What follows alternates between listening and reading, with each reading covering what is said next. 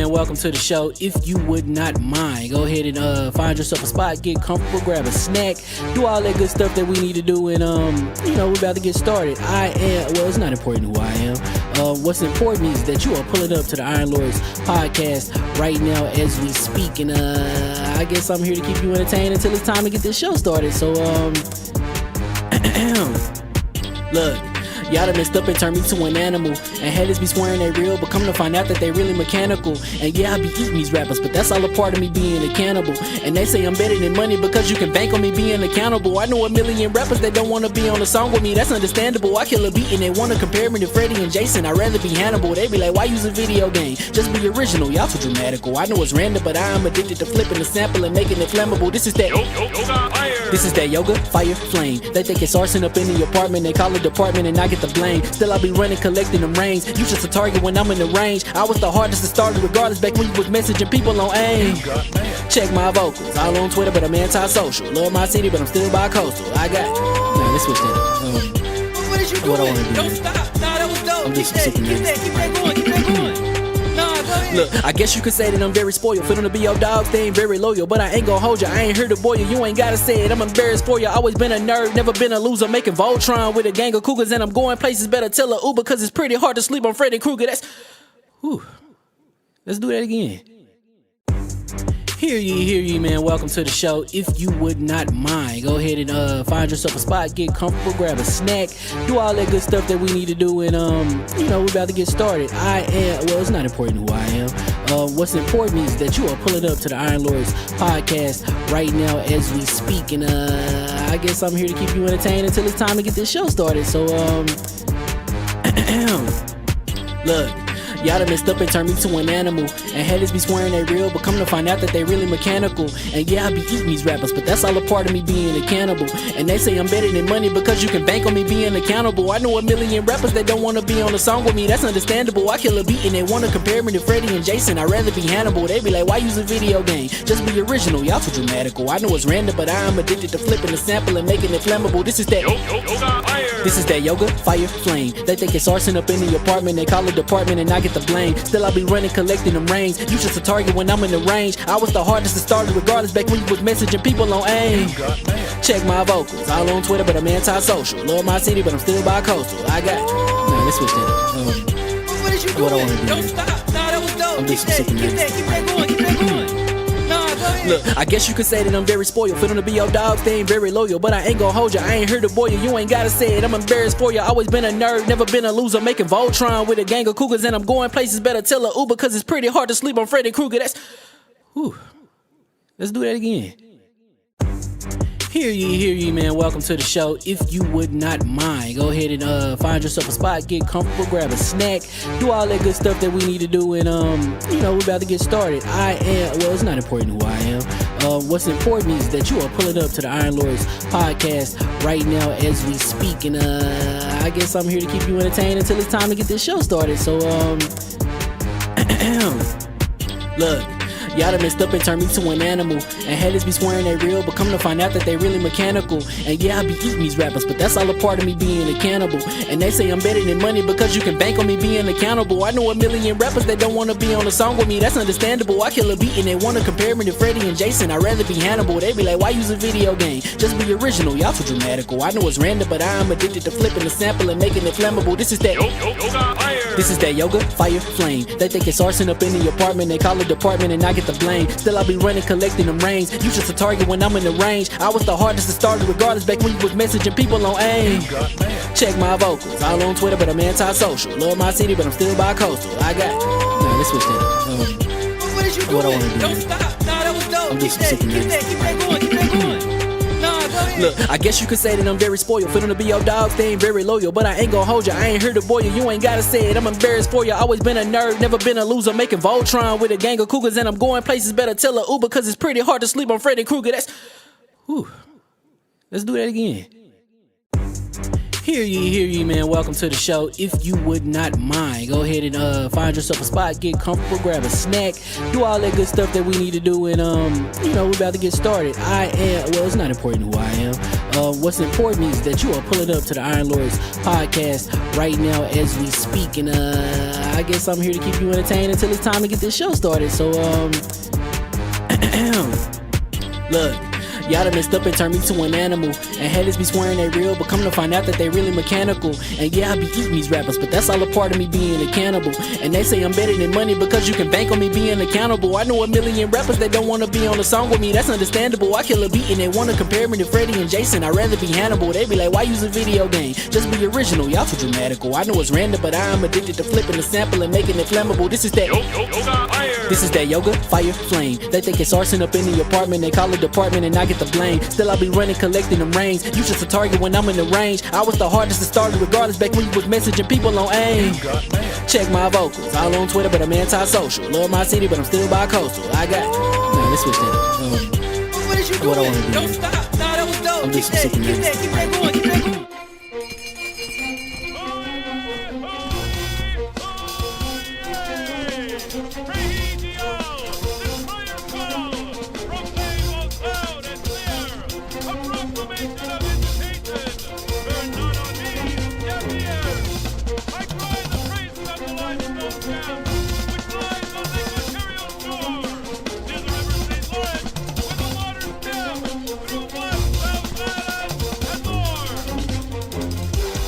I'ma just chill and watch them and eat snacks in the attic. I wanted to chill with the pack and be like a young wolf, but then they would mistake me for addict. If I can imagine it's cool to give you some advice, then invite your girl to your squadron. Cause if you don't give her that option, you gon' be single player like Sovereign. You gon' get tossed in the bushes by King David. Royalty and not a pretender. Detrimental to an elemental, what's an avatar to a knee bender? I gotta be me though. I know it's my destiny, word to Cognito. Who cares if you fly, if you still a mosquito? You swear you ain't stunting, but really be Steve-O. You like to collect stuff and that's cool, but I got bad news. Even if you really was that dude, King David still be the king of the statues.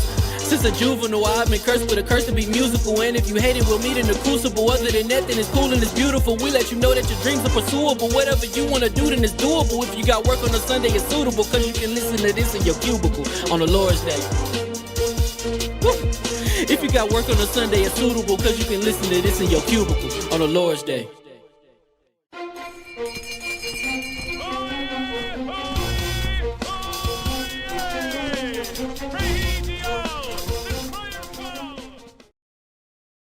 Over hot mics, mic check. Let's hear from the cowboy right quick. What's happening, y'all? Oh yeah, there we go. Super smooth with it, no doubt. Lord Addict, mic check, sir.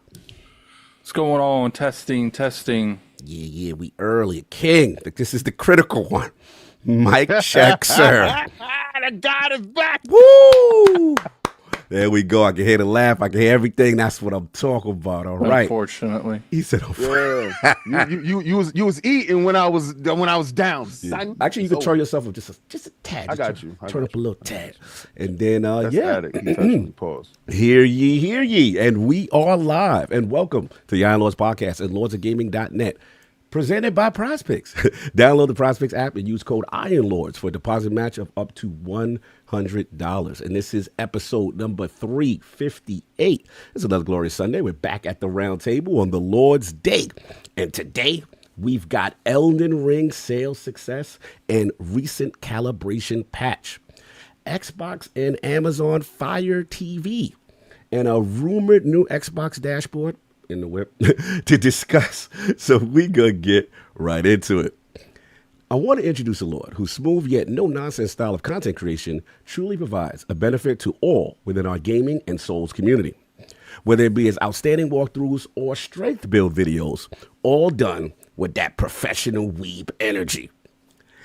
Introducing the created host of the Fighting Cowboy YouTube channel, the Lord of Dark Souls guys, and fellow Lord of Iron when it comes to the tank top game. Live from Nashville, Tennessee, and kind enough to make his debut into the realm of the Lords, my man, Lord FightinCowboy. How we doing, sir? I'm good. Woo! Gotta be better than that. Come on now. I'm doing good. I'm ready. Let's talk about some content. Let's talk about some content. So I know there's been a lot of content being played. I see these walkthroughs, these guides, a lot of things going on, man. But has there anything else been played outside of Elden Ring Shadow of Erdtree? Not right now. I feel a little bad because I meant to get to like Capcom released a reboot of Monster Hunter Stories. And it's just like the code's been installed for like a month and it's just staring at me. In that turn-based game? Yeah. Because the second one I had a lot of fun with and I meant to get to the first and then Erdtree rolled in and I'm just like, there's no time for you. I'm sorry. It's over. It's over. It feels a little bad, but I'll get there eventually. So but yeah, Erdtree's been when I'm not streaming, I'm working on builds. When I'm relaxing in bed, I'm looking up stuff. It's just consuming. You can tell Cowboy love what he does because yesterday he got some food and he's like, okay, I'm going to do like 2 invasions and I'm heading out, going to get some food. This man didn't get off for an extra hour after that. Well, to be fair, I did get that invasion where they wanted to play grab ass and hide. Oh my God. It's like, I'm like, all right, y'all already got 3 people and it's just me. If you're not going to come to me, you know what? My lunch just showed up. I'll sit right here. I got time. I can wait. Like, you want to hide back there? Okay. You go ahead. My lunch is here. You can wait all you want. No doubt.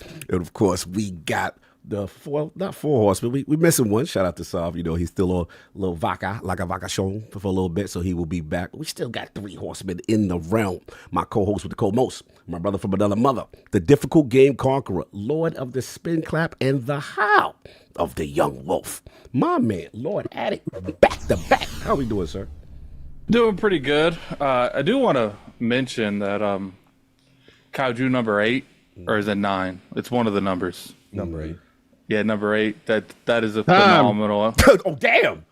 How you gonna abbreviate this, man? Him. Don't do that. Don't do that. I'll joke. Kaiju number 8. Yes. That's a really good anime. I recommend anyone to go watch it. Mm-hmm. It's kind of gives me like a little bit of Attack on Titan vibes. Okay. You could tell, they that was inspired by them a lot, but I really enjoy that.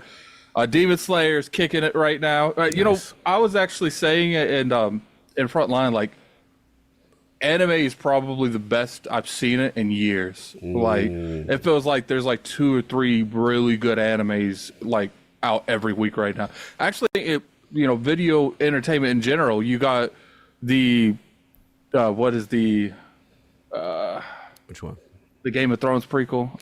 House of the Dragons. House of Dragons. You got that. You got The Boys coming out every week. Like, I feel like every day there's like something really nice to watch. It's good. And then you got Elden Ring that I finally beat last night. Ooh. Congratulations. That's what's up. You beat that last boss was terrorizing. I ain't gonna beat that boss for like a month.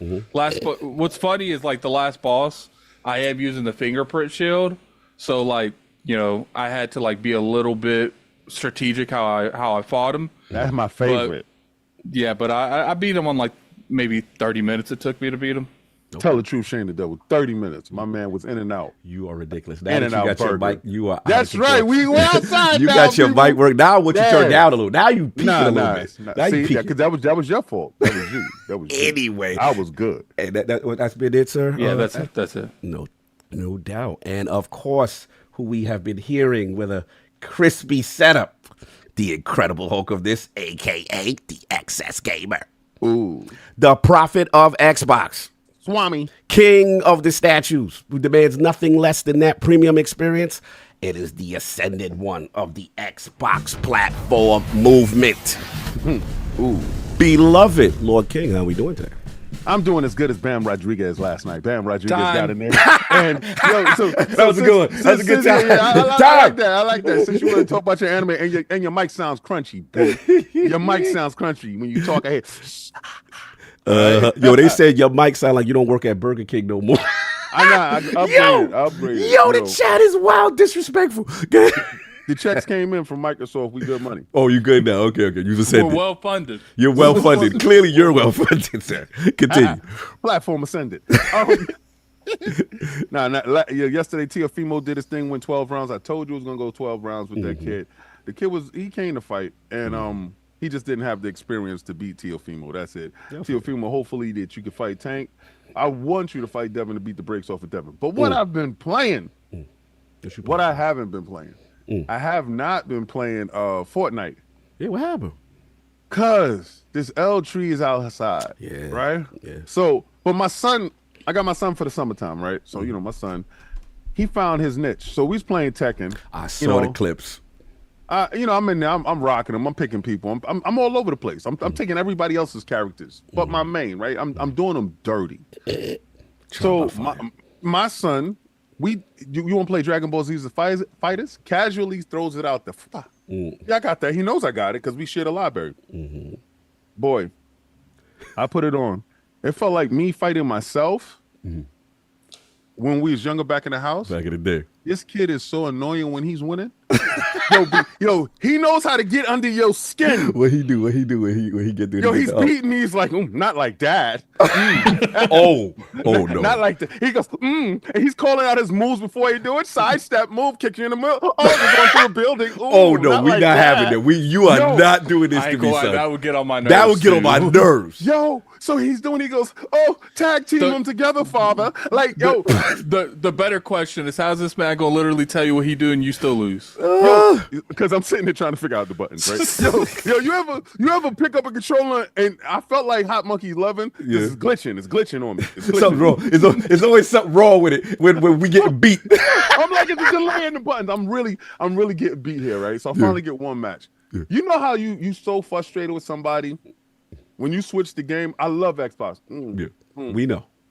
No, the reason why I love it is because the instant switch over to the next game and the next game is already running, still running in the background. The quick resume is incredible. We went from one fighting game to the next before he could blink his eye. Oh, that's the last ass whooping you're going to get me, buddy.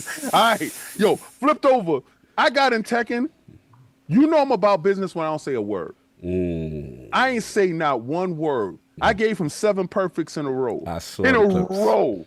I took my main. I never took Eddie Gordo against him. I took my main. I said, you ever want to beat somebody so bad? I love you to death, but this is the lesson that you're going to learn. You had to teach him. You had to teach him. Nah, you going to learn. You ain't going to disrespect me in my own house on my own couch and you eating my own food. This is disrespectful, walking around with my own face.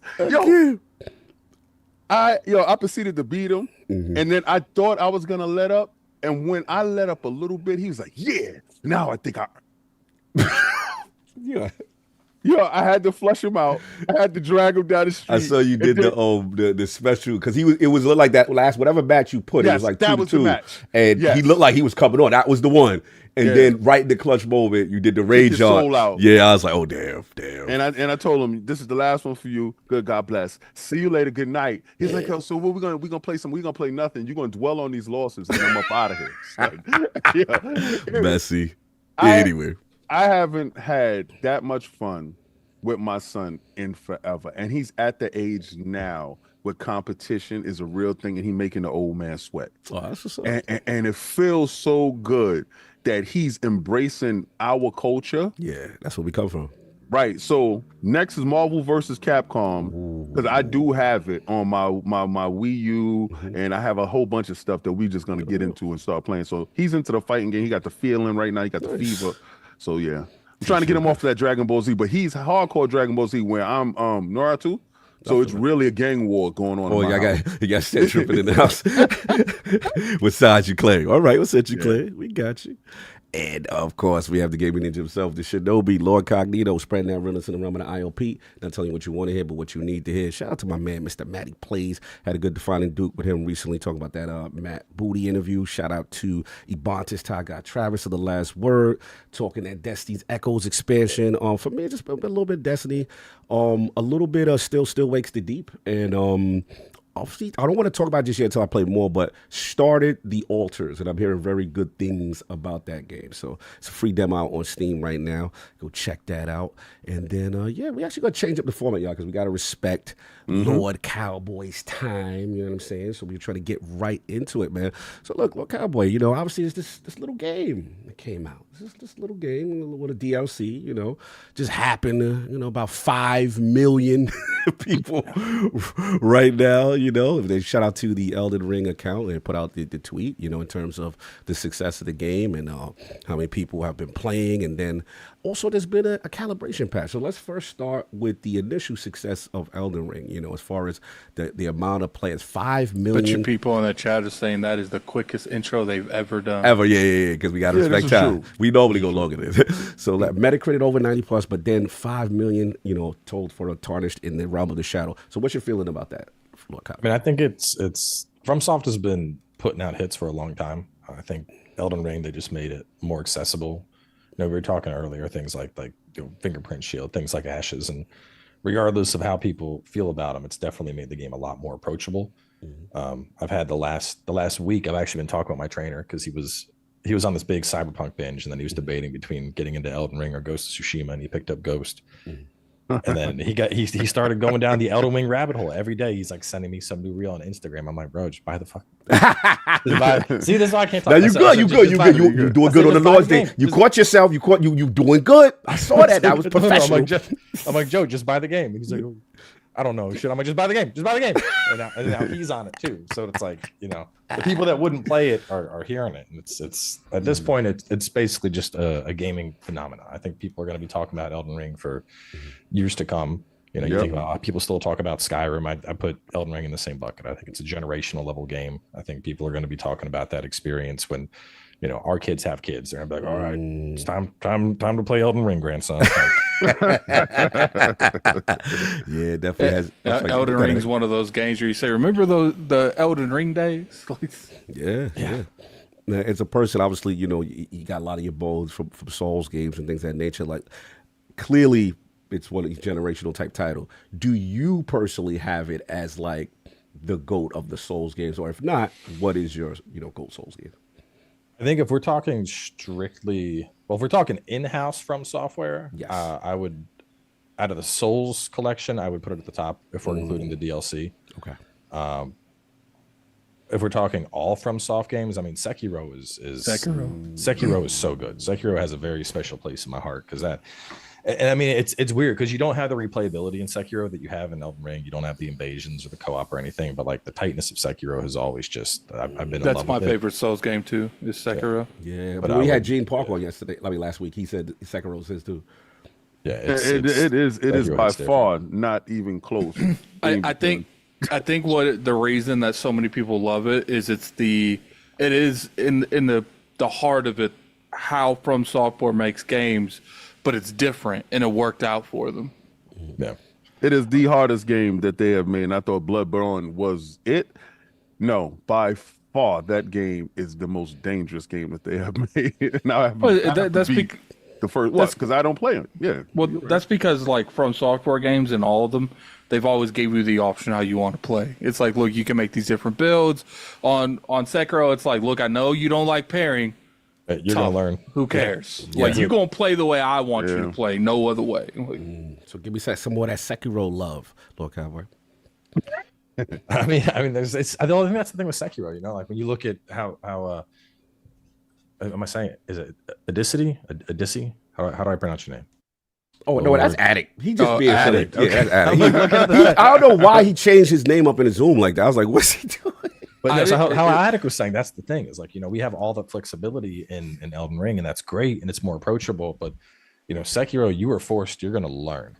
You're going to learn. You better get good at those parries. But the result is, man, the fights in Sekiro, it's like a dance. It's like, when you're like a bunch of beers deep and you're playing some Rock Band and you're just hitting every single one of those notes and you're vibing, it's that same feeling, that rhythm.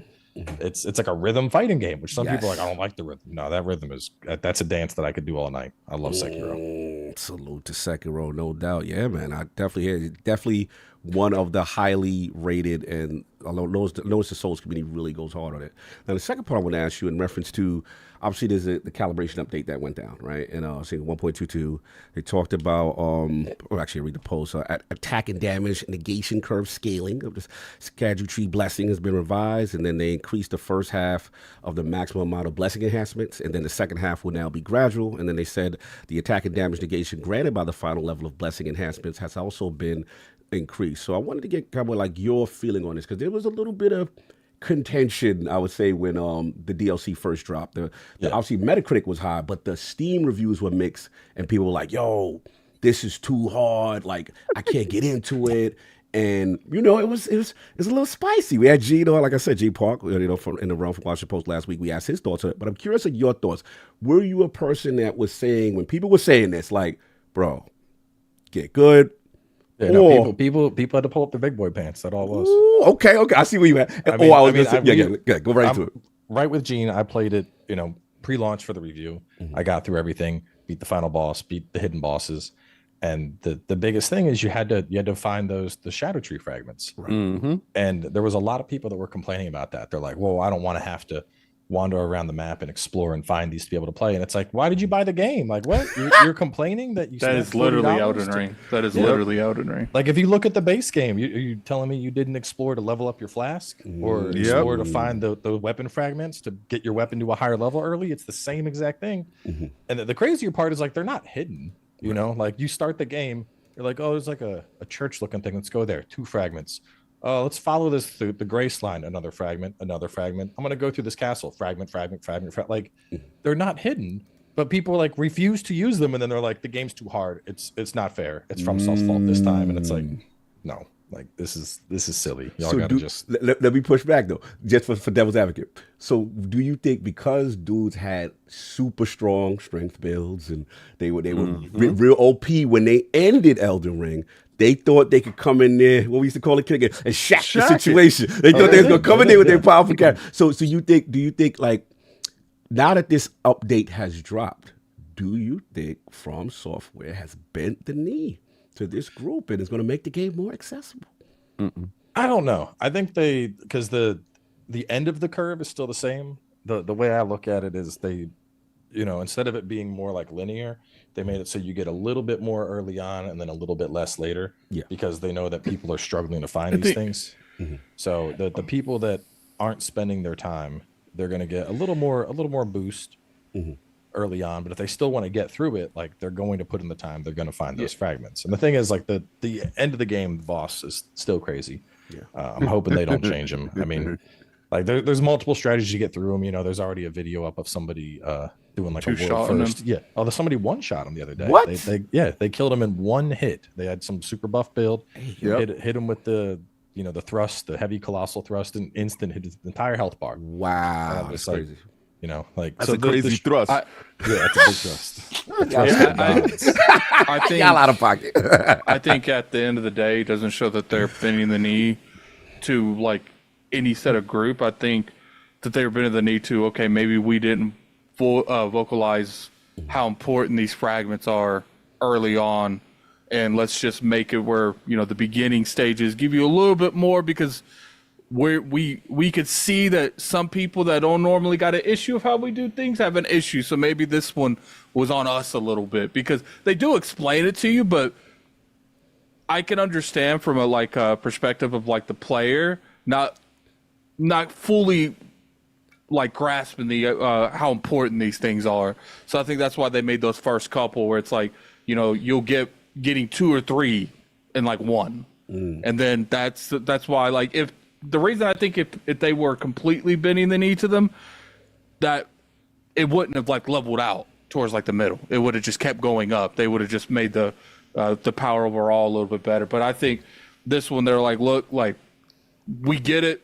You think because you OP, you should be fine. So we're going to give you this little tune up where the first boss won't 2 or 3 hit you in. Because I saw people getting annoyed because regular ads were killing them like it was nothing. So I think that's probably what it was. I think there's a couple parts to it too. Is like you said, people had these builds where they were the end of the game and they're like, oh, I can kill anything. I'm a god. I'm the Elden Lord. Nothing can stop me. And then suddenly they got humbled real quick. But at the same time, I think a lot of these people, they didn't want to use the tools. And I know this always comes up, but you know, you got people that they're going in and they're like, oh, well, bleed is cheap and consumables are cheap and summons are cheap.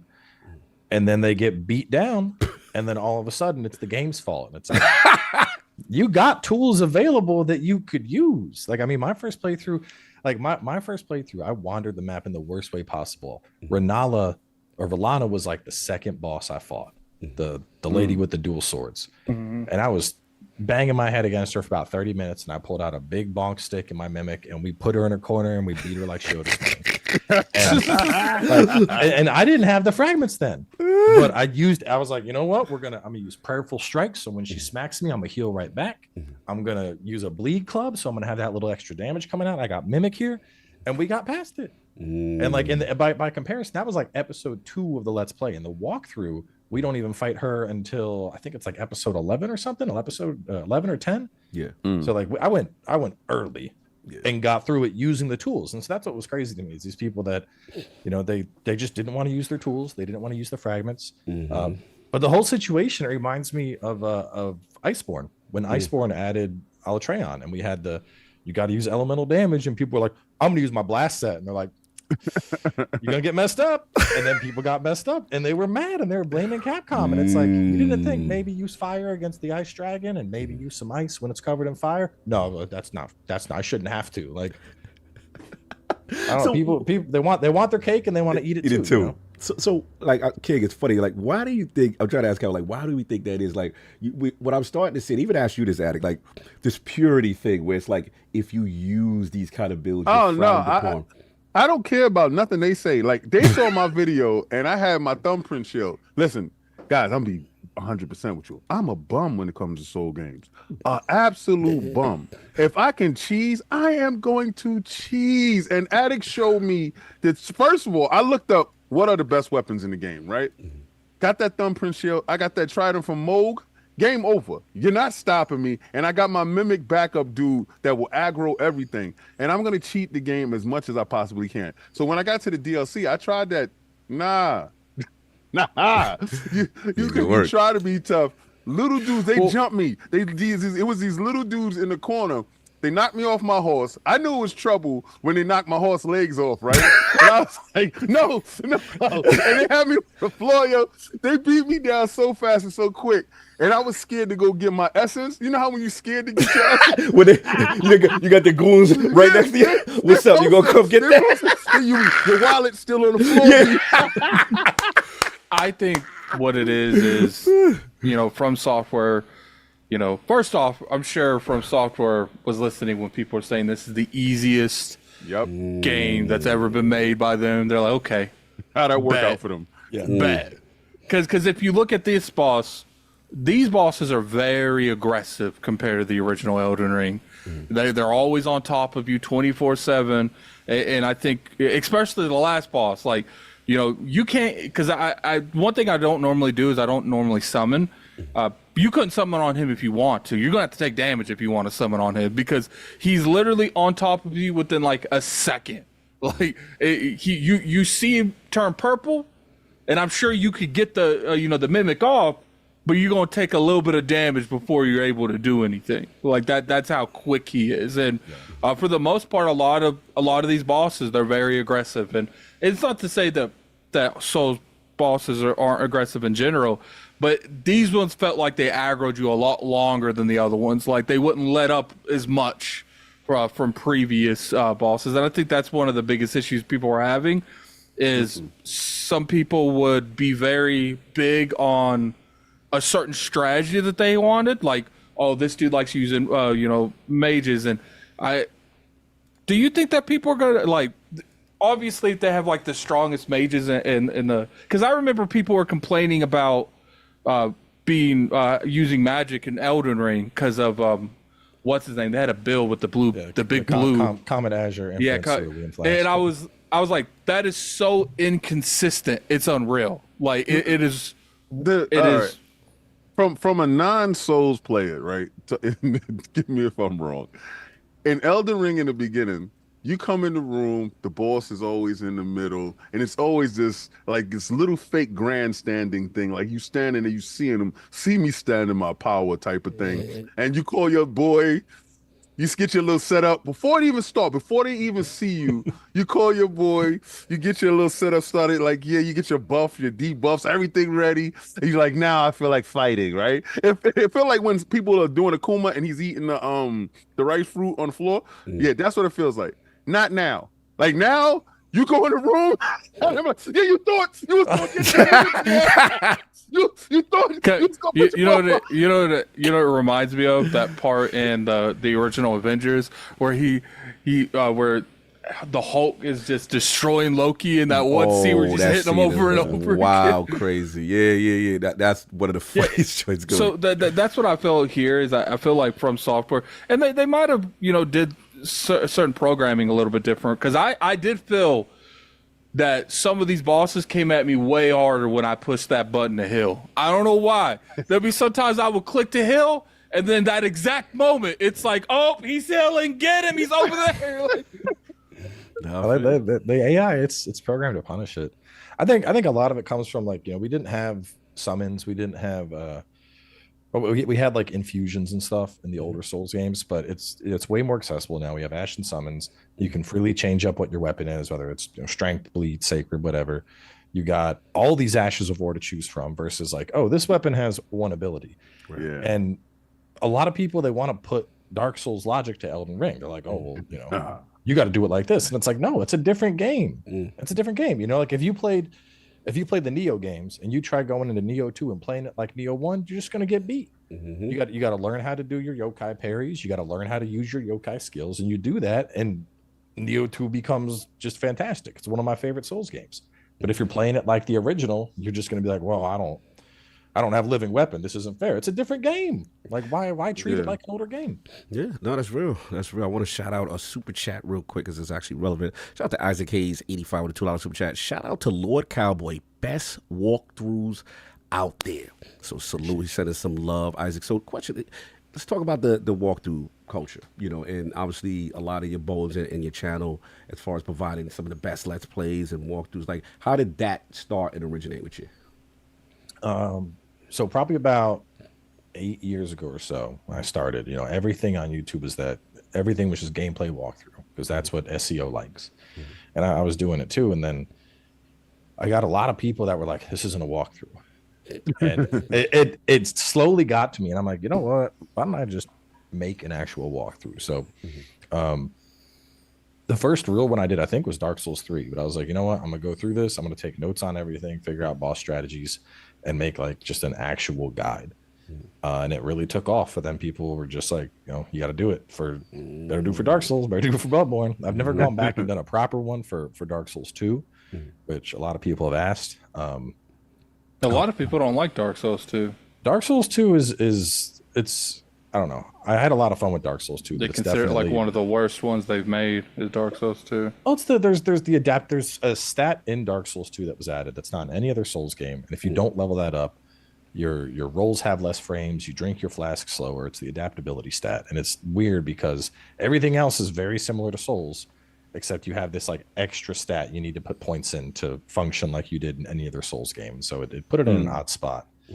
But I started taking the notes, and that took off, and people liked them, and so it's fast forward, and here we are. So what was the one though? What was the one that you go, ooh, like the one that hit that you go, okay, we on to something here?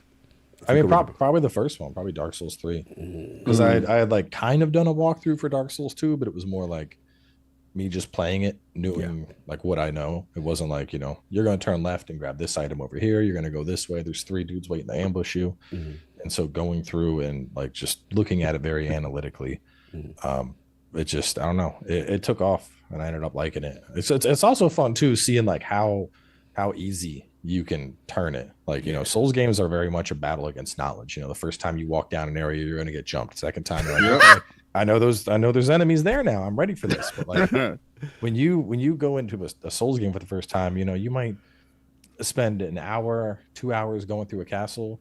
But when you know everything, like the walkthrough, I mean, we went from the entrance to Castle Ensis all the way through Rolana in like under 30 minutes, like grabbing every item, killing every enemy. And it's like, you're like a robot. You're just like, go here, kill this. Over here, there's a dude, snipe him, jump down here, get this item. And there's something fun about that. Just figuring out, because that's what I do. My day job, I did like systems optimization. Oh, okay. And I don't do that as much anymore. I'm just part-time with that now. But so IT background, so what we doing? More human factors engineering. Okay, got you.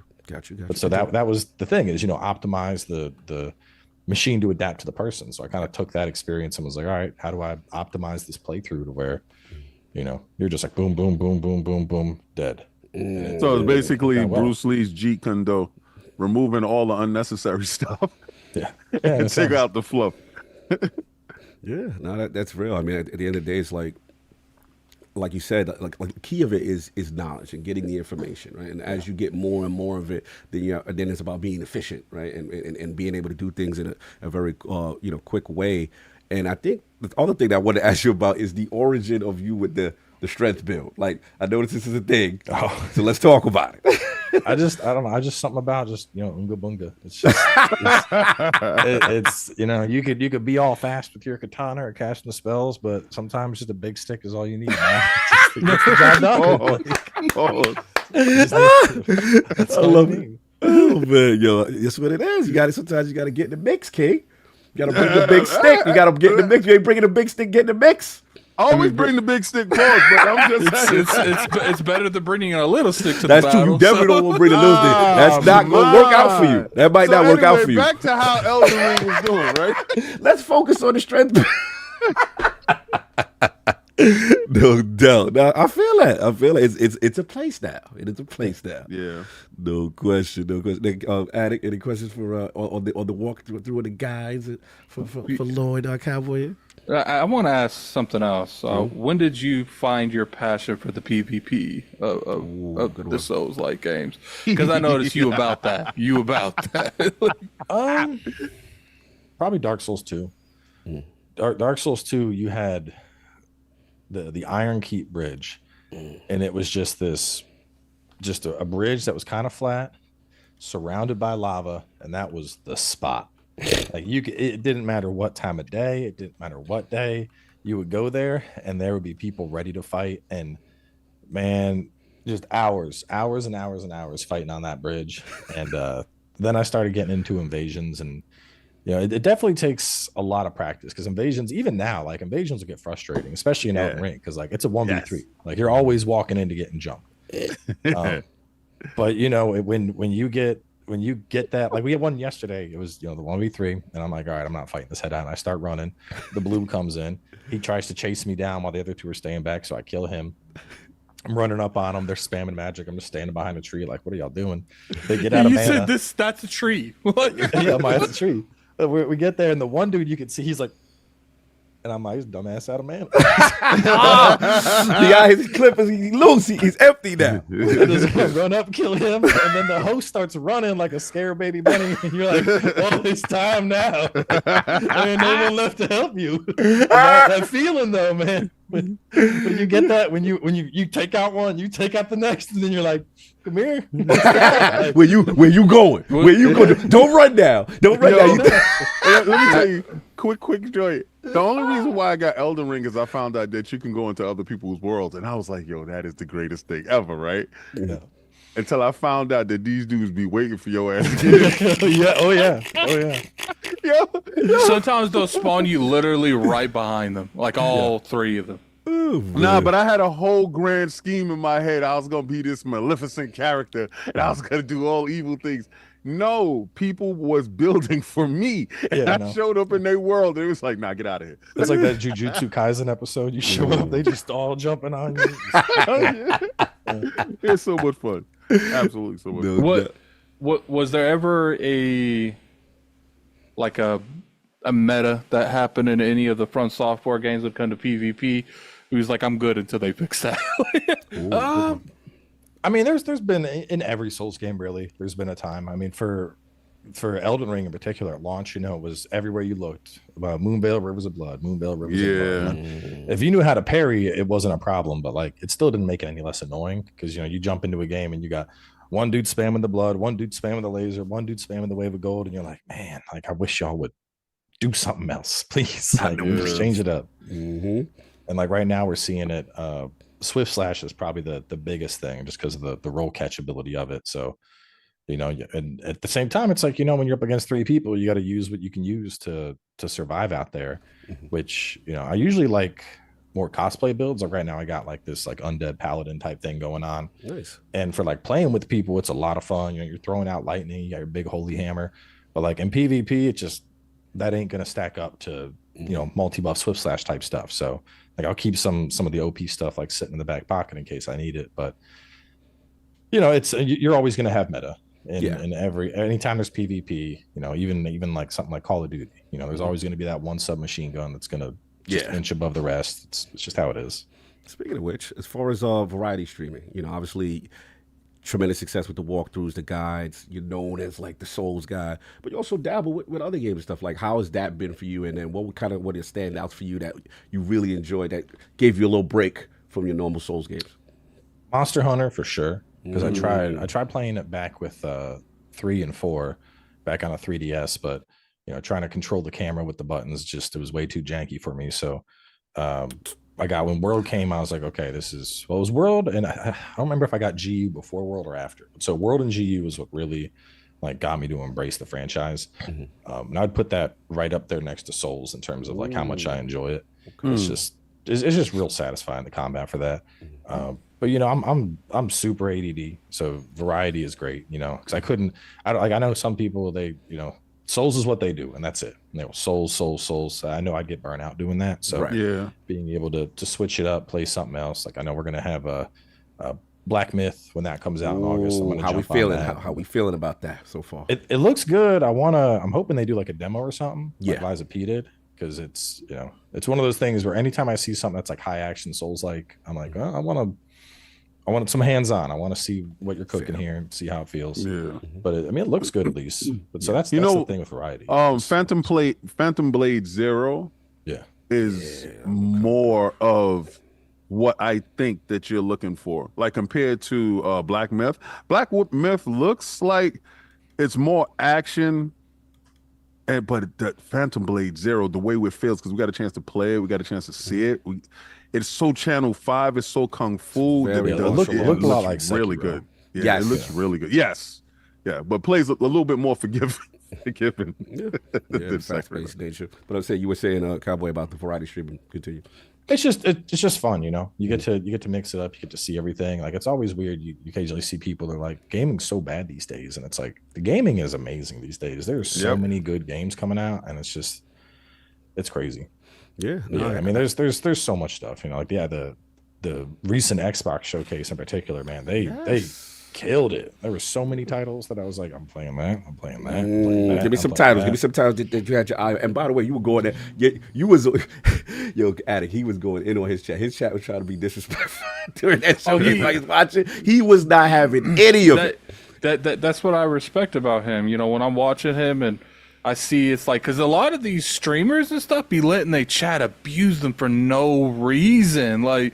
It's just nah, sometimes your chat's on something. You got to correct that. No, dude, and I don't know what that is. I think it's just people are too comfortable just hating on stuff online. I think most people are receptive to it. I get a couple that get upset about it. And it's to me, it's just sometimes you got to treat, if chat's acting like kids, you got to treat them like kids. And it's the example I bring up is if you don't like baseball, you wouldn't go to a baseball game and then be like, this game sucks. This game sucks. Why are you here, fam? Yeah, you wouldn't do that. And it's the same thing in a stream. If I tune into a stream and somebody's playing something I don't like, I'm gonna have that internal monologue where it's this ain't for me. I'm just gonna turn it off. There ain't no reason to leave a crappy comment. There ain't no reason to bring down the vibe. It's just it's not needed. I'm so with you on that. I call them the joy stealers. I'm like, bro, you can't be this miserable that you're going to watch something that you don't even like, or a platform that you claim that you don't even play, just to come in here and annoy me. I mean, part of it is trolling. We get it. You know what I'm saying? And I get that. They want the attention. But it is funny that some people you see legit emotionally upset. I'm just like, yo, what is that? It's very strange behavior to me, but I feel you on that part. What was the games that you biggest that caught ones your though? attention? So Gears of War E-Day. Gears? That looks so good. Oh yeah, I grew up. We used to have late nights in the college apartments, just me in one room, Buddy in a different room, going at each other in Gears. So Gears, I'm really looking forward to. Okay.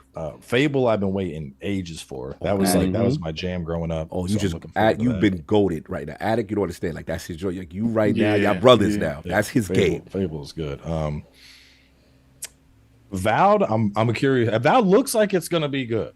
Some of the stuff where freezing the dude and then breaking him, but I want to see more of it. Okay, that's one of those ones where it's this looks like it's gonna be a big hit.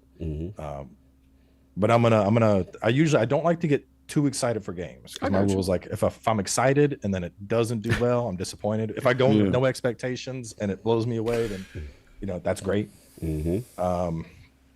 I never played Age of Mythology. That reboot looked really cool. Because I like RTS, but then you suddenly pulling in Anubis or something to drop bombs. That looks really fun. Probably, I don't play it as much anymore, but probably the Diablo expansion. Just because Blizzard usually does really well with those. And I've been playing right before Elden Ring hit. I was going back and I started a necro build in the latest season. We doing necro. What we doing? We doing the bone joint. What's the build? Full minions. Full minions. Oh, you doing the shadow minions. That's my drink. Shout out But to it the was, minions. I mean, Blizzard just usually does really good with the story in Diablo. I know people don't think story for Diablo, but I mean, I grew up playing Diablo.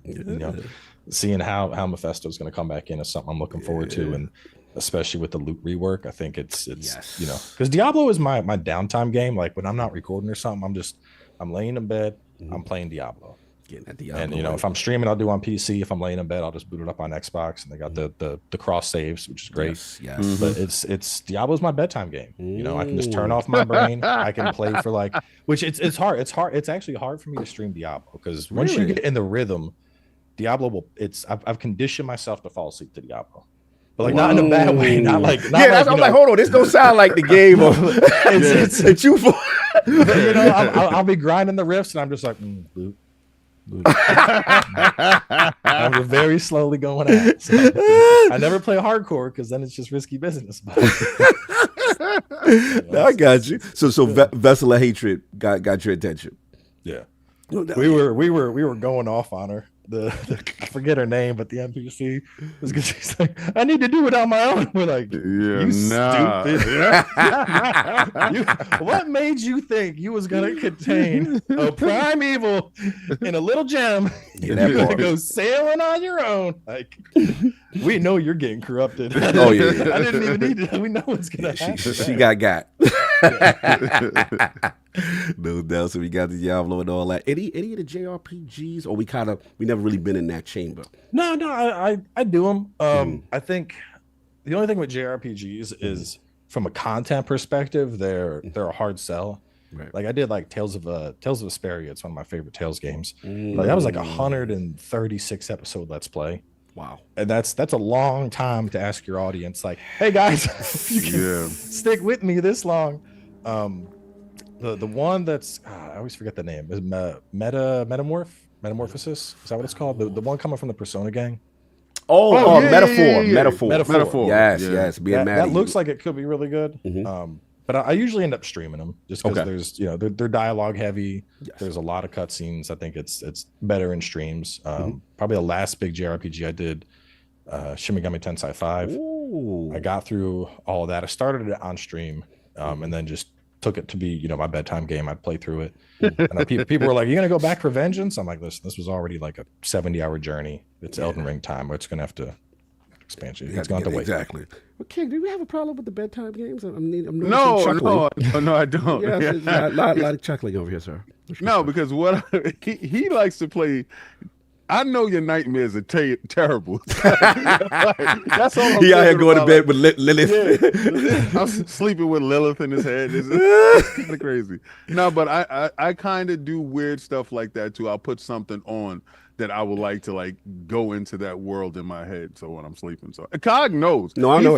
I found out. Rooming with you need ambient sound, and then also there's certain things like you said, like that. What do you call it? The bedtime game. But we have something that I call the decompressor. Like for whatever reason, this is your happy place. I could play this. That's like the final thing. You know what's weird for me? King. I know you're gonna give me crap because I was slandering it. Vampire Survivor.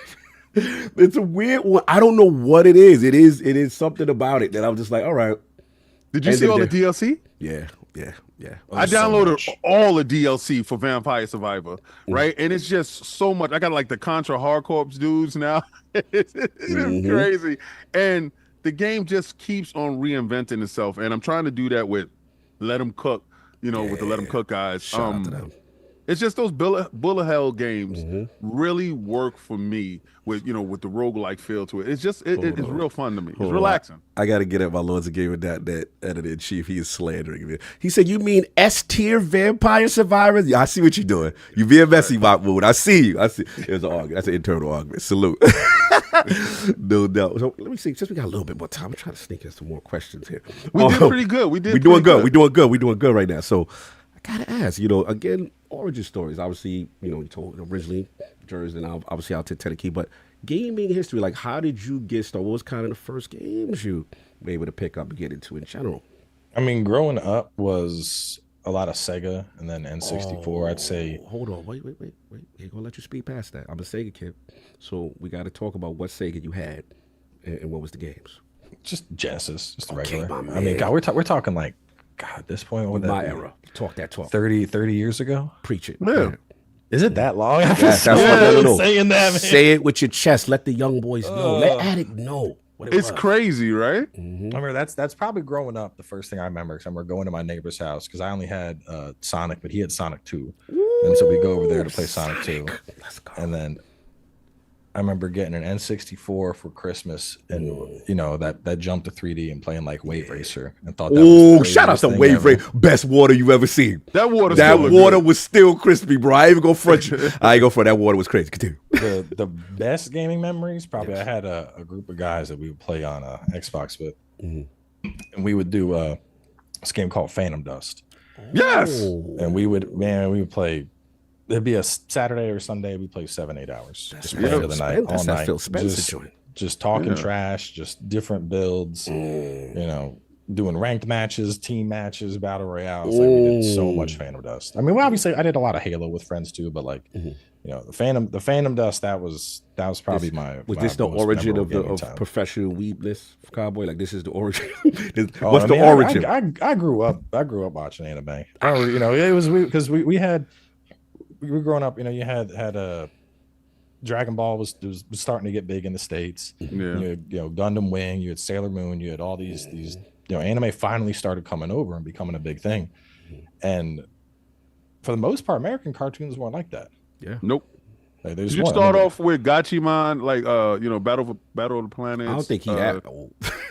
Like no, us. what? Well, no, because that was the anime that we had in the States. We had that anime. We had Voltron, stuff like that. And then, you know, as cartoons started to be more advanced, we started getting more mature content like Overfiend and Fist of the North Star and stuff like that. So can't when mention- Fist of the North, Ninja Scroll. We can't be Ninja mentioning Scroll, Return stuff of the like that. Return of the Yeah. Overfiend on stream, sir. Sunday. Yeah, we can say it, but we can't talk about it. We can continue. But then we started getting Dragon Ball Z, and I think Dragon Ball Z was like the gate, open the floodgates for all Japanese anime that came over. Yeah, a lot of people call Dragon Ball Z the godfather of anime. Yeah. Yeah, it's true. I mean, it definitely popularized it in the West, I think. But you know, I got into that, and then Cowboy Bebop. That's where the Fighting Cowboy came from. I was just about to ask you. That's And what then I was. Okay. Berserk. Berserk was Yes. that was a big one. I remember that I had the DVDs, and the last disc, for whatever reason, it wasn't even translated. So like, you watched the first two, you knew what play and chapter and all that were, but you put in the third one, and it was like a bootleg Chinese disc. So everything is just in the Chinese characters, and you're like, well, I know the first menu is play. I'm gonna go down to chapter. Okay, we're good. Nice.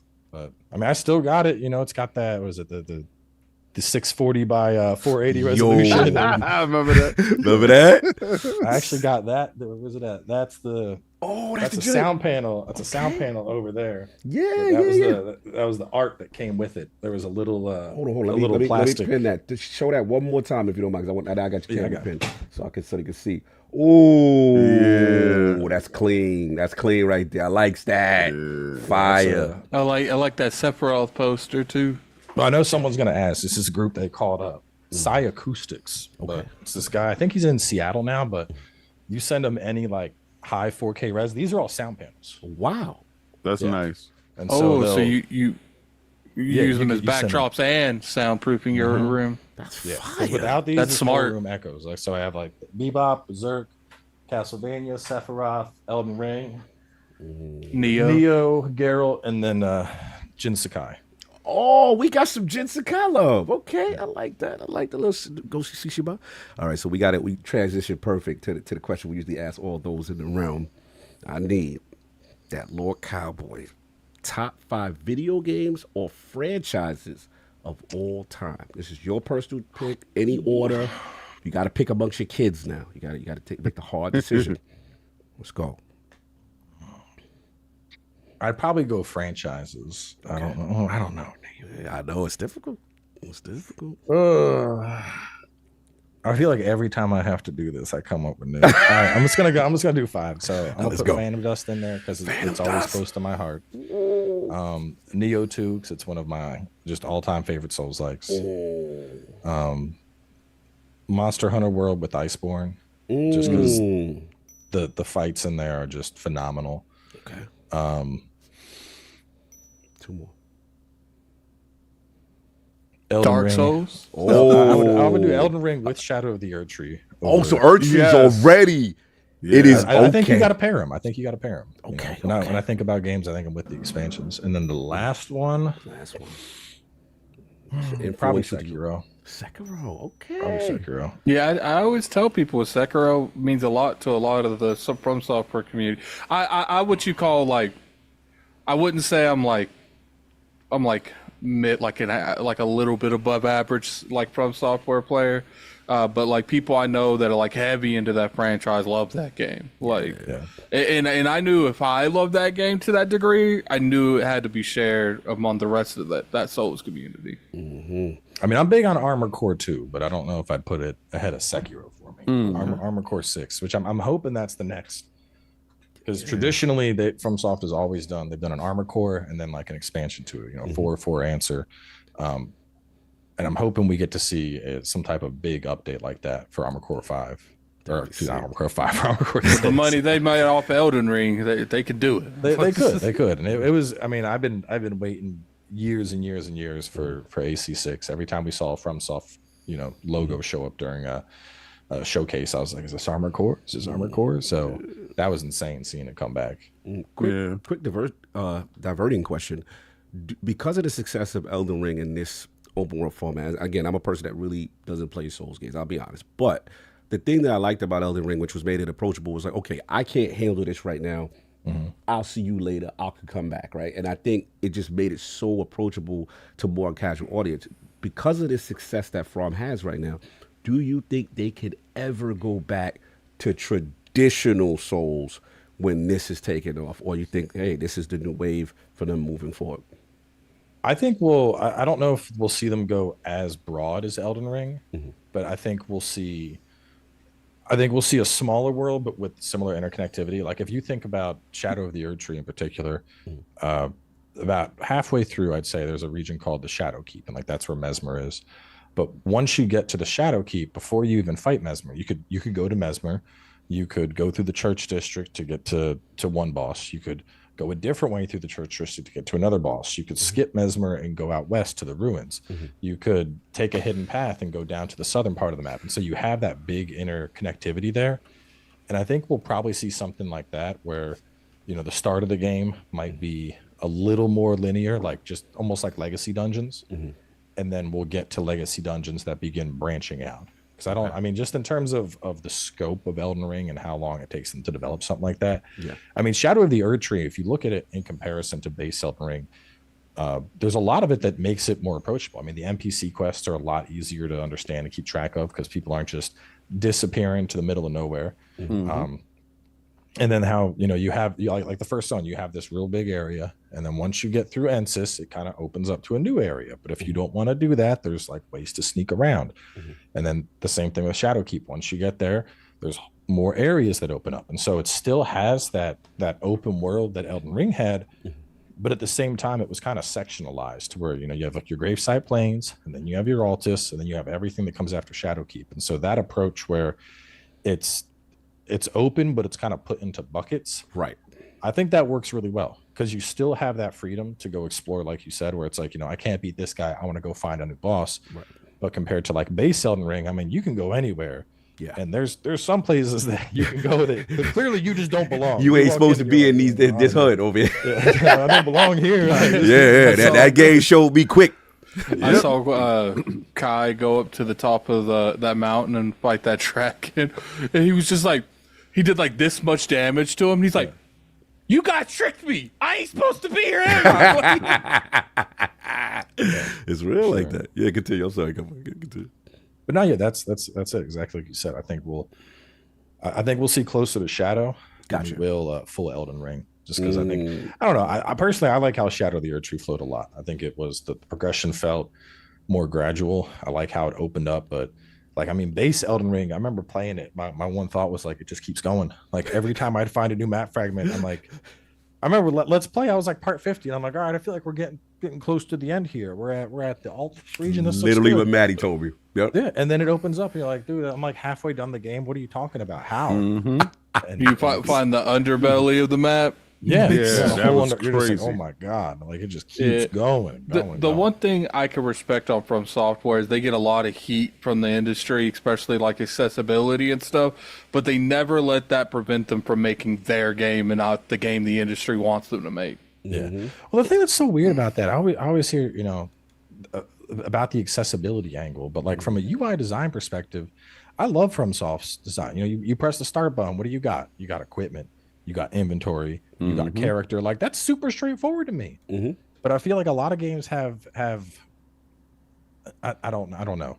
Like the centered character design, where you open it up and here's your guy, and then you change your gloves here and you change your amulet. Like, no, just give me a drop down list like it's an Excel spreadsheet where I can click each thing. That's simple. That's straightforward. I ain't getting lost. I know what I'm doing. Very minimalist. So do you think? Yeah, but he likes efficiency. That's why. Because Yes. the way his brain is geared up, his brain is geared in a way to remove fluff. So if it's not necessary, it shouldn't be there. And he wants to have the speed and accessibility of all the stuff right there. Let me handle it this way, ting, ting, ting, ting, ting, opposed to all the fluff. I mean, it works for me too. I like it that way as well. I guess the follow was, do you think that game design nowadays is too much hand holding? It's too much do this, do that, do this, or you don't have no fun. You're just happy with the way From has approached this particular game. I think in some cases there were, which I also think attributes to the success we've seen from software, because some games, take Assassin's Creed, for example. Assassin's Creed got to a point where, it wasn't just, go in this region and kill somebody. Like you had a marker for where that dude was within 25 meters.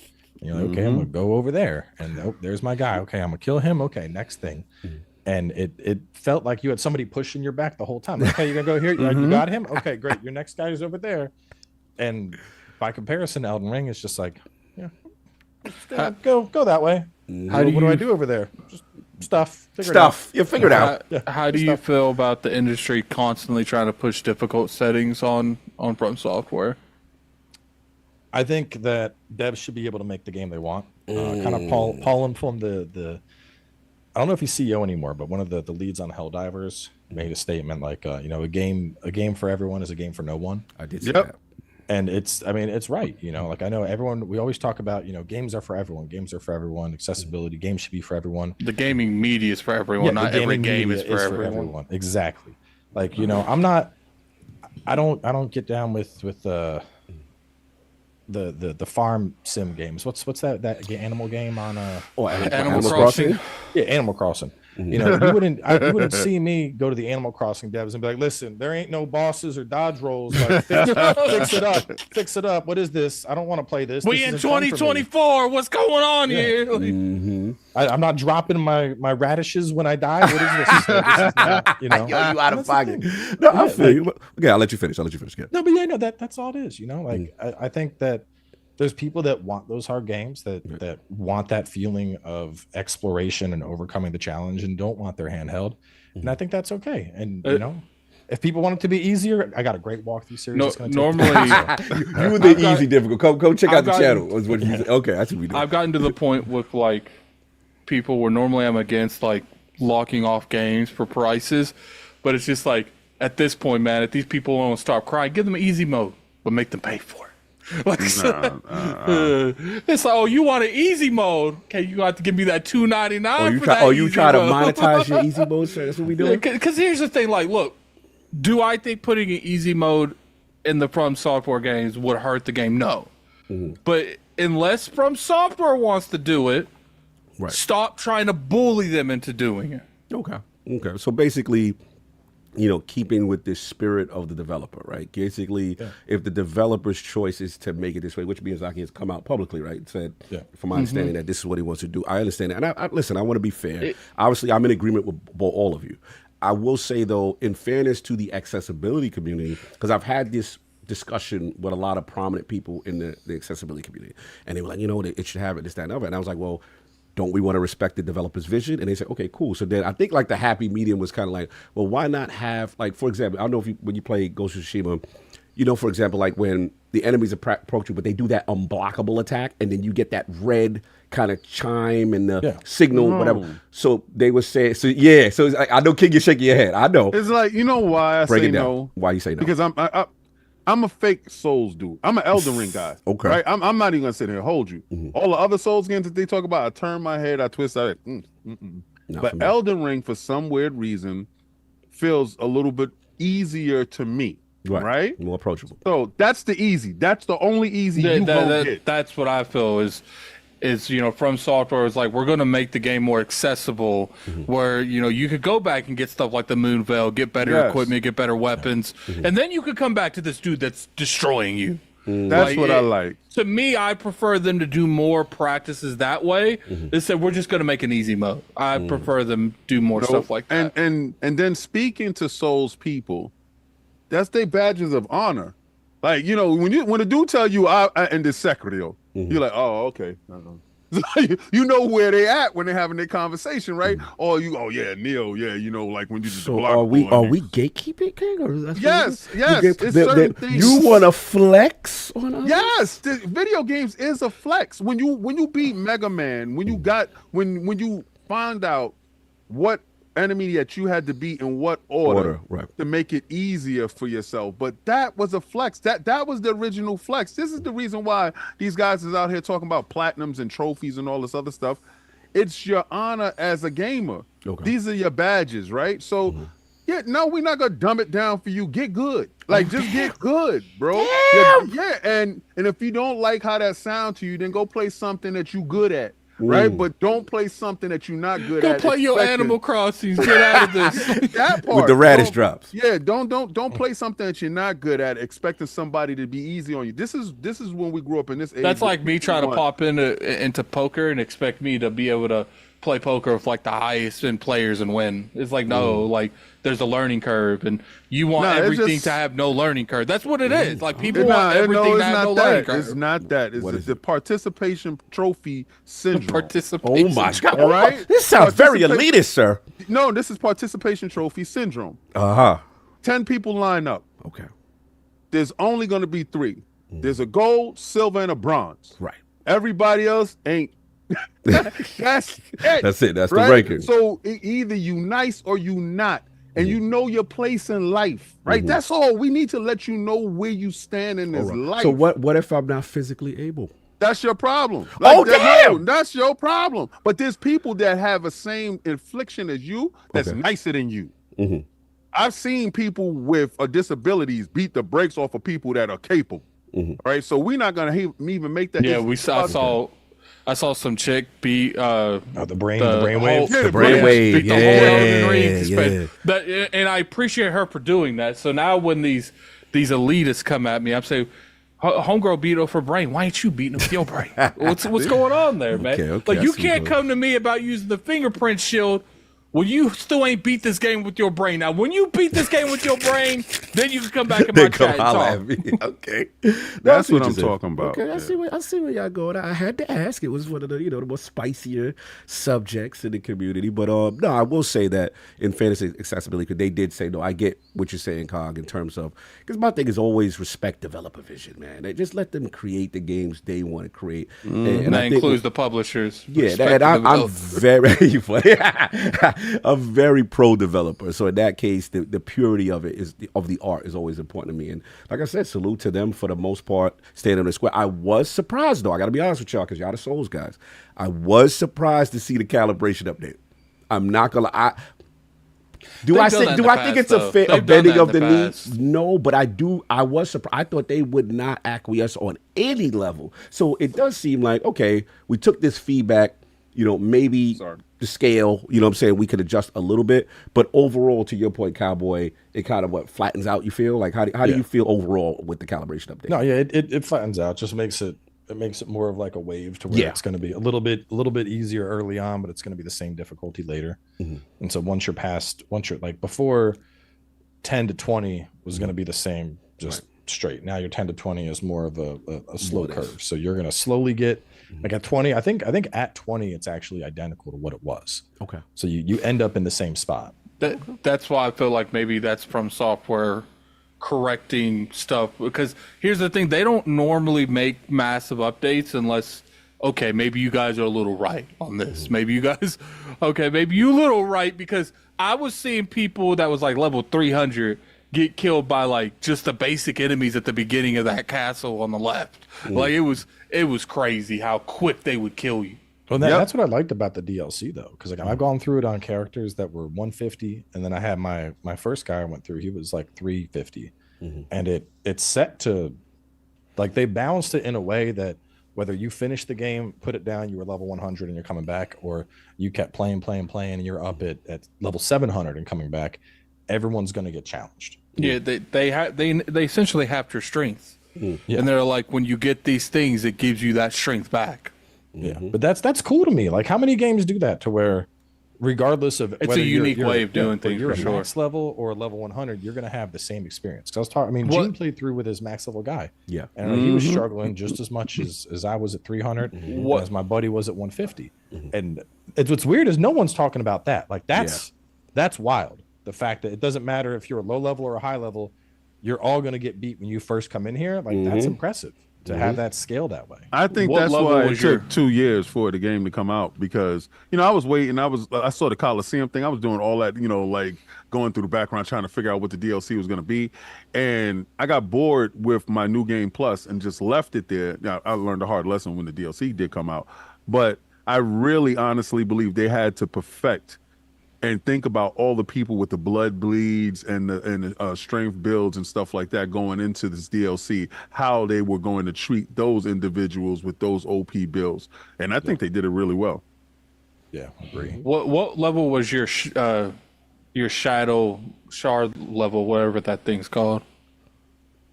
Mine was like 7 or 8 when I beat the game. When I first beat it, I think I was at 17 or 18.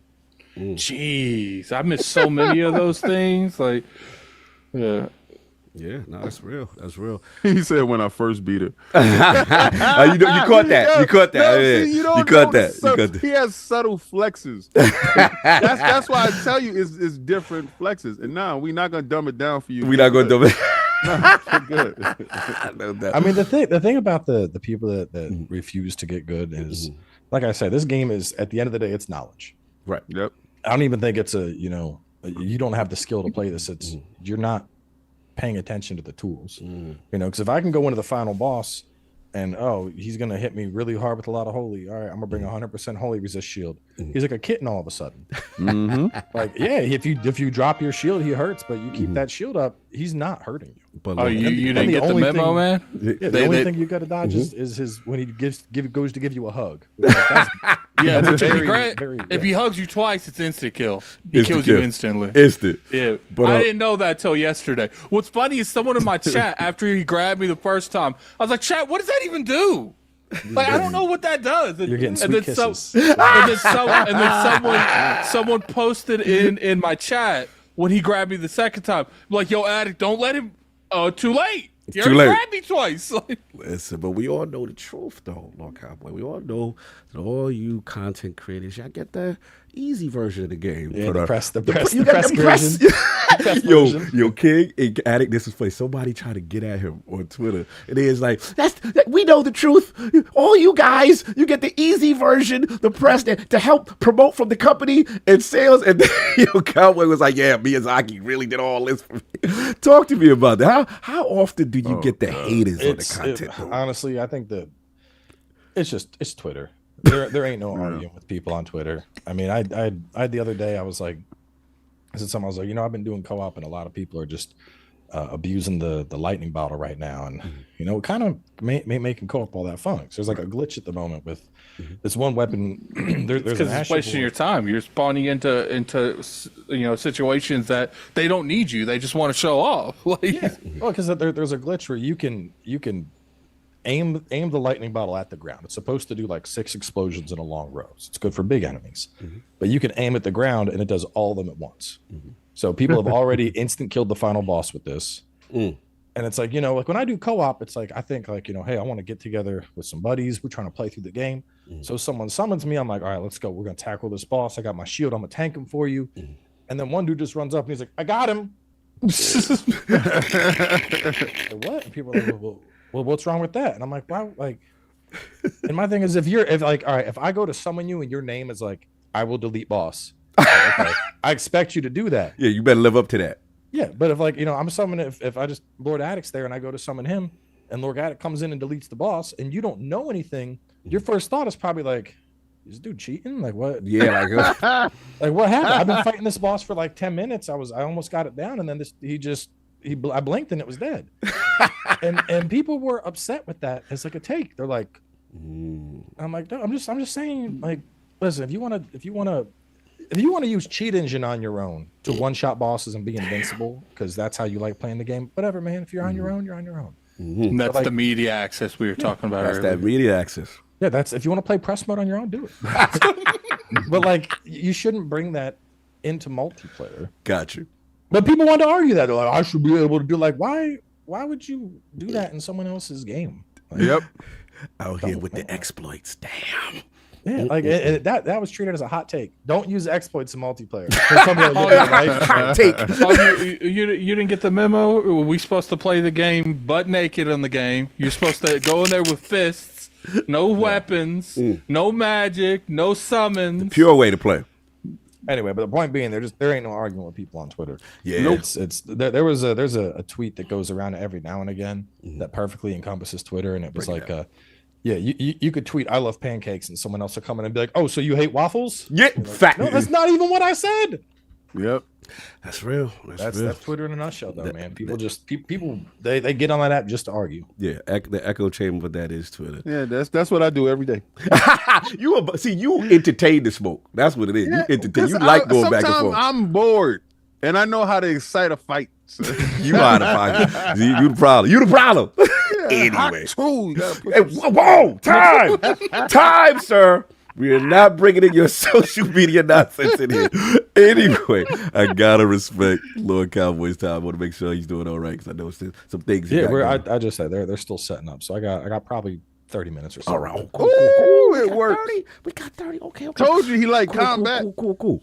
So, so look, let's get a little bit, right into some other stuff real quick. Obviously, there's I don't know if you got a chance. I didn't get a chance to get this to you, but Xbox had made an announcement in reference to the Amazon Fire TV kind of partnership. Just really read it. They're really playing quick. it on the Fire TVs. Yeah. So it looks like, shout out to Xbox Wire. It looks like Xbox Gaming coming to Amazon Fire TV. Play more games, no console needed.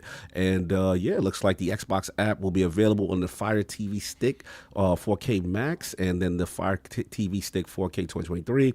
And they said for $49. And for people new to console gaming, for those looking to way to play, it's a great low cost, convenient, and portable option for the huge library of games. So pretty much it's simple install the Xbox app on your Fire TV device, sign in with your Microsoft account to play. If you're an Xbox Game Pass Ultimate member, you have instant access to the cloud games. Not a member, join Game Pass Ultimate, connect the Bluetooth enabled wire controller and such, and then just start playing. So this was kind of a big to-do.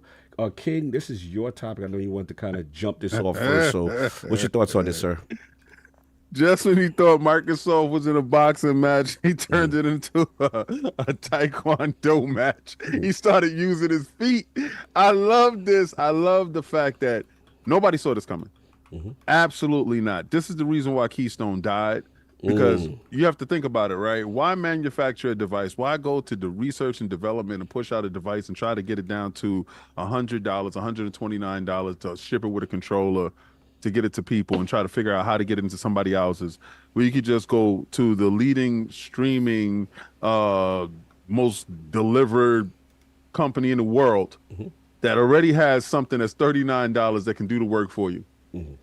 That is true genius. So I'm pretty sure that Satya called Jeff Bezos and was like, yo, what's up? You want to go to Mr. Chow's? Like, Yo, you stupid.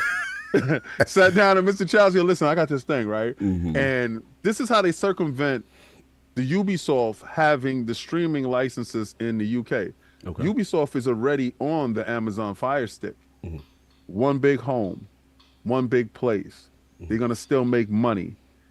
They're going to get this thing into it's 50 million Fire Stick users in the world right now. It's 200 million Prime users on Amazon. That opens them up. Prime Week starts, I believe it's next week. They're going to start advertising this thing like it's going out of style. that level of access. No longer now do I go on vacation. Do I need to take my Series S with my screen, my controller, my wires, this, that, and the third. I just grab my Fire Stick and I grab this thing here. This thing changes everything. No console required. All you need is controllers. And remember when somebody was saying that all Xbox does is sell controllers? Well, look the F out now, because if they're the leading seller in controllers, they can continue to sell controllers and continue to push you in the direction of getting these Fire Sticks. I think that's a genius move. Now, will it replace home traditional consoles? No, it won't, because there's us, all this panel here is not really interested in this at all. This is not our... Yeah, this is the main way we're gonna game. No, this is for grandma and them that like to do Candy Crush and stuff like that. Or this is for the guy that's on the go, or the guy that's at his in-laws' house that he don't want his wife to know that he brought the console with him. It's in his pocket with his controller, and he slid off into the, to the game room, slid it inside, and he put his Pause. Too much sliding going on. Well, hey, you definitely, I don't know where your mind at. I'm just saying, bro. Pause for you. But you're the last person on this podcast to say I don't know where your mind at. Continue. Anyway, Addict. Anyway, I'm just saying. I think this was really a great strategic move, because they're trying to open it up to a larger user base, and nobody saw Amazon, but Luna was losing. Nobody saw Amazon saying to Xbox, or Xbox saying to Amazon, let's team up and let's make this happen. This puts that hashtag no PlayStation 6 really on the brink, bro. This is really, because it opens up a larger market. Now, when it's $40 to get in, this is crackhead prices. I ain't never seen prices like this in my life. I look for prices like this as a child. As a child, if somebody told me I was able to game on my favorite console for $40, and all I had to do was just deliver some flyers or mow some lawns to get $40, I had to get up $200-300 back in the days. $40 and a controller, it's over. More gaming. No, look, it's a big announcement. Let's get a Cowboy on this. What are your thoughts as far as this announcement, this partnership, Fire Stick, Xbox? So it's a good idea, but my big concern with it is the same concern with cloud gaming in general. We don't really have those internet speeds in general throughout the States. Right. Europe, you got fiber everywhere, and not even like the fiber we have. They have like that 1,000 gig fiber. But and I have fiber here, but like a lot of places don't, and you pretty much need fiber to get like decent speeds on cloud gaming, which that would be my big concern. Especially for that latency, like especially the very latent base heavy games. Let's say, for example, like the fighting game community, or even FPS, right? You want competitive FPS. You know what I'm saying? If you want to be super sweaty with it, but I understand your concerns there. I mean, I'd put it on almost anything too. Like let's say you're trying to play Elden Ring on a Fire Stick, and you click dodge, and you don't dodge for like a second and a half. So heated. No, I hear you. These are legitimate concerns based on network connectivity and access. Lord Hargeet, I see you have come through, sir. Good to see you. See the that background, best-selling book right now on Amazon. What are we doing, sir? Let's talk about it real quick. I wish it were a best-selling book. It's best-selling to me. Continue. Yes, sir. So I've written a sci-fi novel. It's called Emergence. Nothing to do with E-Day, but it's called Emergence. You can pick it up on Amazon and Barnes & Noble. If you go to my link here, shop.chani.us, it'll point you to all the different Amazon sites around the world. That. Exactly. So how are we feeling though? How are we feeling about this Amazon, Fire Stick and Xbox gaming, cloud gaming partnership? Look, like cloud gaming is a good transitional thing right now. I think it's a good idea to have it there, and I think it might be useful in areas where it's convenient, right? So as King was saying, it's not a replacement for a hardcore gamer's console. They're gonna go get their console or PC. That's where they're gonna play. Fair enough, right? But if you're going on the road and you don't want to get a ROG Ally, it's a good option. It's a good option, right? A ROG Ally still gives you a small screen. Now, look, you can plug that into your TV somehow, but Fire Stick, pretty straightforward. Just plug it in, and there you go, right? And it's gonna be connected to your controller. Good enough. That's kind of the way to go, right? So it's really cool in that. And look, the assumption here is this isn't my primary form of gaming. Right. I'm not going to play something that's going to require, real, rapid response, right? Low latency, twitch reflex, right? So that kind of thing. You tailor your gaming to that and say, oh, that's cool enough. The other area where this is very interesting, though, is we always look at things from a very U.S. perspective. True. Go beyond that. And if you're somebody in Africa or Asia and don't want to buy an Xbox because, well, you can't afford one, you might be able to get one of these, right? You might already have a Fire Stick. That might just be the way you access some of the streaming services, right? And getting a controller, and remember, you don't have to buy an Xbox controller. You can buy any one of the compatible controllers that are out there, right? So you can get something $15, $20. I can get a DualShock. You could even get a DualShock. You don't. Yes. That's very expensive still, right? But I'm thinking for somebody who's on a low budget to say, hey, if I want to spend like $5-10 and I get a control, I'm good. I already have my Fire Stick. I can try this out, right? And yep, I do have a cost to get in. That cost is variable depending on which country you're in, right? We put 17 for Ultimate. It's not the same everywhere, Right. and you market that out in a different area and say, hey, you know what? Like the equivalent of $7. You can play all these games that are available to you. Right. And at some point, they're going to add in the ability to play games you pay for, right? So there might be an awesome sale, 90% off. They have those every now and then. And you're like, hey, I can pick up this game for like $3, $5, whatever it is. Cool, looks good to me. I'm going to buy it, and I can play it via cloud. And that might be the access method for folks that just can't afford to buy $500 consoles, right? And, we always look at things from a U.S. lens. That's a We're good point. very, very, very wealthy, and we don't realize that we are very, very, very wealthy. And for us to even drop $500 seems like, okay, I can pull that off. For a lot of people, $500 might be a year's salary. You have to look at it from that perspective, right? So that's in that world, this gives them access, right? And that's a very cool thing. Could it happen? May it work? I don't know. Right. It's a cool thing though. Right. And this takes away the, hey, I have to buy a Samsung TV that's got this capability built into it that may still cost a lot. Instead, I could have the TCL. Get your I could TCL have the TV, TCL. King. There you go. No, I can just we're buy not it. endorsing that. Anybody that's watching this, TCL, if you're listening, King is a big fan of your products. we're not endorsing that. But what we are endorsing, Use is code Amazon. King David at checkout with TCL televisions. The best. So I'm Back looking to at you, that Saul. right? And I'm looking at that customer and saying, this is a fantastic thing, right? And I hope they do it to more, right? If you're a Roku customer, whatever it is, right? Just have the ability to play, right? It's an app on that, the Fire Stick or a Roku or whatever. And then folks who already have it, here you go. Just go find a controller, right? That you can buy cheaply enough, pair it up, and you're up and running. I think that's awesome to expand gaming. Look, this is what they wanted, right? The 3 billion gamers thing. You don't get that by saying, like, here's the 200 million console players, and we're just going to keep. They've already told us, right? Phil's told us, I can't get more out of that. Okay. I'm looking to expand beyond that, right? So I can either take more money from my current customers, or I can go beyond that into other customers. And this is one of the avenues. One of them was, hey, let's port some games over to PlayStation. Let's see if that works. That didn't fully work. It worked for one game. It didn't work Yeah, for they the didn't other buy three. no games. But this over is there. another avenue. I can go to something that already exists out there. Fire Sticks are out there, right? Rokus are out there. Can I take advantage of it? They worked with Samsung to put it in there. I think they're working with LG to put it in theirs. Yes. Eventually, would Sony work with Xbox to put an Xbox app? Maybe not. But you know what? A Fire TV works. You can plug that into a Sony TV, right? And now you've got that capability, right? So I think it's a great partnership. That's the kind of thing they got to keep doing, though, is partner with all these vendors that are already out there, right? People already have it. It's like, okay, my barrier of entry has become that much easier. Cool, let me give it a shot, right? Versus I got to plop down minimum like 400-ish for a PlayStation 5, minimum-ish like $250, let's say, for a Series S, right? So that's an investment for a lot of people in the world. I think this is a fantastic thing, and I hope it does increase people being able to play games. I know there's a financial part of this for Microsoft. I'm more interested in gamers gaming, right? So if they can introduce this to more people in the world, bigger community for gaming, that's awesome.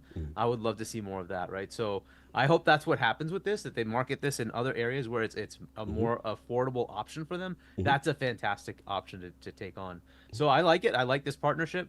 I'm assuming Fire Sticks will also do Luna.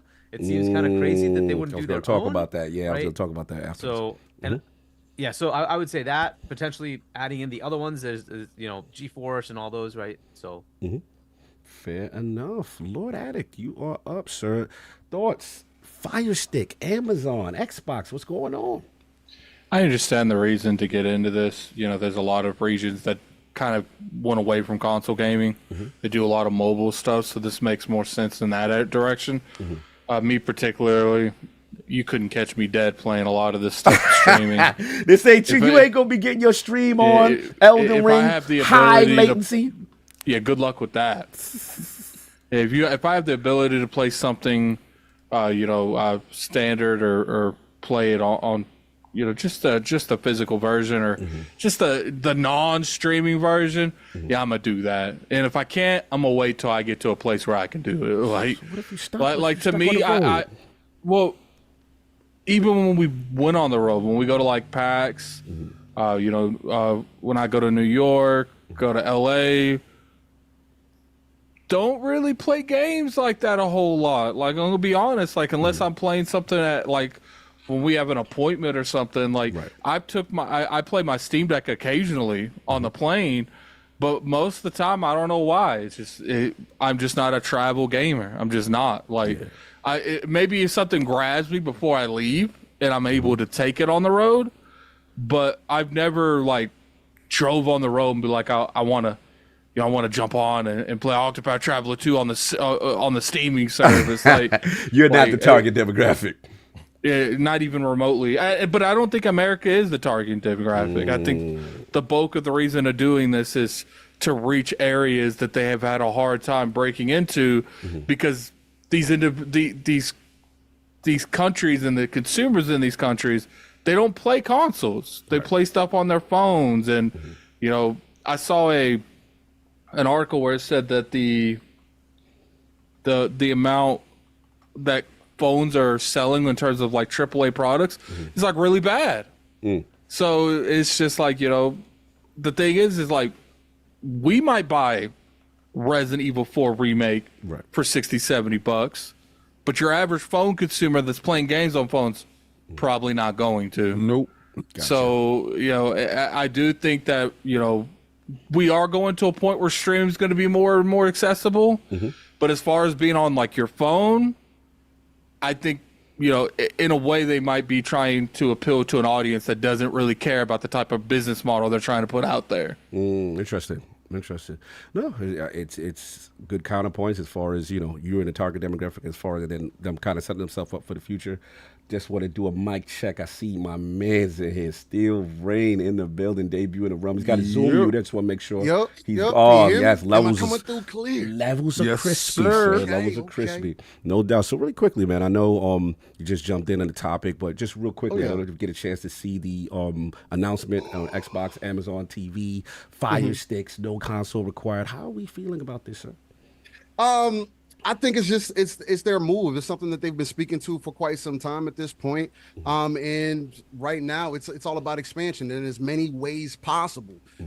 It's another option that doesn't take away from the hardcore. And I think that's the toughest part for a lot of us to grasp who have been gaming for quite some time. It's something I go back and forth with Pong and the guys about in the background, where Pong would disagree with me. He's like, man, I want Xbox to be aggressive. I want them to go about it the way PlayStation's been going about it. They finally got all the cards on the table, and I really want them to deal it out. And for me, more of a multiplayer game, and I grew into that, right? My multiplayer experience has started with PC, Rainbow Six back in the day, and then transitioned into Halo 1 on the Xbox, playing Xbox Connect before Xbox Live became a thing, and then transitioning into Live, getting onto my Pops account, and wrecking shop. I respect that. Respecting the Pops account. I respect that. It was early. I shouldn't have been online gaming at the time for sure, but nonetheless, it gave me a completely different expectation of what I was looking for in gaming at that point, right? So with that taken into consideration, I've always looked at Xbox and what Microsoft was doing more on the ecosystem side of things since then. So to see them kind of make the moves that they've been made, hey, we've been trying to compete a certain way. Seemingly it's not working the way that we would have liked it to this entire time. we look the same as the saying goes. You gotta if you can't play the same game, maybe you need to change the game. What's that? The And definition of Microsoft- insanity? Doing the same things, expecting. Exactly. Expecting different results. And with Microsoft, they're in the prime position to play the game differently. Right. Look, you wanted us to really be in competition with y'all. This is the way that we're going to do that. Doing this whole console thing, we already seeing how the digital future is kind of working right now.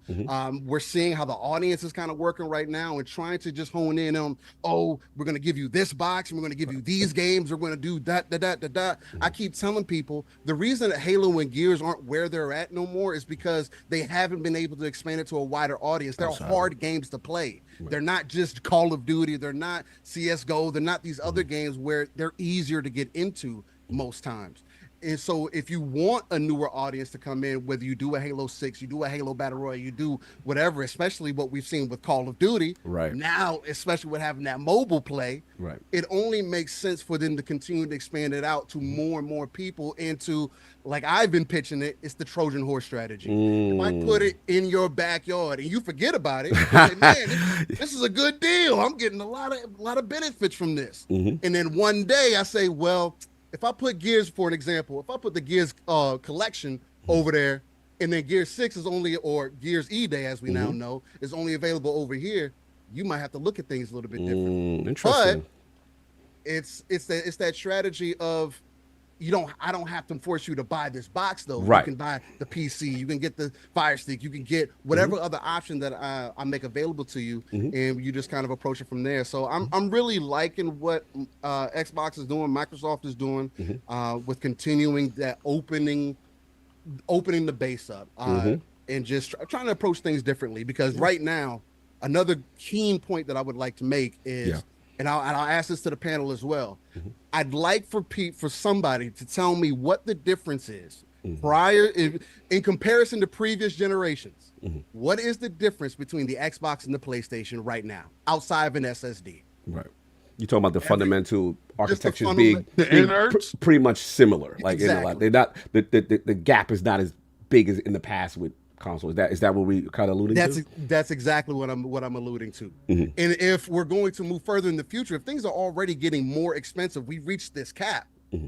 Why would you all of a sudden now, outside of ARM and doing, because that's just supposed to be an add-on, right? Doing the same thing but different and giving you extra versatility with it, right? I think that's the way that they need to continue to approach the future, and I think that's what these plays are kind of leading into. Good point. I'll wrap up. Going to say too much because you guys said all these excellent points already. But look, it is. I was surprised. In the sense that I think King made a point earlier in the sense that. We always, when it came to the streaming wars, right? As far as, remember, at one point, what's our guy? Stadia used to be outside, right? Google was heavier in the game, and then they faded away. And then we heard at one point Amazon was going to make a serious play with Luna, right? And then we haven't really heard much. So this was a partnership. I'm like, wow, strange bedfellows here, Paul. I didn't see this coming, kind of thing, because again, I thought they were going to be there. So look, I do think it's interesting that Xbox is continuing that mantra of like this. No console required. They seem to be doubling down on this kind of verbiage, which is interesting. And to Steele's point, it does seem like they want to, go. They definitely want to go outside of just that console framework and get more people who may not ever buy an Xbox. And we have to admit this, and I think Hargeet, you kind of alluded to this strategy of them opening up. For as much as a lot of the hardcore community were against it, we have to look. Even though it's one title, the success of Sea of Thieves on a PlayStation storefront, it goes to show you, like FightinCowboy said, Twitter's kind of an echo chamber, right? Because people will tell you they have no games, no one's playing it, and then it's the number one game on the PlayStation store in a month where I believe was it Stellar Blade and Dragon's Dogma came out, I believe, during that week or whatever month. And I'm just like, wow, that showed me a lot. So to me, I think they're adopting the strategy of go with audiences. They may not necessarily want to buy your console, but at least if you give them the option that it's there, like we're kind of alluding to the Trojan horse, then maybe this is something that is successful for them. We'll see.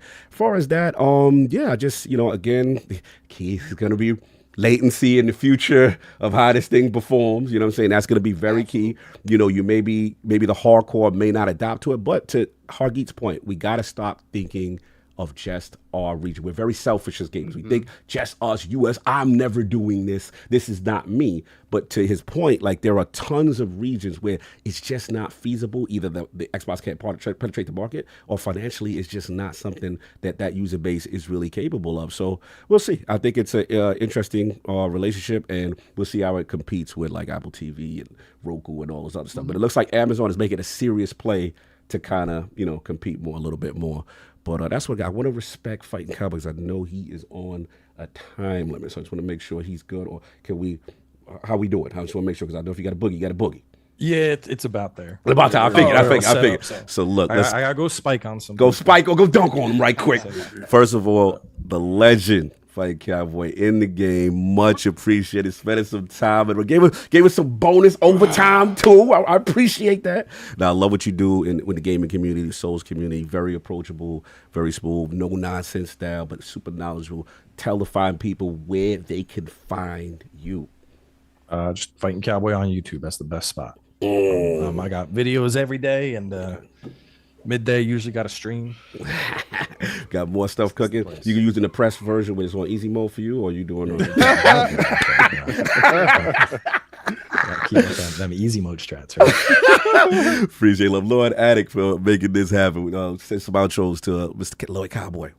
Yeah, thanks for having me, y'all. It's great. Oh, no doubt. Yeah, I appreciate you coming on, man. I always try to get more Souls minded people in here. I always feel like when I got King over on Elden Ring, felt like I had a huge W there, man, a huge W. So it's nice to get, someone that really enjoys the genre, way more than I do. Made a whole career out of it. I mean, I'm just surprised it took us this long. I figured I used to do so much with Maddie. I figured he would have yanked me into a defining Duke at some point, and it never happened. Say less. We're gonna correct that oversight. We'll worry about that. But I was talking to Cog. I was like, I think we need to reach out to Fighting Cowboy. Man. We'll see what it is it's hard to reach a lot of people. And I sent you you gave me your email a couple weeks ago. And I was like, I think I should reach out. And then Cog's like, I think he follows me. I'm like, well, then maybe you should reach out. I was like, you have the direct line. I think you should message him. Definitely shot the shot. I don't know the next time he'll check his emails. It's a busy man. I'm usually pretty good about getting back in touch with people. So. I appreciate you. Lord King outros Fighting Cowboy on his way out. Nah, I know when he came in, when he had on TikTok, what it was. Do the energy. But he gave us some gems in the green room with a shield that I probably got like 3 of that I'm like, what? Like, I'm like listening to him. But okay, so when we doing prep for whoever's going to show up for the week, right? I'm like, all right, let me go see his channel. I said, oh, man, I've been following his channel. I got a lot of your videos saved. Guides. And a lot of your guys help me through certain stuff. Like, when I don't want to bother Addict, I go to your videos and a couple of other guys. But I was like, yo, I've been following them. And I was like, yeah, I do like his stuff. And to hear you talk about how they was telling you your earlier stuff, your walkthroughs wasn't really walkthroughs, I'm glad that they helped you correct it, because now, like you said, you removed the fluff, and that's what I took away from your videos. I'm like, all right, he takes away the whole fluff. He gets straight to the point. So that way, you're not putting his video on to go to sleep like Diablo, right? Oh, yeah. You're putting this video on actually to get some information. And I want to thank you for helping me beat a couple of the bosses that I didn't even have to bother Addict with. And I know it was you because your joint is pinned on my YouTube. Yeah, what's funny is when he fought Radia, I probably butchered the name. She's the chick that had 2 phases. I remember I went around the whole time that I was summoned. I wasn't helping him. I was just cheering him on with the emotes. And then after it was done, I was like, I just kind of made it harder for you, right? I went in there, because I'm pretty sure it buffs everyone if you do co-op. And I was like, and I didn't do nothing. I just watched you do stuff. So. That's why I don't ever summon him no more. But I'll summon your video and leave him over there. No doubt. Lord Cowboy, get that volleyball on. Always a pleasure. We will make this happen again when schedules align a little better, but I appreciate you taking the time, brother. Enjoy your Sunday. Go get them, and we will talk soon, man. Have a good one. Thanks. Thanks for having me. You already know. Salute. No doubt. So, excuse me, gents. I do gotta pay the bills. So I might have to have y'all mute your mics, because the bills need to be paid. No doubt. Mike's muting, and it's got some health is wealth love, man. It's a little health as well. Iron Lord Podcast and the Health is Wealth Initiative is brought to you by Timeline. Timeline, a life science company and global leader in urolithin A, with 10 years of scientific research to bring this product to market. First heard about TimelineMitopure as the first product to offer the precise dose of urolithin A, which is a powerful postbiotic to upgrade your body's mitochondrial function. Mitochondria is extremely important as our cells' power generators and are a key influence in how we age. However, as years pass, mitochondrial efficiency naturally declines, representing a large gap in the quality of life we can expect in our latest year. Taking 2 soft gels a day of Mitopure, and I could already see a significant improvement in my cellular energy, muscle strength, and endurance, as well as hydrated skin health with Timeline's Mitopure Day Cream. Mitopure is the #1 doctor-recommended and only clinically tested urolithin A supplement that is NSF and Clean Label Project certified. As a Lord who values a long, healthy lifespan, the gaming and fitness ninja needs to keep peak physical condition, consistency, and of course improve my real life HP as I move all around for these next generation games. Timeline has Mitopure in 2 product designs to fit your needs. Their berry powder, which is great to mix into your breakfast yogurt or daily smoothie, or their soft gel for those days where you are on the run and want a convenient grab and go option. So Lords, what are you waiting for? Timeline is offering 10% off your first order at Mitopure. Go to timeline.com/ironlords. That's timeline.com/ironlords. The answer to longevity isn't a secret, it's science. Salute to Timeline. Go get that. The link will be in the description. Pretty good stuff right now, man. I must admit, I've been using it for a little bit. Skin's getting a little clear now, look a little better. You know what I'm saying? So we're trying to prevent this aging, y'all. No, for the Elden Lords. This is definitely something that you should check out. So salute the Timeline for helping us out with the sponsorship there. And then we got some stuff we got to take care of as well. A little poll, a little what you call it? What's what we got? We got a couple of Patreon questions. So give me a second here as we pull those up. Yo, Addict, make sure you clip it after he said that he got a Patreon stuff. All right, so check it out. I'm getting home, right? I get a package in the mail. So the package in the mail is that stuff, right? I'm like, the hell is this? Like, it doesn't say this is your sponsor, this is the read, this is that and third. I'm like, so who sent me anthrax? Yo.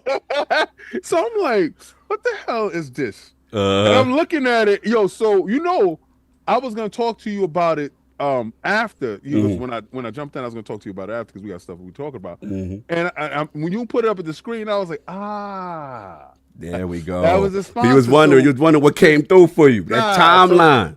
That Mitopure. Yeah. I wasn't drinking it. I didn't know what was going on. I didn't know who sent it. So we got to start talking to our sponsor getters. We got a team that does the sponsor thing. We got to let them know. They got to start putting some pamphlet information. We are the sponsor. This is what the read is or something. Well, if you open said thing, there was pamphlet information. No, not mine. But that's besides the point. Not mine. Don't call me out on air. Not mine. Shout out to Timeline for providing things that King did not read. Shout out to our group sponsor. I'll mess with you. Anyway, let's get a couple of Patreon questions. Shout out to Jack. He's got 2. All right, this is a good one. Everyone can get involved. If an evil wizard transforms you into a gaming console from any generation, which would you choose to be and why? And he says, note, you consciously aware that you are a console. You risk dangers of each as being a console. For example, Xbox 360 Red Ring of Unalive. So he kind of put slander on we can't pick 360 if we value our health as a console. So let's start with the Lords first. Addict, what console would you be from any gaming generation? Probably the Series X. Ooh, or Jason Brown in the team. Yeah, because I feel like if I can't pick the 360, Right, can't pick 360. like this Series X, like plays all of them, like essentially all of the series, all of the generations. Obviously, it doesn't play every game, but I didn't play every game, so why should I care if it plays every game? So back you know, to back with it. No, Little play- Man it 2 plays just Series X. nah, just a Series X. Series X, okay. We don't claim little man. We Like, ain't claiming. You ain't claiming Why? little no, kids. I've never claimed little You man. ain't claiming little black man, little white man. They different colors. Now you're making it into more than it is. So it's- They got a black version too. We made it a little racial. I apologize. yeah, so I think the Series X, you know, it just I like the dynamic backgrounds. Like I have the Blue Dragon one on. It just to me it would either be that or the original Xbox. Like I'm gonna stay away from the Xbox One generation. I'm gonna stay away from that. No Xbox record that. We ain't doing Snap. Yeah, we ain't doing none of that. doing that, But okay. but the Series X, you know, you could play the Xbox One games you have. You play 360 games you have. Yeah. And plus, you know, going back and reliving the Xbox generation. So be real, it's the only reason I do that so I can play Fable for the first time For the again. first time. All right. fair And enough. I'm about to play a new Fable for the first time here, hopefully in the next year. That's So I true. don't really need to go back and do that. But yeah, I would say the Series X. I like your thought process, Lord King. What are your thoughts on Jack's question? Which console are you going to be? I'll be the Turbo Duo. Wow, we going PC Engine? Yeah, I'll be the Turbo Duo because I was gonna say Super Graphics, but then I would miss out on Gates of Thunder and Lord of Thunder and all the CD games, Eve Book 1 and 2, all those wonderful games that I got a chance to play, R-Type, and I'm just sitting here thinking about my gaming experience and where I had the most joy, and the most joy ever was when I unboxed my Turbo Duo, the Japanese edition, the white one, and I was able to put in my Hue cards, and I was able to put in my CDs, and it was just like the all-in-one stop shop. They always had the best music. They always had the built-in speed control, like the rapid button press. I don't know. For me, Turbo Graphics and NEC, I thought that they were the best. They were better than Nintendo. They was better than Sega to me. Introduced the Turbo Tap, right? Did they introduce Yes, Five player? they did so much stuff that was so different, so much out of the box, and they were leading in Japan. And this is why I could tell dudes, like, it don't matter if you're strong or not. If you're only versatile in one form, when change comes, you're not able to make change happen. You're gonna go the way of the dodo. And but if it's one console that I could be, it's just Turbo Duo. All right, fair enough. Lord Steel Rain, you've been living split screen with my bro, Pong. So I know this discussion, man. I don't think this discussion ever come. You physically being a console, what would you pick? I feel like Addict took just the immediate answer. I know, he took it going. It's definitely going to be Series X, just mainly because of that backwards compatibility. I am a fan of that burger, fries, and shake. Halo Gears and Forza is the really the roots of why I've been so versatile in so many other games. And of course, you could throw other consoles in there as well. Like I could go to because other than that, I was going to throw the PlayStation 2 in there, mainly just because of the versatility of that console as well. So you kind of see the theme there. Fighters were very major for me back in the day. But yeah, if I got to be thinking about it right now, I got to go with my burger, fries, and shake, guaranteed. I like that. Go with Like to Series get that X. value bill, baby. Get high quality. Okay, that's what we doing. Lord Hagit, what are we doing? If you are going to be a console, which one are you going to be? This is a tough one. It's isn't tough. It? You've got a lot. Thinking about what King said, right? What brought the most joy? I mean, that 360 is really hard to beat, but if I had to pick one, I'd probably say the NES. Ooh, It kind of brought in that new that's world hard. of graphics, Facts. new world of capability that went well beyond like the Atari level what we had before. Man, that was such a change, and like the games that came out So good. that like introduced you to new things that you could do. It was so cool. So it'd be that, or it would be the 360. I don't care about the Red Ring. Okay, we go. Because of the I think that was the pinnacle of gaming. Woo! As far as how many things we got How many new genres games? And, like, just think, you got the Assassin's Creeds, you got like the Watch Dogs, you got like the Borderlands, you got Mass Effect, you got BioShock, the Elder I Scroll could go on games. and on. Not to mention the entire Gears trilogy. And it's such a freaking unbelievable system that gave you such unbelievable games. It's gonna live a short life, but it's gonna be you're gonna go out in flames. Exactly. I don't care. But we can wrap them in a so blanket, though. Freaking crazy.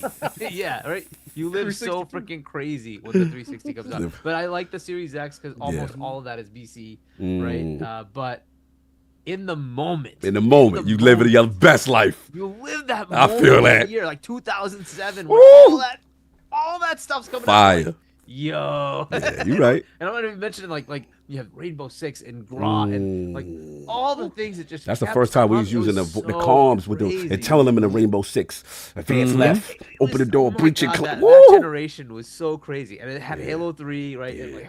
And we had Uno with the camera that we ain't gonna talk about. Yeah, we had don't Uno. talk about Uno with the We don't talk about Yeah, Uno that's after my dark job. was wild. That's Many Xbox After Dark. many a kid was grown up. That's right. Walk in the wrong room. Ooh, somebody turned their camera on. Ooh. What up, love? One versus 100. Remember that? Yeah. One versus 100. So Yeah. many games, man. There's so many 360s. classics, crazy franchises that started. Like it's such a good console. Sinister. What you know about that Uno? I see you in the chat. You better stop. Anyway, you got a wife, sir. What I was gonna say. That's how he met her. Shout out to Uno, bringing people together. No doubt. This is a tough one because y'all stole the good ones already. You know, obviously Addict. He had Series X if you want to be intelligent about it, have everything. If you want to live your best life, 360 and all that. You know what I'm saying? Like I said, I'm gonna switch it up though. This is be different. I'm gonna go Genesis. I'm gonna go longevity. I'm gonna go the fact that, again, as a sports guy, I remember seeing like simulation style games, like the EA joints with the yellow tab. You know what I'm saying? The Lakers versus Celtics and the Madden really took off, bro. Madden, I was that guy that I got into those games because of like EA Sports. So the sports stuff that I had, my RPGs, the Phantasy Star 2s, and of course I'm the Gaming Ninja, Revenge of Shinobi, and all that stuff. And just the longevity and all the different iterations where you had the Nomad, you had the additional thing. And that was a pretty stable system. Everything was like, I don't ever remember like my Genesis is messing up. If I don't, like, it was a pretty durable thing. And we was big in Europe, you know what I'm saying? Shout out to the Mega Drive. Brazil. Oh, we was huge, but yeah, I gotta go. We still huge in Brazil. Yeah. Oh, somebody said Live 95. Oh, you taking it back, bro. What you know about, if you love sports, you knew Genesis had it. Because I remember those ports weren't as good on the Super Nintendo. I don't know if it was an engine thing. Sports Talk, Joe Montana. Then we had Mortal Kombat with the blood. Yeah, son, Mortal Kombat with the blood was kind of crazy. We was outside. Brazil was. I heard Herbert Silva says Brazil in the building. Salute. Brazil is launching the Neptune this year. Yeah. So salute to that. So we got that. All right. So we got next question from Jack. After seeing the leaked designs of the Xbox Keystone from Windows Central Jazz, what are your thoughts on the design and the strategy to abandon it? Did anyone see the leaks from Jazz and stuff like that? So, all right, King, look like you saw it. So jump in. Yeah, I did the video. yes. Yeah. All right. So what? Keystone died so the Fire Stick could fly. That's it. Why put out something that costs more, that is bigger, that is bulkier, that you got to sell? Nah, if I got a dude already on the block pitching, he already got his storefront, everything's working. All I got to do is just go give him some work. He got the blocks locked down. Just give him the work. You already got the custies. You good. Like your block is sold up. Why should I go over there, put out, and pitch across the street in front of you? No. Oh, like you the street already got analogy. the connect. Very so aggressive. What I'm going to do, I'm going to go over there. I'm going to hit you with the work, let you take 30 off the top. Me good. Bring me my 70. Make sure count right on Friday. Or, the situation's going to go down left. But you already got the block. Amazon is the leader in delivering everything. You know what else they can deliver? Controllers. You know what Microsoft sells? Controllers. You know what's gonna happen? It's $40 to get it. Ain't nobody beating crackhead prices. And you know who he's looking at? You crackheads. You the PlayStation 4s that didn't hop over. We at your door beating it down. Pause. Let us in. Let us in. Not by the hair of my chinny chin chin. You're ridiculous. We're gonna puff. We're gonna blow this house in. You know why? Because we know that you're frugal and your money is short. So we at the door like, yo, let us in, B. $40. Well, let 'em in. You already got an It's Amazon stick. $40. There's no excuse. That's right. We already here. The app is just gonna pop up on your joint. You gonna plug your Amazon stick in, and we gonna show up like, "What's up, man? What's up? What's going on?" You are ridiculous. Can I interest you in a little Xbox today? Anyway, moving along. I know Addict Man stepped away for a little bit. So let's get Steel, man. Where you at with the whole Keystone and design? If you saw it and their strategy to abandon it. I did see it. And the strategy to abandon it, it just goes with their future plan. Well, I think what Microsoft and Xbox weren't expecting, and again, they said they would do this, but I don't think that they were expecting certain players to play nice with them. Right. And Amazon being willing to play nice with being a leader with AWS and Microsoft being their main competitor as far as cloud goes. It is very telling that even Amazon is not worried about the exclusivity, quote unquote, or blocking things off or trying to limit people from accessing things. That is something that I wouldn't have even expected. I thought maybe Amazon would have maybe pushed back against that at first, but it just goes to show that Microsoft is being very true to their word. The vision is this digital future that everybody is seeing. And again, like King was saying, why create our own if my partners are going to allow me to partner with them? At that point, it just makes it null and void for me to spend that money. We can make money together.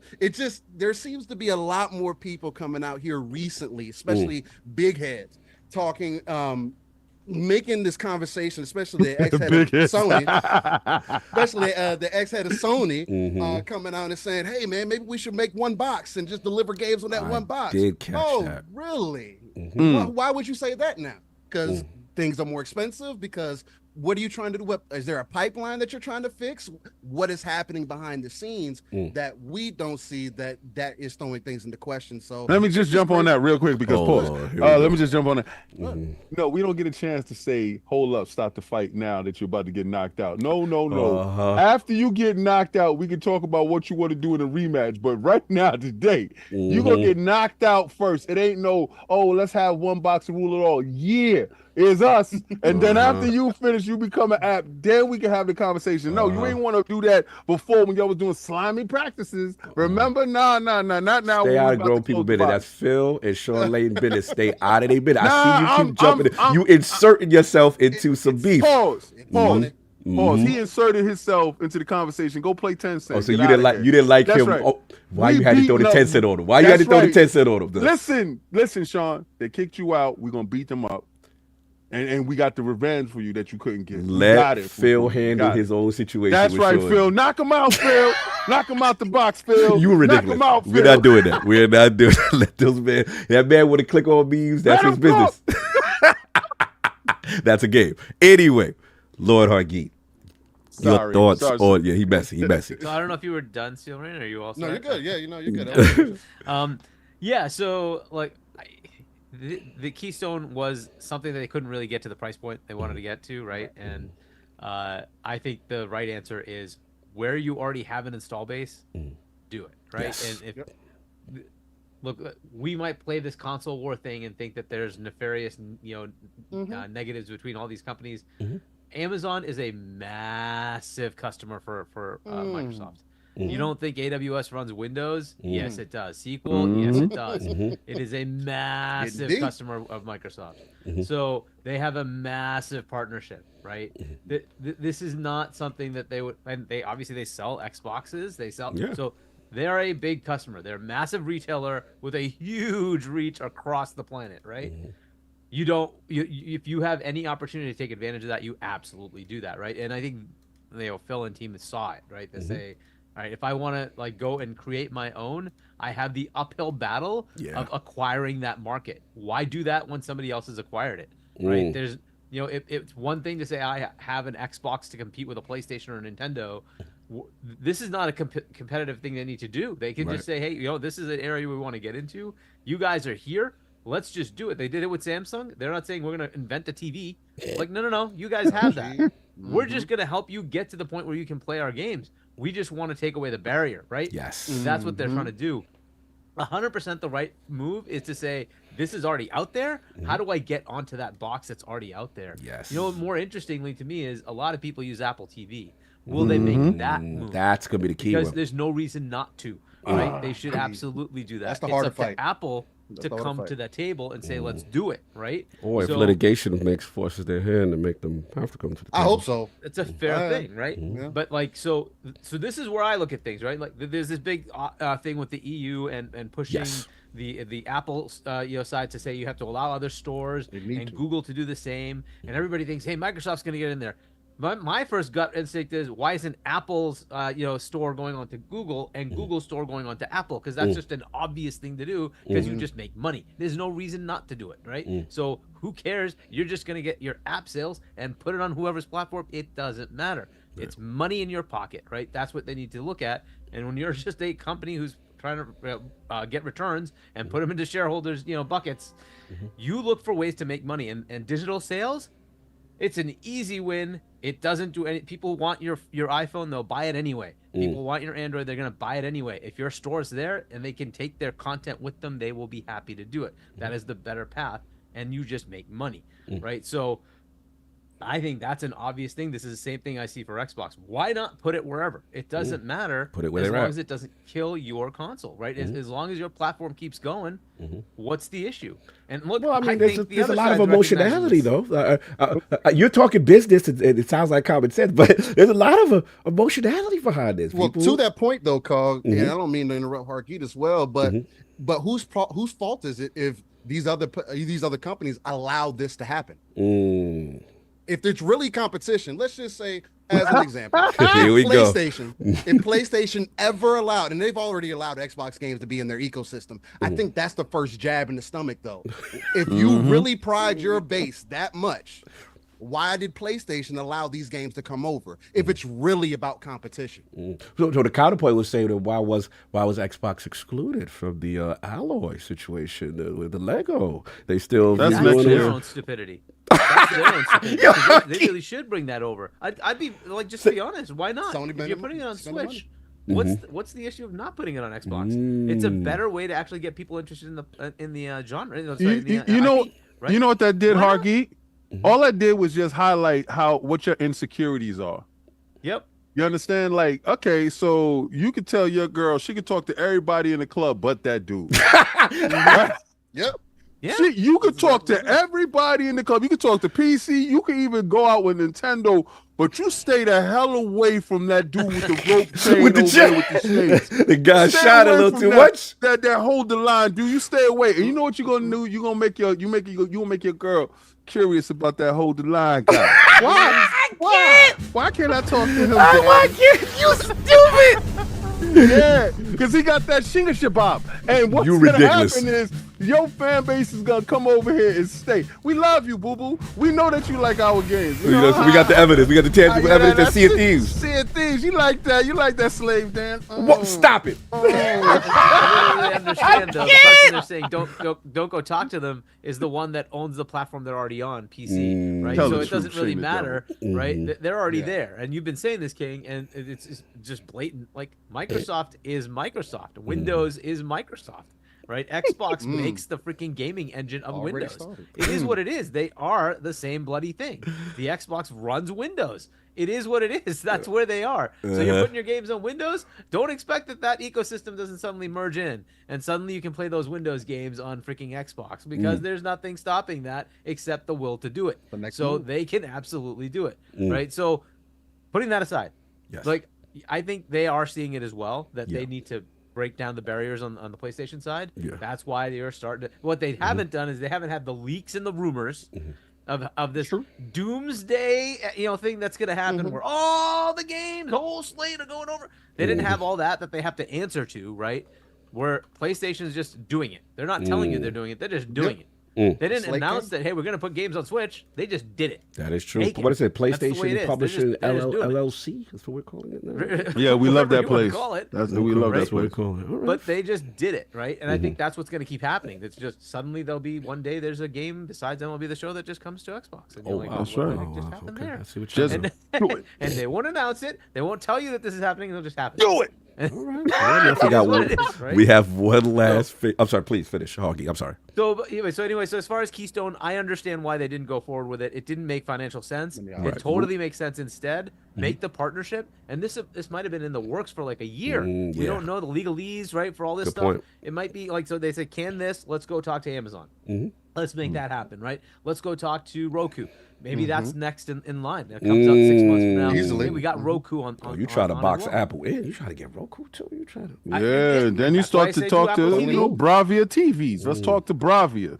Yeah, and to be honest, Sony should be okay with it, right? Because if Microsoft's working with them, they're going to create the technology that will work with their own PlayStation network as well, right? So Yeah. they should take advantage of everything they can get, and why not? So to me, that's a For good thing real. to do. Again, if they don't want to play console war stupidity, right?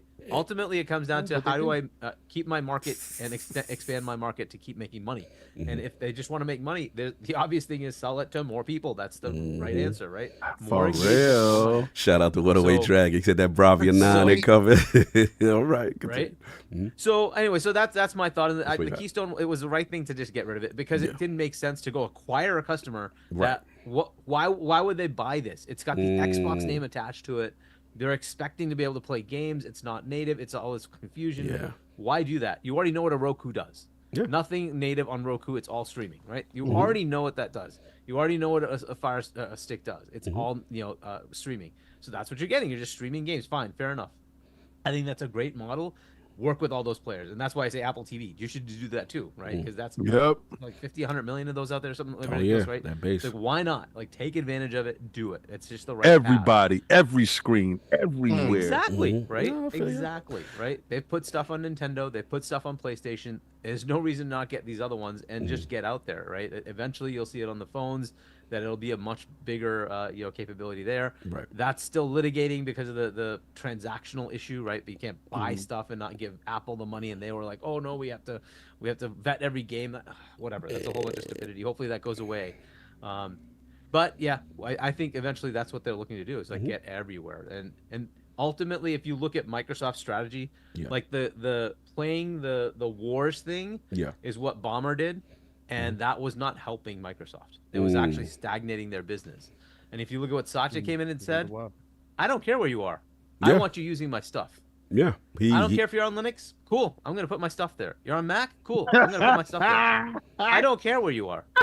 I'm going to put my stuff there. I want I you don't to like you buy putting your stuff my, there. my Right? So product. much stuff. Where You my let me do meat? it though. Put my meat in every Nah, freezer. keep your meat off people's tables, sir. Nah, the meat going into every Keep your freezer. meat to yourself, sir. Got a meat delivery today. We don't want that beef situation, sir. Well, but like, and you look at that situation and you say, well, okay, what's the negative to that from a financial perspective? The company has been just skyrocketing. It became the most valuable, now supplanted by Nvidia, right? Because of AI, right? It works. People buy it where they want to. Like they use the software and they use it where they want to. That's great. It gives you more customers.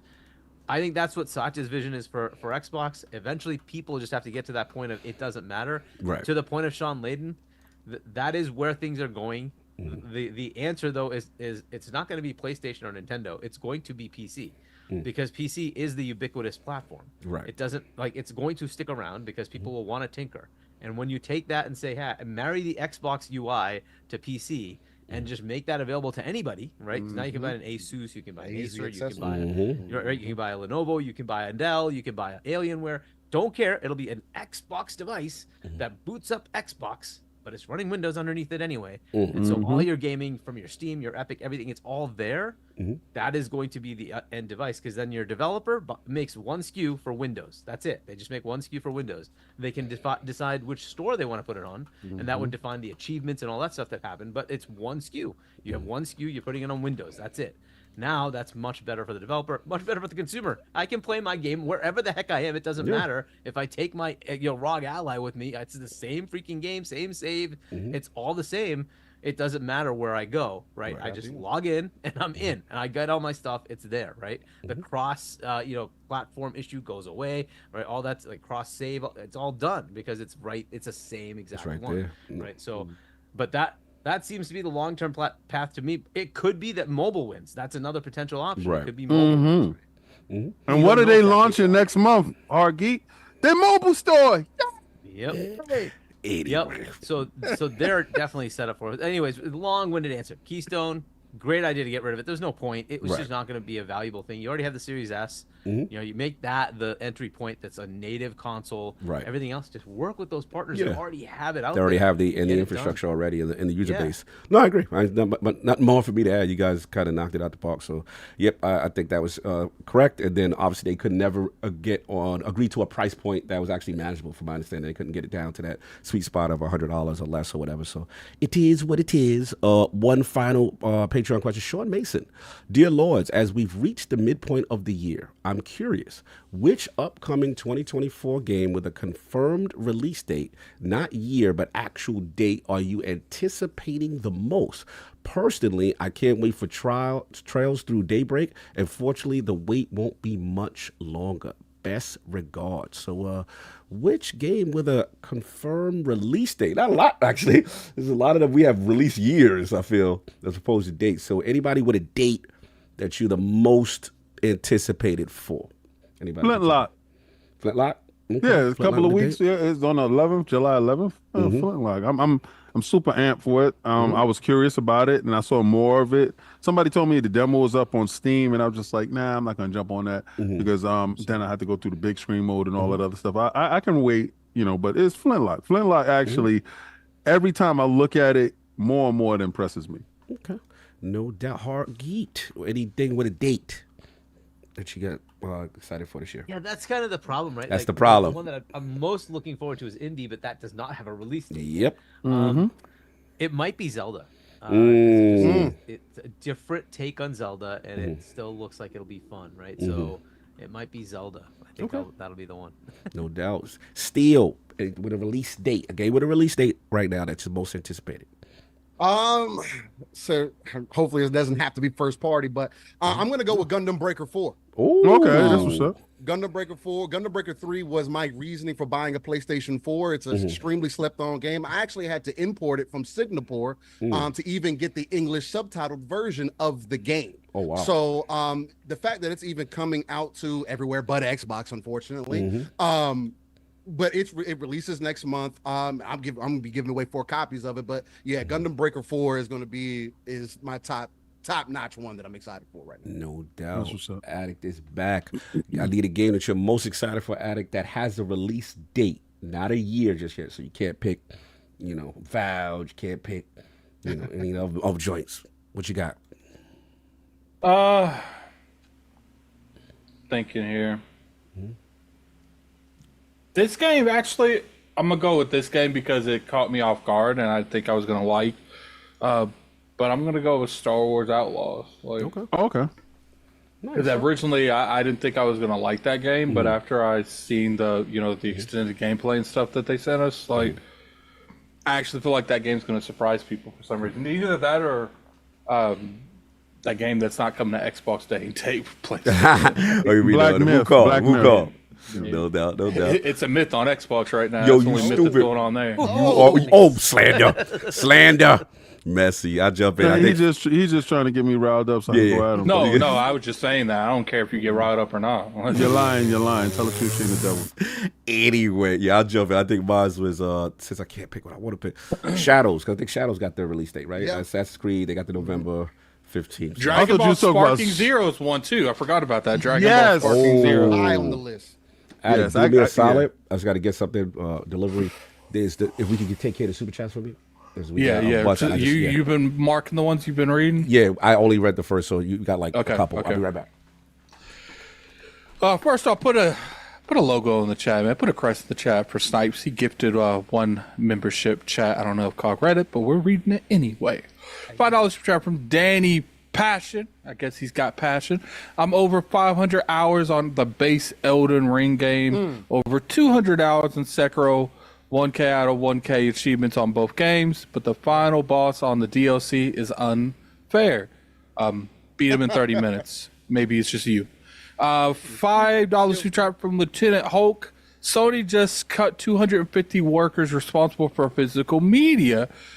Should the ponies, I assume he's trying to say, be worried? And what is the Lord's opinion on this? I don't care. I've been digital for years. It doesn't, like, physical media going away doesn't affect me anymore. Now, I understand a lot of people like to collect, but we already seeing this. A lot of indies don't have physical releases. Hellblade didn't have a physical release.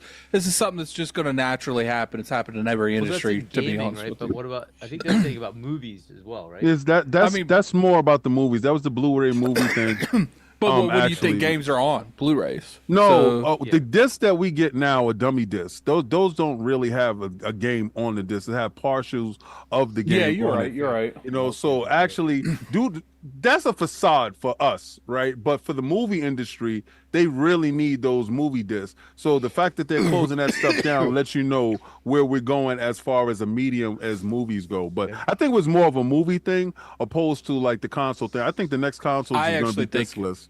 I actually think it was everything. Like it's going to affect the movies more than anything, but I think that was done for everything. Yeah, encompass everything. Got a member chat from Adidas. He's been a member for a year. Adidas Salute to 20. him. Yeah. Salute, yo, King. I won't be messy. Okay. Well, don't be messy. Thank you. Be as messy as you like, sir.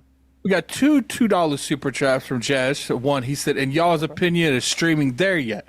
In my opinion, no. Then he said, better off buying the knockoff GS5. I don't know what that is. Do you guys know what that is? It's the PS5. That's not a PS5. Yeah. Okay. It's from Team. We got a $5 super from Spartan Wolf 917.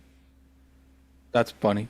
What's up, Lords? Will the next generation of gaming be all digital? Also, why did Sony buy physical media outlets only to discontinue production? Some parts of the world, physical is necessary. I do believe that the next consoles is going to be all digital with a physical disc drive that you can purchase for those regions that need it. But other than that, they're going to do away with that because it's not necessary. So I don't think that they're going to be, and I think that the consoles next gen coming out the gate are going to be like entirely digital. But I do think that both companies are going to practice the thing that PlayStation is doing this generation, where you can buy the disc tray if you want to. Yeah. But I do think midway through next gen, that will get discontinued because no one's buying physical anymore. We got a 5. The cool thing with that is that you do get to use your old games, right? I still have a whole bunch of old discs for like 360 gen, Xbox One gen, Xbox original gen, right? It's like that. Not being able to play that is kind of annoying. Granted, you could buy those games digitally; they're probably really cheap, right? But but it is like I have it. Yeah. So I like the idea of just give me the add-on choice. That's perfectly fine for those who want it. Like get the add-on choice. Then we got a $5 super from Legendary Yobi. Hashtag Please Love Life. Shout out to the brother man Still Rain. Hashtag Naked Gang. Naked Gang. What's this about, sir? What's this about, sir? Know what that's about. Oh, it's that midnight steal. For those in the chat, they might know. I get a little crazy. After That's that steal after dark. Yeah, exactly. Stay tuned for Still's OnlyFans. There you go. Get it popping. We get it popping. Put the link in the description. Is IGN saying Helldivers fell in because they lost 90% of players like they did Starfield? Single player game versus multiplayer game. I will, obviously I'm addict, so I got to go at the media anytime I have a chance to. It is kind of interesting that, companies like to highlight a game like Starfield that would normally have a drop off because it's not a multiplayer experience and run ad campaigns on Twitter. But they'll probably make one article on Helldivers and never talk about it again. I'm just saying. You implying that there is inherent bias in the No, I'm not implying. I'm pointing. I'm snitching. It's you. Hashtag Xbox tax is real. Y'all in here doing it. Y'all in here acting Xbox messy. tax is real. We got a $2 super chat from Sinister. Oh, Meme 1 minute from Red, English or Spanish. Yeah, that's some new trend going on right now in like the shorts community, like TikTok and shorts, where they'll go in a situation and say English or Spanish. really? It's kind of funny. Something We got a Okay. $2 super chat from Hollywood Rules. Most fun, most joy, Sega Genesis, no Yeah, question. can't do this on Nintendo. Shout out to Sonic. That was my old fanboy days. Yes. Okay, so the $10 super chat from Dr. Strangelove. It doesn't look like this is a Yeah. This last pause You notice when moment where Saul is not here, like it's a more normal chat. Like you notice the energy is different. We ain't getting that crazy. They like a little song. Yeah. I've I been had playing. to go say that. Now we're gonna. I know start that was gonna getting get all crazy. those Yeah, you're guys. right. You're right. I spoke too soon. I swear. Yeah, it's just that Attic is right. Strange Love. We never see like normal conversations from him, so this is interesting. Continue. I've been playing because they want to hear his voice say. That's what it is. Yeah, they want that song. I've been playing Final Fantasy series from the beginning for the first time, and I can't decide if I should play OG Final Fantasy 7 and Final Fantasy 9 or wait for the Final Fantasy 9 remake. And I would, and then the final part of the Final Fantasy 7 trilogy. I what you telling me think that we're gonna get a remake of 9 like sooner rather than later. But I don't know when it's going to get announced. I don't know what platforms it's going to be on. Most likely everything, because that's the way it's going on at this point. I would say play the original Final Fantasy VII, and then play Remake and Rebirth, because they're not the same game. No matter what the chat wants to tell you, they're not the same game. Yeah. That is true. That is true. Because Final Fantasy 9, from what I heard, is strictly just like a 1-for-1. Maybe they'll put in some extra content just for the hell of it, but for the most part, you're going to get the same experience from Final Fantasy 9. Like Remake and Rebirth, they're not the same experience. 9 was on the leaks, right? That was on the NVIDIA leaks. Yeah. Everything on that leak came true. True. Yeah. Yeah, well, you know what you should be playing is that Final Fantasy Tactics remake when it comes out. We got a $5 switch from Chuckle. Chuckle. That's whatever. Thanks for answering my Patreon questions. You took my V card pause, Jack. QV Wow. salute. Salute, Chuckle. Salute. We got $2 super chat from Glayfier. Happy Lord's Day.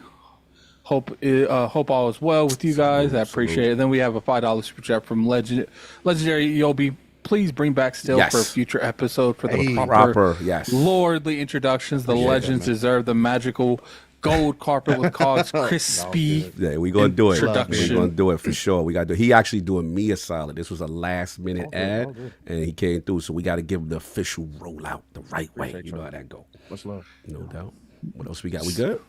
Yeah, that's it. All right, so we do got a couple more things and one more bill, but let's do the couple more things first. So, last week's poll results are in, and the people have spoken to the question: with the initial reception and success of Elden Ring Shadow of the Erdtree DLC, how do you feel about some mixed reviews regarding the game's difficulty? The winner of the three-way ILP poll at 60% of the vote is From Software should retain their creative vision regarding the difficulty of the game group. In second place, at 21% of the vote, was From Software should take into account difficulty options to make Elden Ring more accessible. And in last place, still don't agree. It said 17%, I don't care. DLC should be considered Game of the Year. So still, what I like is I want them. I like the fact that From Software was able to catch its fan base off guard. Like, and you don't see that too often. Most of these games, Elden Ring came out, no one really had these many issues. Like when they went in there and they doing like 200 damage to the first boss. It checked a lot of these people, especially these people that have like these broken, one-hit mage builds. Like people are like, oh, there's plenty of mages one-shotting the last boss. Yeah, because they're one-shotting it. Try to do like an attrition battle with a boss using magic. A lot of these bosses will not allow you to unless you go in there with some broken build, because most of them are scripted to be right up on you very fast and not let up at all. Fair enough. Steel, your thoughts? You seem like you're very passionate about that subject. Well, I'm passionate about devs just making their game. And if Miyazaki says, "Hey, I don't want to give people, this is the game that we've made. Either people can fall in line or not. And just like the Helldiver 2 devs said as well, a game for everybody is a game for no one. There are games out there, again, like others have said, gaming is for everyone, but not every game is for every gamer. And that's the way it should be.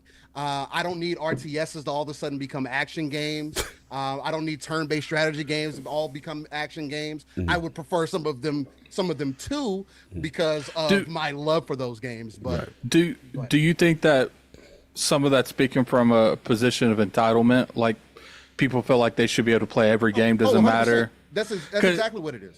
Because the reason that I won't pull up on like From Software to change things for the people that want to change is I didn't want Square Enix to change Final Fantasy, and they did. And they're trying to make the game for everyone, and in my opinion, they made it for no one, because the base space feels isolated from the newer games. Sure, it might have picked up some of a little bit of anticipation because of 16 and the way they presented the story and stuff, but the game didn't sell to their standards apparently. I haven't heard one Final Fantasy fan say they really enjoyed that game, like to the point. The thing that I'll push back on that at least a little bit is that's them changing how the game works fundamentally, right? While still keeping some of what made Final Fantasy what it is. Now, with them going more action-based like they did starting with 15, and to be real, Final Fantasy 15 actually sold better than most of the Final Fantasies that came out up to that point.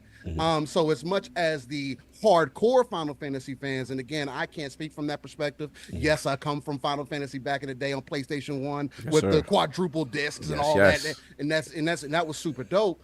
But I liked what I got out of 15. I'm probably gonna like what I get out of 16. What I like about Final Fantasy is that fantasy element, me seeing things that I typically don't get from other games, that way over the top nature. Now, I do think that they need to understand what their fan base may be looking for and expand that out. But as you're seeing, even the hardcore, whether that be because of the game style or whatever the case, I think that's definitely a little bit different from, well, a lot different than just difficulty on its own. And that's what people are asking from Souls games. Hey, this Souls game is too difficult for me. For example, shout out to David Jaffe, but he was making a point like, oh, well, if they gave me an option to slow the game down, I would be able to telegraph, because I'm older, I can't pick up. And like, I understand where you're coming from. And it'd be dope if they said, hey, for accessibility options, we give you these things.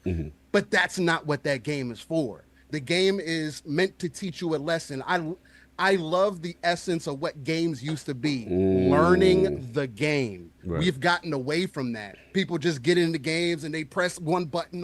That's what people complain about all the time. Oh, this game's too easy, or you just put this game on. You just give me difficulty. It could just be hard, or you can just not play this game because maybe it's just not for you. No, I get it. And as a person who doesn't play these games, I will say this though, like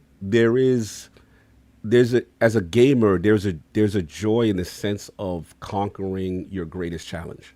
And there's that moment in the beginning when you think there's no way I can do this. This is impossible. This is unattainable. But when you put it together, and we had Cowboy on just again, you get that knowledge, and then you start to see what works in the pattern. There is a sense. It's like watching a young brother like Addict put me on to, was at Kai Sinet, like seeing this guy who doesn't really play these games at all, just learn the culture, and then to see his success, no matter how many times he's tried, and then he does it. It's one of those feelings in gaming that it's a truly special thing, and that's through the pain, that's through the joy, that's through getting through those difficult adversity situations. So I get it. You know, it's funny. Kai got all the way up to the last boss and the DLC.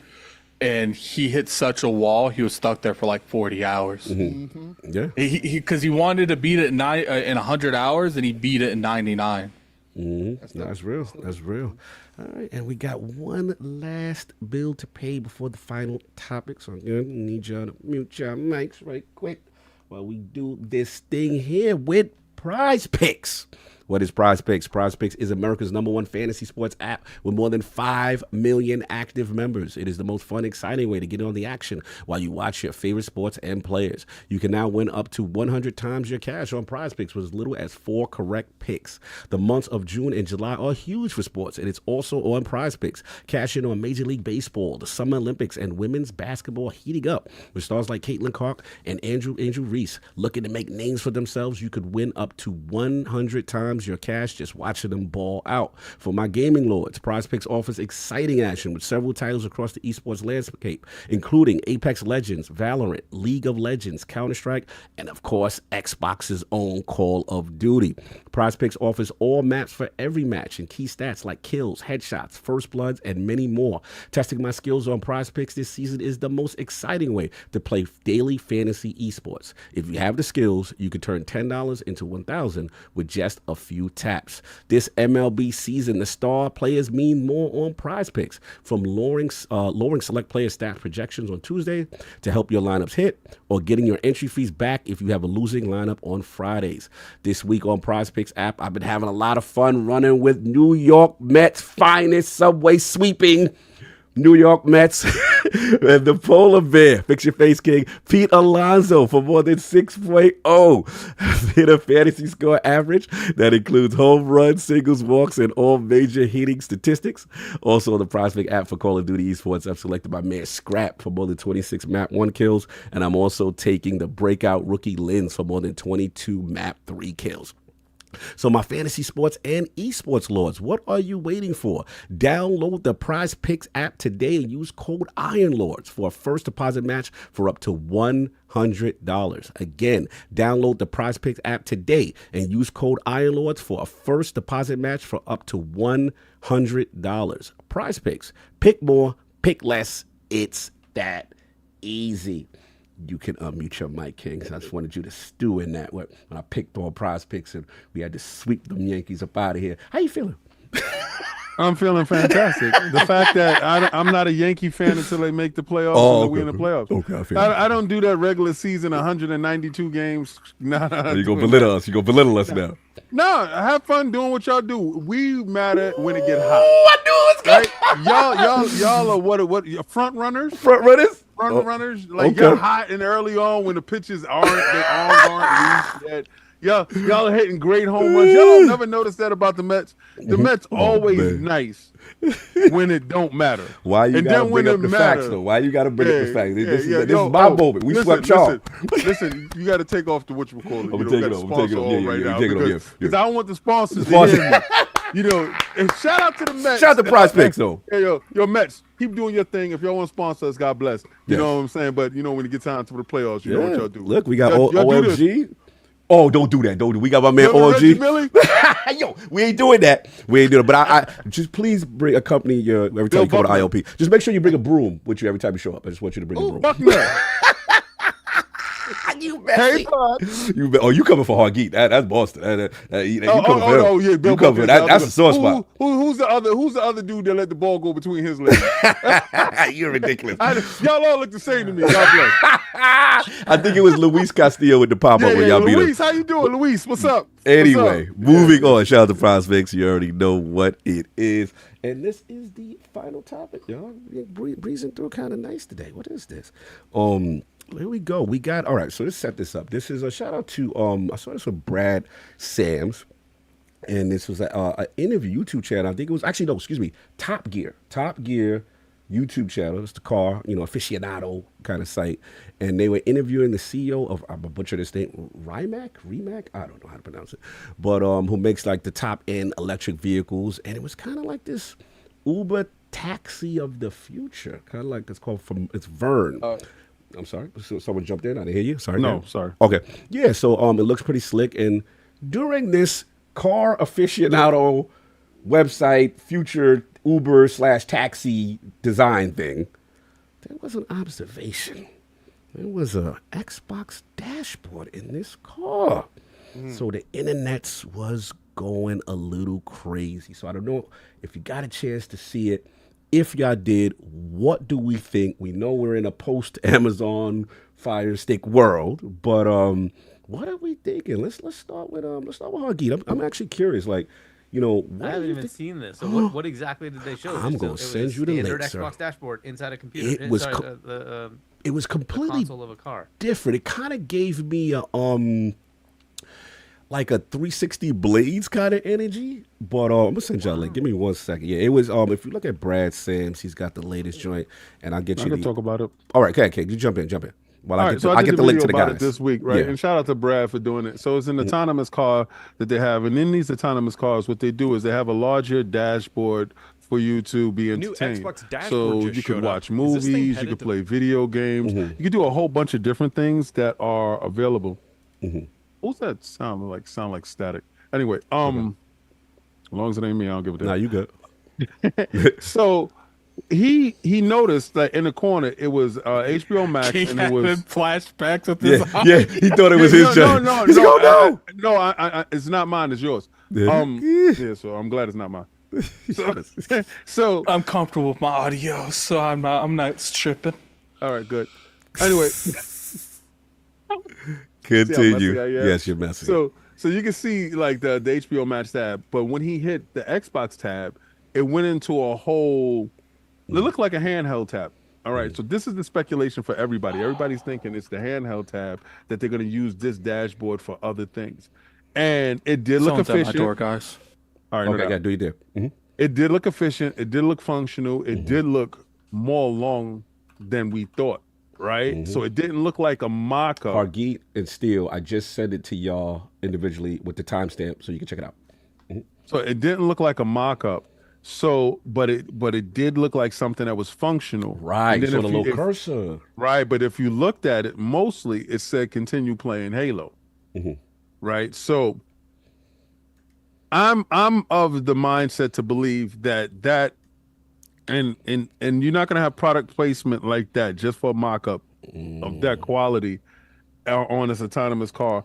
I believe that dash is gonna be used in the handheld device that's going forward. And yes, I do believe that we're going to an all digital future, because if you look at the ROG handheld, you look at the Steam Deck handheld, there is no physical media that goes inside of these devices, right? Same thing with a lot of PCs. PCs don't ship with disk drives anymore. I found it really weird when I brought a PC and realized that they didn't have one. Everything was downloadable. We are moving closer and closer to that physical list future. And that dashboard exemplifies the smooth and ease of use of a digital world. So it gave me handheld vibes. It gave me Android vibes. Everybody's been looking more and more for Microsoft to have that Android dashboard when it came to the televisions and stuff, because even on the Samsung television, the dashboard is different. Is this going to be the dashboard that they're going to use for the Fire Stick? We don't know what that's going to look like. So this could be more of the Fire Stick's dashboard when we get a chance to see it. We're going to have more information when the Fire Stick dashboard and the app actually launches, so we can see exactly what it looks like. And does Microsoft themselves and Xbox as a brand overall adapt this new dashboard and give the old dashboard that we have now that we cultivated with the cubes the kibosh? So, in your opinion, this is not a mock-up. This is something. No, Okay. I think it's more to it. I think it's a piece of a puzzle that we're missing, but the autonomous car, being what it was for, showed that Xbox is, because it has to be approved. Right. All this stuff has to be approved. Every last thing that you see anywhere has to be approved by people. I think Xbox knew what they was marketing to, and leaving breadcrumbs for those people that wanted to go follow it. But do you think, what is it, Remac, or what was making this Vern call? Do you think they jumped out a little too early? Probably so. Okay, or would you think this was kind of planned, like, hey, you could sneak this in there while you showing you're debuting this new future electric car / taxi of the future kind of thing? You know what gives it a greater buzz? That. All right, so we're talking about this, and everybody's gonna go click to this video about that car, and that car is gonna get more hits because of the implementation of this dash on their car. So now you're gonna sit there and say, well, autonomous car, when are they talking about dropping it? For those curious ones, those ones that are in the market for that, when is this gonna happen? What more? You want to dig more into it. I think this little piece of putting this Xbox thing here made it a lot more interesting and have more clicks and views going in. So yes, I believe this was strategic, because if you put an HBO Max movie and they had the icon there, if you put a movie up, it's not going to resonate as much as this dashboard that is completely different from the native dashboard on the Xbox. Okay, no doubt. Lord Hargeet or Lord Steel or whoever got a chance to briefly check it out. I know this is last minute. I sent it to you guys. But yeah, what's your thoughts on this? Yeah, I think a lot of what King said is there, right? So it's strategic. It's cool to have it there, and it will create like some interest outside of just the car itself. And it gives the car more of an appeal as to what the passenger would do. Right? So that's kind of an interesting thing. And like, if it really is a simple, log into your account and you're in, just depending on how you do that login. Right, that's gonna be key. Yeah. You could then just bring your game with you. You just keep playing, right? And then when you leave, it has to somehow log out, right? Yeah, that's what I was thinking. Like, are they gonna provide a controller in the whip? Like, how this go? It's gonna go. Yeah, I would think there would be. Like, there'd probably be a controller just kind of like there, and you just pull it out, and like it's permanently connected, right? Yeah, because dudes will run off with the bag. Yeah, little cubby hole type thing. Right there. Be looking for them cars on a flight, right? They have that little. Right in your seat, they have a little built-in controller thing. You just pull it out. It's got a connected cable and does your things. But like, this is an interesting potential, right? You'd think that if you have an autonomous taxi, Uber, whatever it is, that this is something that you might want to have, right? Because there's nobody to talk to. So it is kind of an interesting thing. It might be other stuff, right? You kind of borrow from the sort of plane ride type thing. The question of the ride length and how long you'd be in the car versus how worth it is, that all comes into play. But hey, it's at least a potential path forward of what you do in the car if it's autonomous. The dashboard itself looks kind of interesting, doesn't it? It's a little customized. Yes. It could be a mock-up. It could be real. Certainly there were some real things going on, but again, all that could be mocked up, right? Yeah. But like, so it is kind of interesting that they've made it a little different looking than what we have today. I wonder if that's the next gen. Maybe that's what they're looking at next gen to kind of change the UI. It's also like, is that a better format when you look at a ROG Ally? So you're implying some mobile possibilities here. Well, but look, that's part of what we've heard plenty from Phil, that he wants to change that UI. The experience of the ROG Ally is still hampered by being Windows. Yes. And that's clearly the facts of it, right? It is, you want to get rid of the keyboard mouse-ness of it, right? It's a controller-based device. It should work as a controller-based device, and that UI looks a lot more useful on a smaller screen than your large TV, right? So that may be the direction they're going, to say, hey, even if we do this for Windows 12 or whatever version has sort of an Xbox UI potential for these devices, that it needs to fit that form factor, right? It's got to also be good on a small screen, and that could be the direction they go. The minimalist, logo and all that logos change all the time, so I'm not worried about it. We don't know maybe that's what they want to do in the future, right? Whatever. Right, but as far as like that, like panels, right, the little tiles, so that looks like a much more compelling small screen format than what they have today, with a very TV-like thing, right, with the guide popping out and all these other things that are all over the place. This is it looks like a cool mock-up of where a smaller device could. I mean, by smaller, I just mean like a ROG Ally, right, 7 to 9 inch screens, right, those things. That it could work well in that format. And obviously the car, it's the same screen size. It's a small screen, right? So very cool that they kind of show that. That looks pretty nice. This is the stuff they have to work through when they're trying to make these things happen in the background. It's like, it's not just simply copy paste it from here to there. It's how do you make the Windowsness not be Windowsy, and how do you make that all work consistently and cleanly in a UI that works with a controller, right? And that's the kind of stuff they have to go through. There's probably been like 100 mock-ups of what might look like, and this looks like it might be one of the final ones. I think it's kind of cool that they kind of put it out there and didn't really say anything. There it is. Yeah, there it is. Right? Just like, And have fun with this and analyze it to death if you want to. It may never happen, but there it is, right? I prefer it that way than they waste my time at their little conference. 100%. Just drop this on Twitter. Right. This don't need to be anywhere. We don't need It's out there. We don't need Jeff Keighley coming out here telling us we can play games in a smart car. You don't want the car on stage? You don't want this? Nah, that stage it costs more money to put that car on stage than it's worth. Nah, keep that car off the stage, man. Keep that car off the stage. Yeah, no, I agree. Games should be, like the game showcase should be about games. I just want to talk about games. This UI stuff, perfect for a totally different audience of trying to get it to us. But I like that this is just there. It's hey, go look at this. It's kind of interesting. Take a look. And we're gonna talk about it. That's the fun part. Right? We're gonna talk about it. They're gonna get feedback, good or bad, right? And then they're gonna say, well, okay, well, this is what they complained about. Like that's kind of simple ways to put things out there and get some what's the feels of this from the community, and I think it looks pretty cool. So it also looks like they're not just showing you games that are specifically Game Pass. Yeah, so the finals, right? There's more than that, right? And that's cool because we know Phil said, hey, it's coming. We're going to be giving you games you own, and free to play would be games you own, right? So you could just get whatever you want. So you have your free plays, you'd have your games that you buy, and all of it would just show up, and you can just play whatever you like. That is an interest, and by the way, that works with the Fire Stick as well, right? That expands that capability there, right? So if you want to buy something and play it, hey, why not? Why not? Right? So pretty cool. A car now does have internet capability. I guess these cars will definitely need internet, right? There's no way around it. It's Hey, do you think they're gonna have that app in that PlayStation car?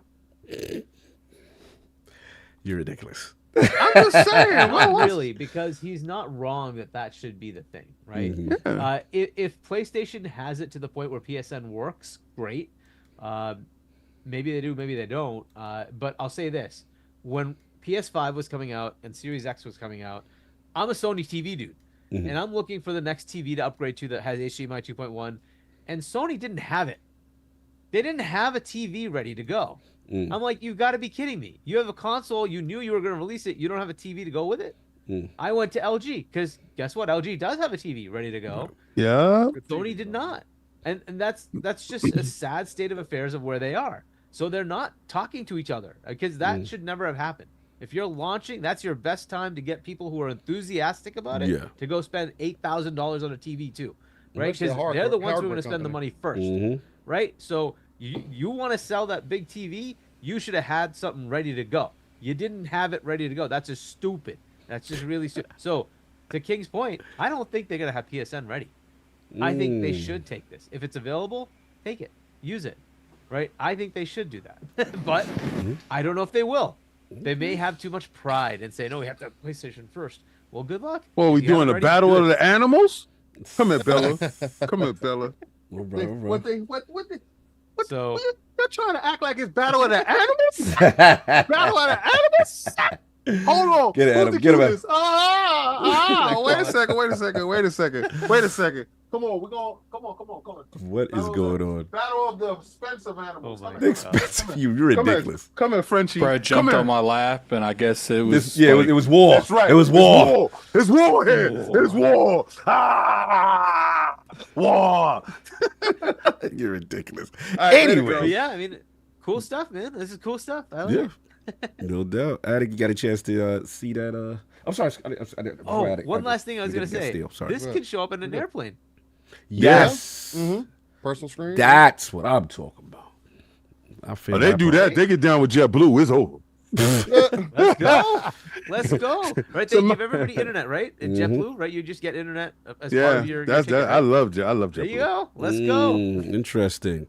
So I'm sorry. Whoever wanted to jump in, Steel or Attic. Go ahead. Attic looked like you wanted to say something. Yeah.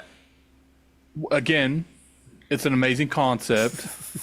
Again, our internet infrastructure isn't to the point to be able to heavily rely on something like this.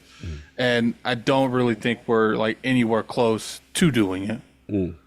because there's some places in the country that still got dial-up. So it's just like broadband, like fiber. It was 7 years in my area before fiber was even available in this area, and there's only one company, and it's only available like in certain aspects. It's not available everywhere around here. So it's just like, look, it's cool, and I think it's a nice concept that sooner or later down the road is going to work very well. But again, are you opening the doors thinking you get all these new customers, but realistically you're not. Like I said, they shouldn't do a prayer for the future. I'm gonna instigate. No, it's just do you assume that they're not going to have the customer base in, say, Europe or Asia, right? So if you were in Hong Kong, for instance, coverage is really good. If you're in Tokyo, it's pretty good, right? So you can't just assume that the customer base is just here. Right, there are customers worldwide. No, I mean, but I said earlier, it's not for here. I'm telling from my perspective. I don't care about no Hong Kong. You don't care about that. But I'm talking from my perspective because I'm me. So why would I care about someone over there that's having issue? Never mind the business. I'm talking about the perspective of in the States, because I already talked about the perspective not in the States. I understand that's the biggest focus of all this stuff. That's cool. I'm talking about from me. Here, I get nothing out of this. Right. All right. So for the perspective of the people who may, do you think that this is something that could have an adoption rate for those people who have these, faster speeds and in these regions? Do you think, even with the ideal situation, that is this something that people will adopt to? No, I think eventually. But the thing is it's not about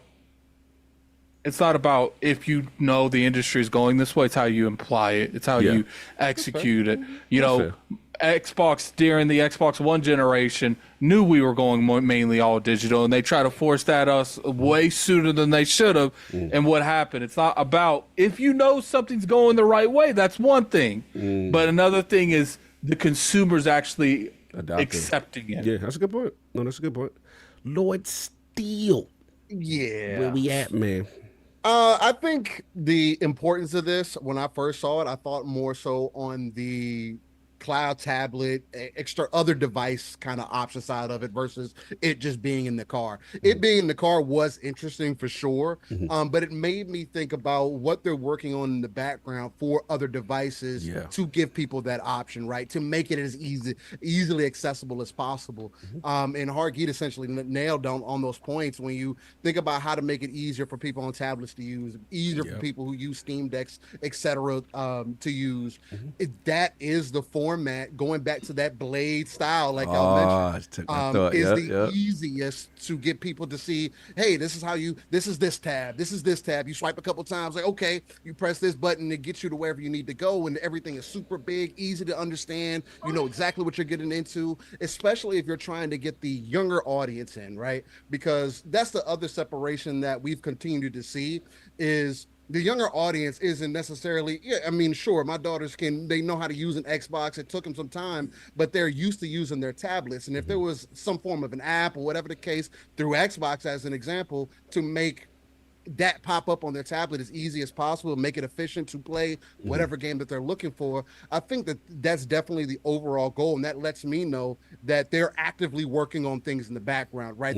These are things that it's not just we may do this. Oh, we're doing it haphazardly. No, we want to do this in full force, and we've been putting R&D into this for some time. I do agree with the internet infrastructure thing. Again, I haven't done the research in at least a couple years here, but a couple years ago when I did do the research, it was most of America is still at 40 megs down, right? And if it took before that, it was like the standard was like 20 down.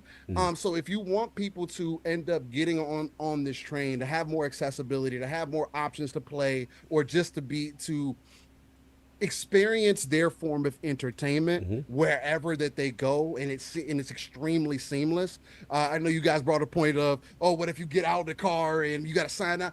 I would imagine that maybe could be connected with your keys, could be connected to your profile, whatever the case may be, and it would automatically kind of kick you out and then. readjust as you get back in. Real quick, Sauce, hold this 86,000 second timeout. Yeah, he get that work. I saw that. Off with his head. Continue. We already handed That's that. 24 hours is Hold 86,000. that. Go scope. What happened? We ain't even going to talk about it. He know he violated, and now he got to get violated. So that's what it is. Someone violated. I saw that. Now, that was a good beheading. Off with his head. You see that? You see that, guys? See, that's what I don't even read it. I don't know what y'all doing down He there. got the boy got decapitated Just quick. because you don't ring it doesn't mean it's not No, being said. no. I'm not. This is why. You see, there's always people A little saucy. Oh, we watch it. watching. You got. Yeah, that's it. We caught him. Anyway, continue, Steele. I'm sorry. Nah, and like AKW says in the chat, my Audi has the internet, and it's just again, Saw the flex. It's right Saw the there. flex? Saw that You flex saw right the there. You flex? saw that? Yeah, real quick, real quick, flex, right? I was real smooth with that. Okay, Hey. I see what we doing. I see what we doing. Flex? Hey, Ooh, that Audi I would have lived split screen too. Hey, But it's one of those Let's things go. to where, again, it speaks to the accessibility that Xbox is working towards, trying to reach more people in more ways than not. It's one of those things that you don't have to have it, right? If you don't see a use for it, don't use it. But it doesn't mean that I can't put it in front of other people who, hey, maybe it starts off, we watch a movie on this trip, and then I get done with that movie. Maybe it's an Indiana Jones movie that you saw, and then before you know it, man, there's an Indiana Jones game. Why Hey, not play Rain. that while I'm on the Hey, Rain. Since we're talking premium talk, right? When they didn't know that they needed heated seats, remember the first time you got into the car with the heated seats and the steering wheel? Yeah. And you was like, I'm never not doing this. I'm never not Never doing going this. back. Facts. You know I'm what? never I go not for doing me. this. It was remote start. Bro, Oh, I that- got yeah, remote yeah. start on the East Coast, and you the car nice and warm. Getting warm before you get in. Or how about in the summertime when you got into your car and you didn't put the sun shield in your seats, the leather seats, because we talk about leather seats here. This is leather seat talk here. The leather seats is hot. You know, you get in there, you got all these shorts. So Don't worry about it. what I do is I put on the cooling seat. The cool. Oh, you got the cool. Yeah, That's the super yeah, flex. That's the yeah, super. yeah, When you got the I option close- for both the heat and the cool. Yeah, That's the flex. I That's the close the flex. door. I close the door. I'll be back in like a minute. And then you sit down nice and cool. Yeah. So the same way as that, I think Xbox has built a bridge, and they're just waiting for the cars to go across it, right? So a lot of times, there's stores that you see pop up on your block. You're like, well, what's that store good for? Who's going there? But you start to see the trend starts to go. When they start to pick up, if you build it, it will come. It will go to that part where, the same thing with the first gas station in the world when dudes had steam machines. They was like, you're never going to make any money. You're stupid, Bob. Bob, you're stupid. Bob kids are good. Your kids are bad.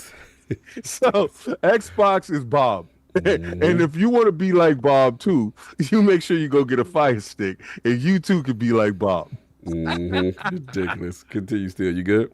Yeah, I mean that's essentially Madness. it. Again, I just love the consistency that people say that Xbox hasn't had or Microsoft hasn't had, and they've been consistent since 2017. Again, I think it's been a bit longer than that, but they've been extremely bold about, hey, this is the direction we need to go. Yeah. We have to do things differently. Obviously, the generation is changing. It's a digital future.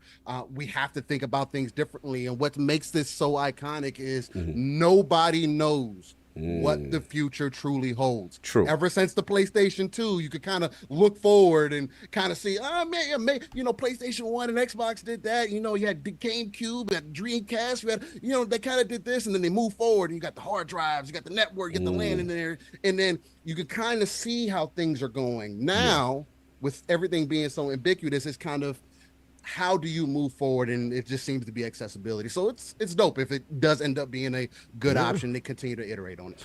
Yeah, just to stay on the internet infrastructure, understand these are autonomous cars, right? They will have to be fully connected at all times. Yes. There's just no way around it, right? So the Tech internet pays part of top it just dollar. is kind of a baked-in requirement. Yeah. So they will only work in areas where they will get a 5G or whatever signal guaranteed, right? That's got to be there because otherwise it's just not going to work. Yeah. So that's what they're looking at, and this is the kind of fun thing you look at with Xbox, right? They're visionaries looking at new things. Where the heck can they go? How can they make themselves accessible anywhere, right? Now, do you see this coming from the other side? No, right? And that's the kind of thing. Like, yes, they tried PSVR, but that was Oh, we throwing slander we'll just already. leave that Okay, as see, it you is. They're were making an doing electric good. car. You were doing good. And then King Influence started. Here we go. Sony is investing in electric I mean- cars, so but they're going in places where you think there might be some growth. Right, There's true, an true. opportunity that's True. different, right? That is true. Which Other I applaud that. That's pretty cool. It may go nowhere. Right. But at least they're trying. No, right? it's a At good least they're point. I can pushing see the that envelope. being big in Japan, though, for sure. Big in Japan, big in Yeah. the East. People that are much more mobile than we are, that sit in the vehicle, that sit on the train. There's so many options that come with it. Yeah, I mean, these are the kind of things, like, even trains have wireless, right, Yeah. built in. And London if be that lit. gets better, right? So commuters, right, and you could just see, hey, how do I make the commute area? Like, if it's a train, you know exactly where you need to cover, right? Yep. Right. Can you make that have good internet, right? Whether it's Starlink or it's 5G or whatever it is, right? They can work that process, all right? And that, I think that's where this is more useful. Like, yes, if you go to rural areas, it's not great for internet. If I'm in the middle of a major city, it's probably not bad, right? And that's where they could target these things and say, hey, it works here, right? If you're in LA or New York or whatever it is, you got good coverage. Why not? Let's give it to you and let's see where it goes, right? So I think there's definitely potential, and then you don't have to have it in every place, but Right. you can have it in certain places, and it might be that, hey, Uber or whatever says, hey, I like this, let's try this, trial it out in Doing San Ubers. Francisco, This is right? crazy. You got all the data centers right here. You're running locally within that city, and you got all the the 5Gs, and you got the Starlinks, and we're gonna connect ourselves up, and we try it there and see what happens, right? There's a potential there, right? I just see that as pretty cool, and people do commute. It is what it is, especially in that area. It's so expensive for homes. They commute, and it's like multi-hour commutes, right? It's like, hey, this could be an option. It's something that's available. Yeah, no, it's a good point. I mean, for me, I was definitely surprised to see it, when I saw this whole situation and set up. I'm like, okay, I'm with King. It definitely didn't feel mock up. It definitely felt custom, as far as how they were going with it. It is interesting because it's funny because I'm going to be out in San Francisco for my man's wedding. Shout out to Ty Guy Travis. He's got a wedding. And he was showing me how, like, they got the driverless taxis already out there. And he was like, taking a pic. I was like, yo, that's crazy. He's like, Kyle, you got to do it when we get out there, like, so you can see what's going on. So, again, it looks like this company is kind of mimicking this future kind of setup where it's driverless and, it has the whole dash and everything's linked to, the mothership, so to speak, kind of like what Hargeet was alluding to, in the sense that you have to have complete network infrastructure to accommodate this. There's no way you're going to be able to do this without that. So it is interesting. This is one of them tea leaves that I think they were happy, of letting get out, in the sense that this is top gear. This is a whole different demographic. This is like the hardcore car aficionado demographic to see. software, huh? Right, to see an Xbox logo. And Huggy made a good point too, in the sense that, like, if you're going to, they understand, they've been very consistent that the console market is stagnant, and they have to figure out ways to grow that base outside of that. You have to put your things other places and see what happens, right? Because if you get this new audience, right, through the software, through the streaming, and I'm with Addict, though, the streaming, obviously we're still, I think they're still in beta, right? Cloud gaming still in quote unquote, quote unquote beta. But once infrastructures get to that point, or these regions that have those in place, why not throw it out there? Why not see what's going on as a testament, see what the data brings back, see how many people are actually utilizing this stuff? So I thought it'd be interesting. But I will say, though, to steal your point, very 360 Blade-like, very minimalist. And again, those type of UIs, in my opinion, translate well to handhelds and mobile.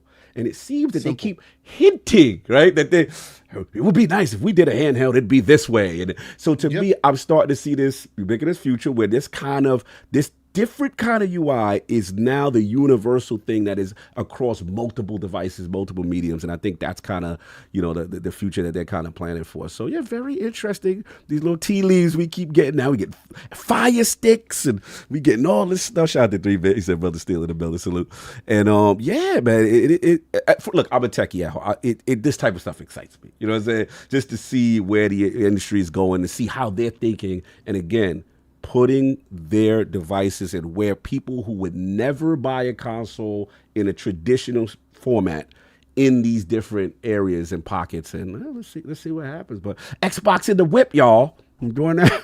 Doing the Xbox in the whip. Something that's kind of funny there. Let's go. Dog, is that, like, there seems to be a hearkening at Xbox to Yes. the 360 gen, right? The games that are They see being it. put out there, it's a lot you of the see it too? 360 hits. Yes. Right? If we're bringing the interface back, right? Bringing the They're just trying to interface back. bring you back to the 360. This is what I was thinking. We better go further. We had Paris on. Is if the rumors are true, we suspect a generational jump in 2026. It would mirror the Peter Moore strategy of being out there to yourself for that year, whatever, with those classic titles like a Gears, Emergence Day, and who knows if Perfect Dark is ready. Let's say you got a Blade and you got an Elden. It could get. It does got that energy, right? It feels like a renaissance of 360 a little bit if they could pull this off. Right? They had Perfect Dark. Perfect Dark. Launch. They had Oblivion. Yes. In the launch window. Yes. They had Call of Duty. Call of Duty ready to go. Right. Right, and like, what else did they have launch window? There were games like that, right? Yes. And then the follow up for that was you had Gears of War and Halo. Yes. Right, those were the Halo 3. So if those are all coming, right, and then you have the plethora of other things you mentioned, like Blade, OD. We don't know when that's coming. There's all these games. This feels like the 360 gen, where they can line this up and say, come over here and play everything. And by the way, it's on everything you can see. It's in a car. It's in your Fire Stick. It's on your Samsung. It's in your LG. Go play, right? You can play all these games. Yeah, right? Software company. Yep. That's what I was yourself. I'm gonna hit up Peter Moore. I think he giving up some of the playbook, y'all. This feels very Peter Moore-ish. This is how I used to do it. Anyway, that's all I got. So, Attic, you want to help me with these super chats, sir? When we start to wrap it, I get you the poll. Oh, you want me to do the poll question first while you get that ready? There's only a couple super chats. All right, cool. We got a member from JD Gamer. I'm not applying, I'm pointing, I'm snitching. And it seems to me that PS is never held accountable. By the way, pathetic, poor, begging pony, still got no games. He chose violence. I see. He chose violence. We got a $5 screwdriver from Dr. Strange Cog. I don't need to be freaking today because I have Saw right next to me now. And we are having some meaty turn-based combat with our swords. We got, Hey, yo. I have to take a breath after that one. Give me this guy right here. From Spartan661. Hey, King. My TX name is the same, but with an... I can't remember what that symbol is called. Underscore between my name. And I'm new to the platform and tried to DM you. I don't know how else to contact you. What? He's got the TX name is this is Spartan661. He said, "Hey King, my T/X name is the same, but with an underscore between his name. I don't know if he tried to contact you on a specific platform. I don't know. Just hit me on Twitter, King David OTW. It's on everything. Just hit me on Twitter. Oh yeah, his Twitter X name is the same, is what he said. Okay, I get it now. His Twitter X name is the same, but with an underscore between his name, number new to the platform. So then what? You. All right, so what you could do? Yeah. All right, what you do is at me in public. Yes. And just be like DM, and then I'll add you, and then we'll talk in the background. In the background. Spawn661 in the building. Salute. I think we are good there. Let's get this final poll question for the people. With the announcement of Xbox Gaming on Amazon and rumors of a new dashboard on mobile and future vehicles, do you think it's a mistake for Xbox to continue to market with verbiage, no console needed? This is a hot one, y'all. A lot of people, a lot of the hardcore still. Nah, you know what I like? That they stop listening to these hardcore dudes. Because we noticed that these real dudes that be talking about that hardcore stuff, they ain't really hardcore when it came down to it. They crossed streets and they left and they did all type of stuff. So, and I'm looking at all the hardcore, all you dudes that was running out here talking, Xbox to the death for me. Soon as they ain't do what you wanted to do, F them. And you left. And I'm still here standing because I believed it. It was just like when I was growing up in the hood. I believed in the streets. Like I believed it. Like don't snitching, all that. The hood. I believed that. I was. You stick it to the code. That's what we do. You gang all the way. But you know what? You found that out too. We were sitting there when a comrade of ours was in a hospital in distress, and we about to fit in the go. We on go time. We on go time. Diddy had turned around and said something very stupid that made me and Cog look at each other and say, "This is completely fake. We're done here." And it happens. I remember all the that time. day. I remember that day. So Xbox, don't listen to these fake dudes. Oh my Lord. Do what you gonna do, and the real dude's gonna stand with you regardless. You understand? So they got to be followers, though. They can't disagree.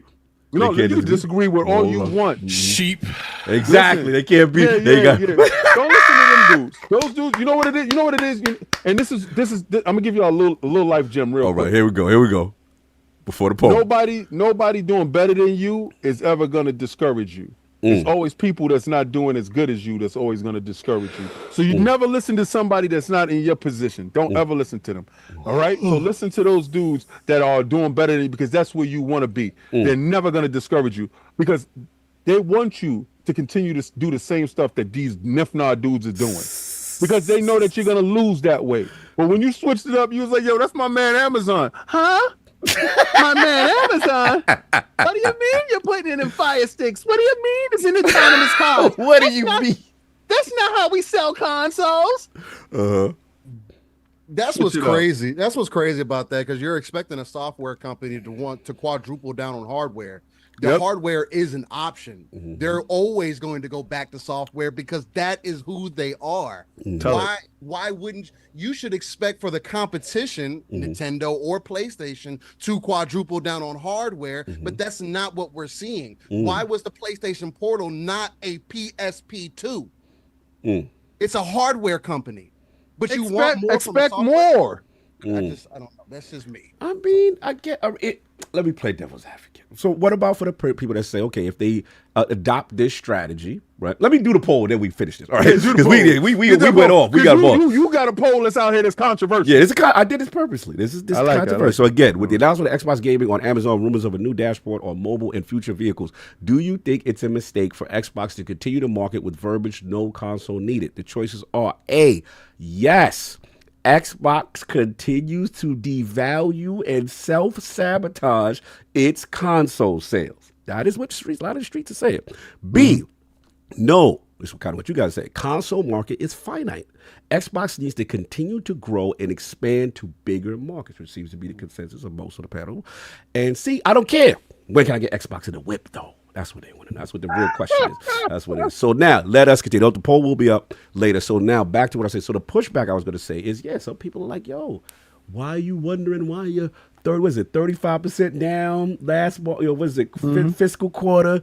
Nobody ain't buying. You did it to yourself. You marketing no console, and then you giving your games over places. You know what I'm saying? So why should I buy Xbox? What do you say to those people who are very vehement? They're not backing down off this.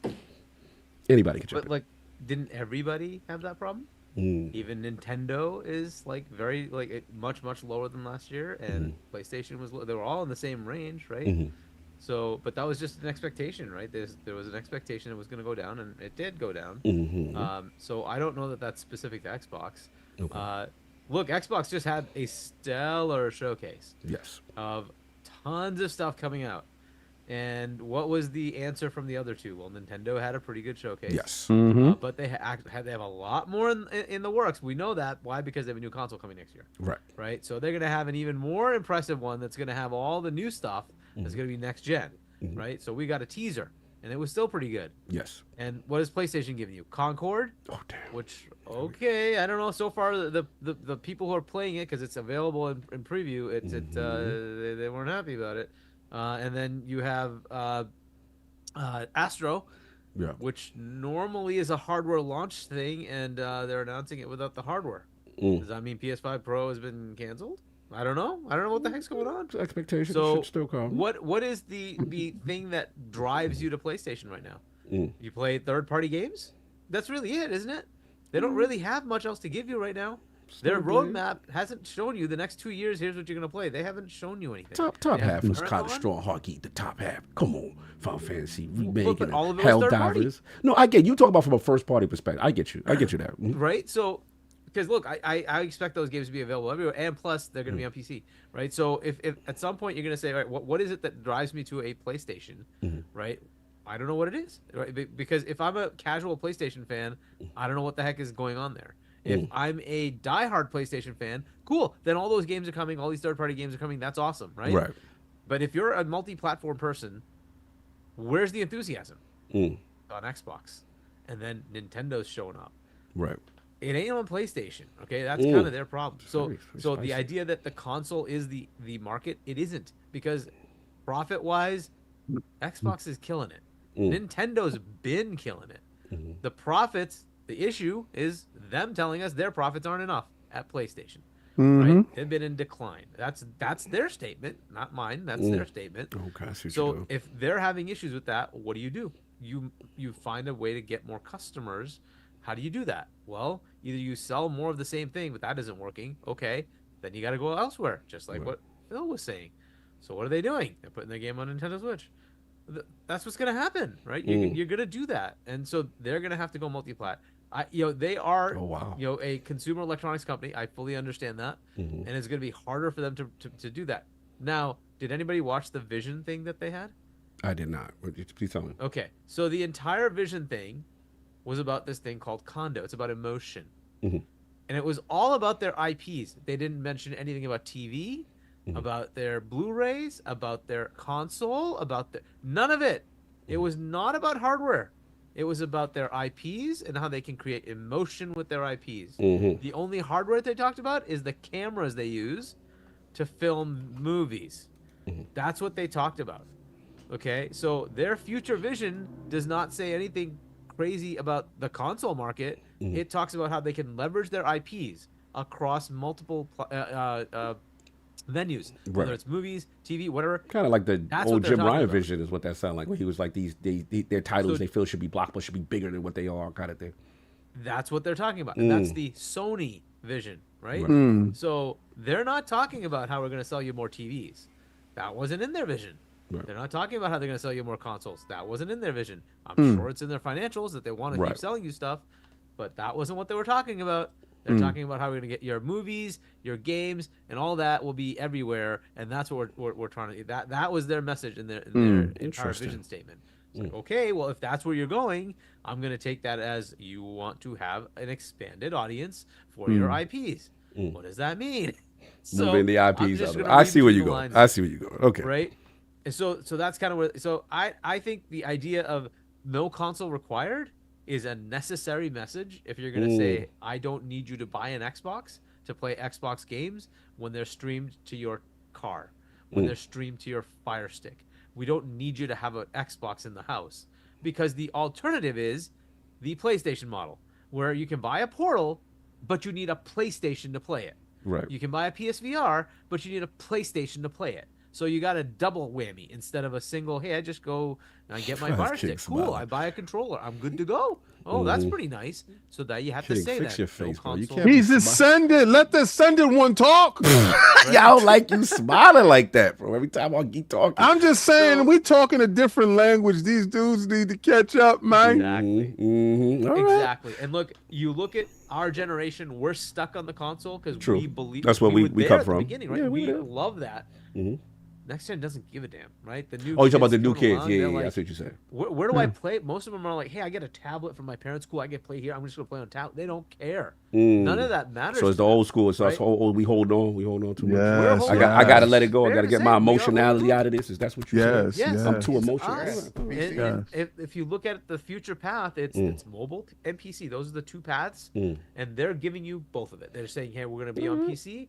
Have fun with that. We're going to take that PC thing and give it to Asus and Lenovo and Dell and whoever wants to come along. We'll give you that, and it'll give you a nice UI. Everything's cool. It'll be Xbox. It'll be Windows, right? It'll be Xbox. So you have Xbox Children there. horsing. Okay.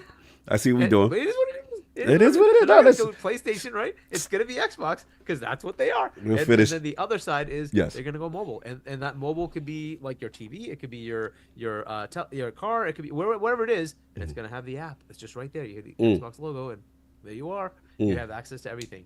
I think this is kind of the future that's going to happen. Right? They're trying to get their store. That'll happen too. But the future path just seems obvious, where they own Windows, and that's going to be the path on your mobile devices that are specific to gaming. Right? And then you have your mobile, just normal, and they're going to be there with their own app store, integrating, doing cloud, doing native. whatever they can do, right? Because look, the devices are getting more powerful too, right? Where they just released these Surface devices with Snapdragon CPUs, right? Those Snapdragon CPUs in 5 years are gonna be junk, but they're capable of playing games, AAA games right now, right? So you put that in a phone.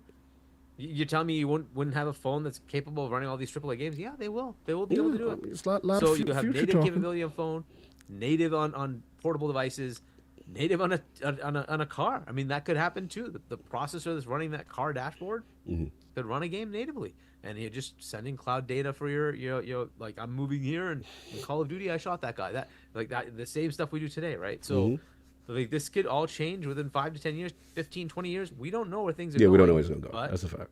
they have a vision that at least gets you there. And the cool thing with that is you start it up and you've already got a library of games. Right. Somebody That's else going to coming be into key. this That would have to forward. start zero. Yeah, having that. Right? Yeah, that library come with you. That's great. No, look, I get what you're saying. I always try to be valid points. I get nothing you said is incorrect. I'm gonna give you a future real quick after you finish. All I was gonna say, I always try to be empathetic for those who say that they're worried with this, how aggressive that they're going, that they are themselves trying to accelerate themselves out of the hallway and become third party and become the biggest publisher. You know, or who can hit me with the? Go ahead, and then we finish. That wasn't me. That was that was Steel. You sound like it. I'm just gonna give you real quick before Steam. You know, all right. So me and Cog is getting ready to go. We getting ready to go to Japan. We all getting ready to go to Japan, right? So we so you know, my bags is already packed. You know, I already got my Fire Stick inside my bag and stuff like that. So, you know, I already have my Uber already scheduled, and my bags is already downstairs curbside. So, you know, Cog hit me. I'm like, yeah, what's up, Cog? Yeah, I'm ready. I'm going to jump in the Uber right now. So right now I'm playing Elden Ring on my phone. So jump downstairs, jump inside the autonomous Uber, sitting inside the Uber right there. Take out my controller, you know. Take out my controller, and I'm sitting there. I'm finishing up my Elden Ring inside the Uber. Okay. Yeah, you know. So then get out at the airport after I check in, you know, because I get the valet. They come and grab my packages. Yeah, clearly it's a premium experience here. So then I go through the valet, you know, the Blue Gate, you know, and I got the my boarding pass. I jump on the plane because I get there on time. You know, as soon as I sat there, and then we take off. As soon as we take off, put my headphones on, go right back into, you know, because I go at the Wi-Fi because you know it's free. Right. So we sitting there, you know, I'm sitting in my pod with my little feet up, and I'm playing on my screen. That's right, and I'm playing my Elden Ring because I got to beat the boss because you know it's gonna take like 24 hours. What are you doing, Coco? Get the hell out of here. Anyway, I'm just saying, imagine that streamless world, right? And in that streamless world, it cannot happen if it's not built.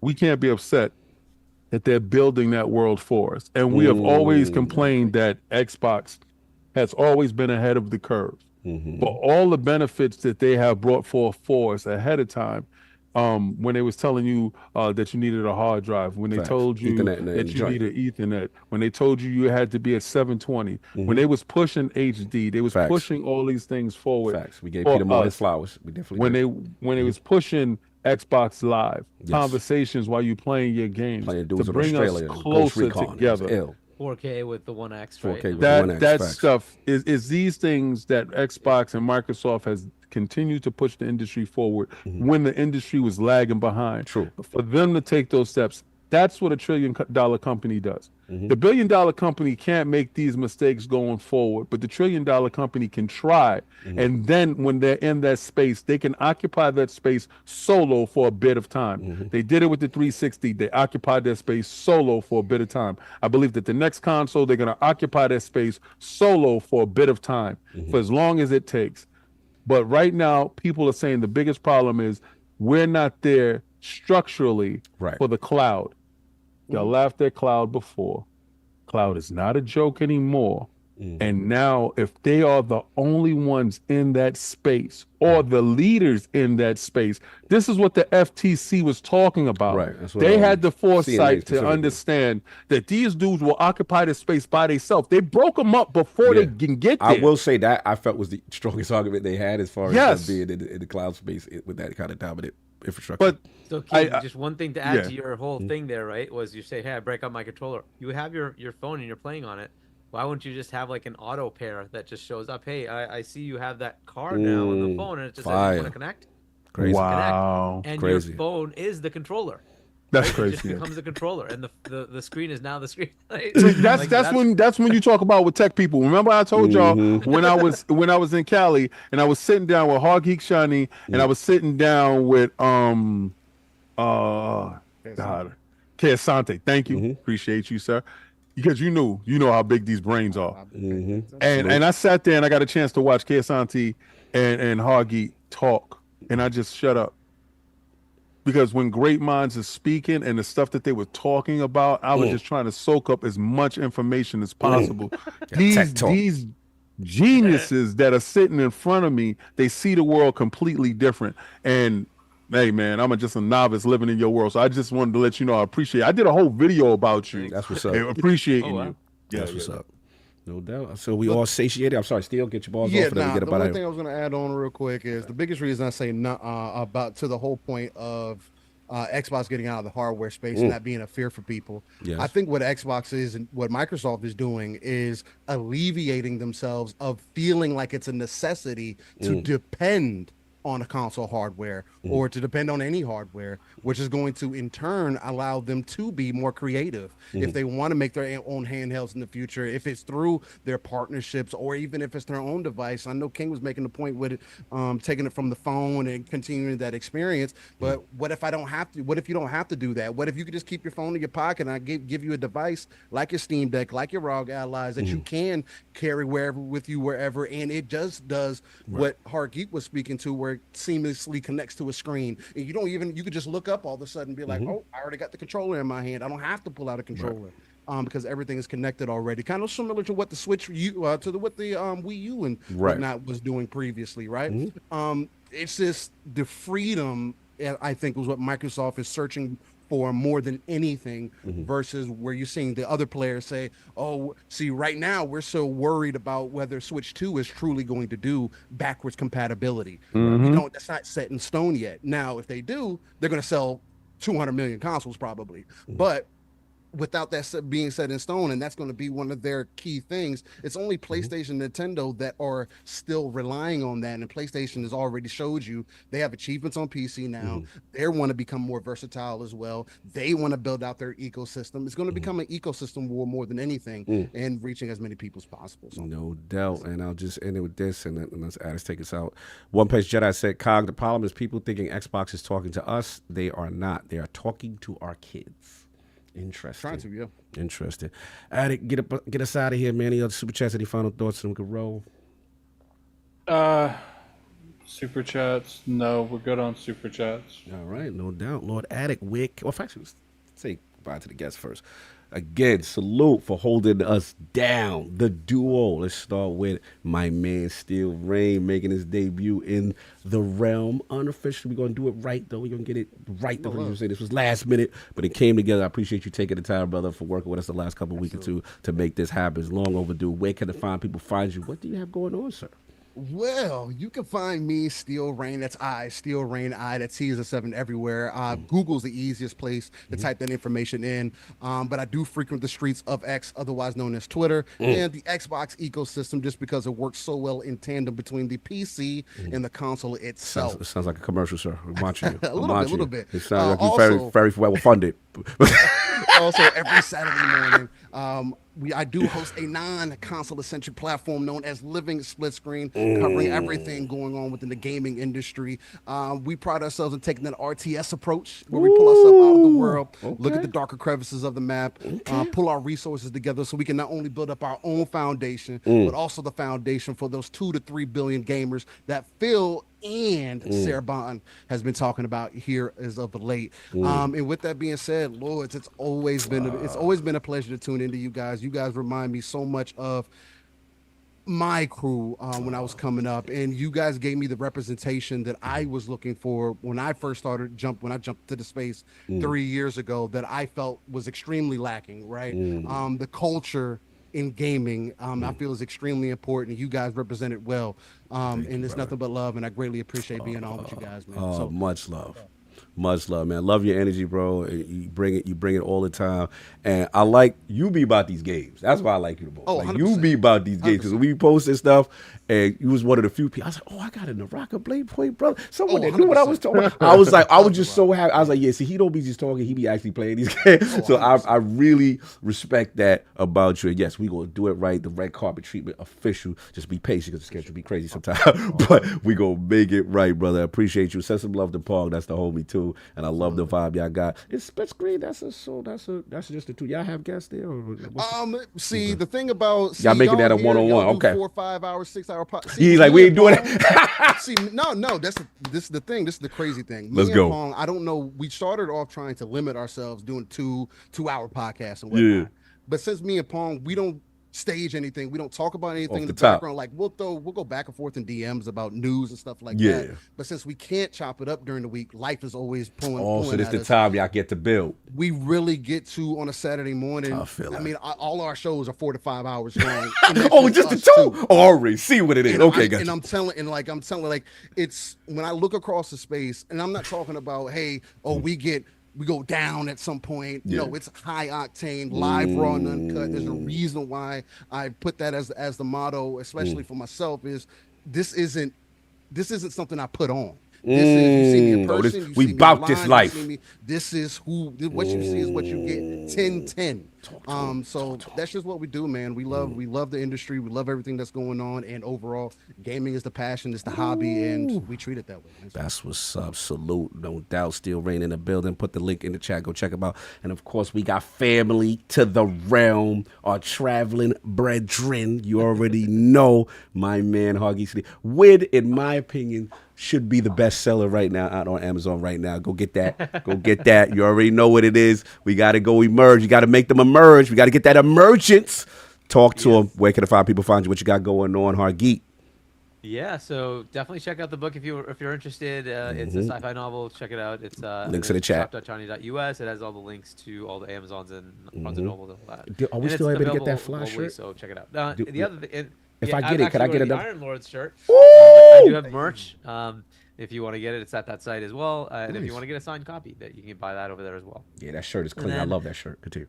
Yeah. And then the channel, my channel is HargeetChani1, so you can subscribe if you want to. Nice. I put up a whole bunch of reaction videos from Wait, when we were hold out on. at So, FanFest. Hargeet, Yeah. we have a channel?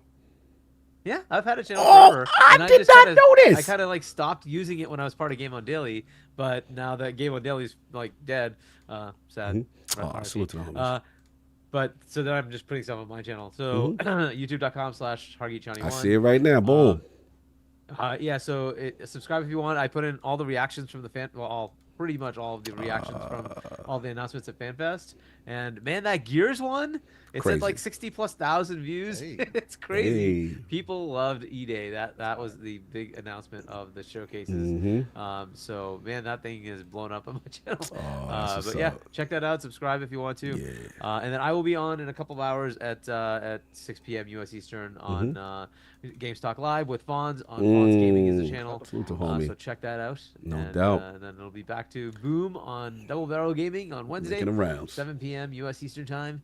We'll be doing primetime gaming, and then I also do the podcast Night Shift with Doodle and C Money, and that's On Point for Gamers. On Point. And that's Friday at 7 p.m. Salute. US Eastern Time as well. Salute. So check that out. So look, I put both their channels in there, Thanks man. for having me on. Hargeet Appreciate that. and Liver Split Screen. Go subscribe, realm. Go hit that like, hit that subscribe. Send some love, man. Got some good content creators in the realm talking that knowledge and that passion for gaming. That's what we like. Lord Addict, where can people find you? What you got going on, sir?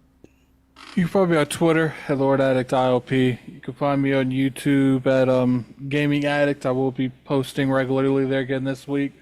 I stream usually in the afternoons at 5 p.m. on Addict Arena. It's going to be a pretty crazy coming up week for sure. Good to see you, brother. We know. Always a pleasure to have you in the realm, seeing you back in your Attic Arena, the new fighting game channel for all the community, right? That's the Yeah, my community, they're pretty much forcing me home to of play Tekken, I heard. Tekken. I heard it's the so- home of Tekken. That's what I heard. I wouldn't say the home of Tekken. Attic There'll be the Tekken home. played. I got to play 3 hours of Tekken. That's all. That's all we get. We get 3? Second's fine. I might start ending that stream 5 minutes before 3 hours. I don't know. Get close enough. All right, but Attic Arena has a fighting game. I'm happy the community. I'll did try what to they do want. it this weekend. But Get it over with. They want you guys involved. I Oh, guess yeah, it's we'll not. pull up. I guess it's not good enough, me to get killed by the AI. we It's got to gotta- be human people to kill. Listen, friendly beatings is fine amongst the homies. You gotta, you gotta go through it. Just like we've been waiting to put hands and feet on you. Wow. It's easier to play the most. Yeah, listen, it's just brotherly love. Just spread the love of Tekken throughout the community. Let me stop. We gonna have some fun, and then we'll probably do some Halo or something so he can get us up out of here. Whatever he wants, his payback game. You already know. Lord King, beautifully sounding mic. Crispy, get to hear your laugh and all your interjections and messiness in 4K. And great, where can the 5 people find you? What you got going on? Oh, guys, y'all guys can catch me at Xbox Frontline News with your boy, the King. Well, I'm very heavily messy. I have to tone myself down on Sundays because I don't want it to seem like this is an Xbox podcast, which is not. We just was light on PlayStation News today, and of course, I'm going to be as slanderous as possible. But at the same time, I'm having so much fun. Like, this stuff is cathartic. It's also beneficial for getting you out of your head. I got a chance to watch Addict this week, and the only reason why I'm saying I got a chance to watch Addict this week, playing Elden Ring and playing games in general, and this stuff helps us, right? Yeah, so I want y'all to understand that you go and if you're trying to figure out an answer, you're trying to figure out how the hell that you can get out of the day-and-day rigmarole of life, right? You feel like you're doing the same things over and over again. It feels like Groundhog Day to you. Like you get up, you put your sneakers on, you brush your teeth, you do all that other stuff, and you go to work, and then you come back home, you eat, you take a shower, go to bed, and rinse and repeat, and you're stuck. Go back to what you love. I saw Addict playing a game that he loved and lost himself into that game. And I said, that's exactly it. So what I did, played some games, got back into what I love, and don't listen to whatever Twitter was talking about for that period of time. But Xbox Frontline News, I put out videos daily. Fridays, we do a live show. Addict is there in the background. Sometimes he chimes in, sometimes he don't. We give coins away, and we're almost at 8,000 viewers, subscribers, and it's crazy. We also a lot of members. We're trying to get to 500 members. When we get to 500 members, I got another statue to give away. When we get to 10,000 subs, I got another statue to give away. It's all about giving back. And I know y'all sitting there, your King, I like a game. Video games is my passion, but statues is my love. If you see them, if you ever got a chance to have one of these statues in person, you'll understand what I'm talking about. I learned. And this is why that's my gift to people, right? My gift to people is my disease, my addiction. So if I can spread my disease and my addiction to more people, misery loves company.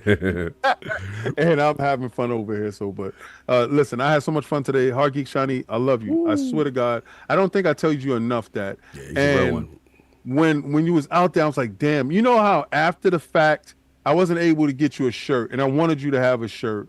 I really did. It was just me and Cog, and even the guy that when we ordered the shirt, he was just a little bit, just y'all two were going. I was just like, yeah, but I won't never make that mistake again. So I do apologize, sir. Rain, yo, my guy, the energy that you brought. I love your background. I love the stuff that's going down. I always love your take on everything, and the fact that you and Pong Soul, my dudes, y'all, it works so fantastically. But thank you for coming on today, both of you guys, and Cowboy. I like your stuff. I didn't know. When you're a super fan of somebody but don't know that you're a super fan of somebody, that's how much you just love their work. And I love the work that he does, and the work that he does is beneficial because a lot of times when I don't feel like bothering Addict for something, I go on YouTube and look for stuff, and I'm friends or I follow a lot of people that I got a chance to meet, and like Cactus. It's just a lot of people that you get a chance to meet in a space. And that's why it's a symbiotic relationship with us content creators. And we always got to keep that respect. This week, something happened. And as a man, my guy stepped up and apologized to another guy that was friends of mine. And we got to champion that. We got a real champion. men stuff. Men stepping up and Yes. apologizing immediately. That thing right there. Yo, I made a mistake. My bad. I was in a bad headspace. My bad. Whatever. Yeah. Don't perpetuate the fire. Celebrate the respect of two individuals coming together and they can agree to disagree on things, but at the same time, it doesn't have to escalate to something stupid. And he still followed me, and I still follow him. Salute. Yeah, I know both parties. It was dope to see a resolution between two people we really respected. Able to clean that up. So that was dope in the community. Again, salute to the legendary Fighting Cowboy. So much love, Souls community, and what he does, and to bless us with his time. He gave us extra time. He was more than he says. So he was having a good time, and that's always good to see. Of course, still, man. Again, love. See you in there. We'll get you back the right way. And of course, Hargeet Shani in the building. Anything else I forget before we get up out of here? Press that button. No, I'm sending you guys to random streamer Cog has subbed. So random streamer Cog has subbed. You getting some love today? I don't know who. There's no one on. What's the name? You don't know the name? I think it was. What's the name? Sending you to someone named Cassie Plays. Cassie Plays. Cassie's dope. Cassie's dope. I don't think that's the same person. It's like Cassis Plays. I don't know. But go there. I want to see some ILP raids. ILP raid in the chat. Everybody enjoy your Sunday. I'm going back to bed. Thank you. Yes, Addict. We about to go. Hargeet, I'm trying to buy your book, but all right, we're going out. Outro. Peace. Your name ain't Ken Lizito.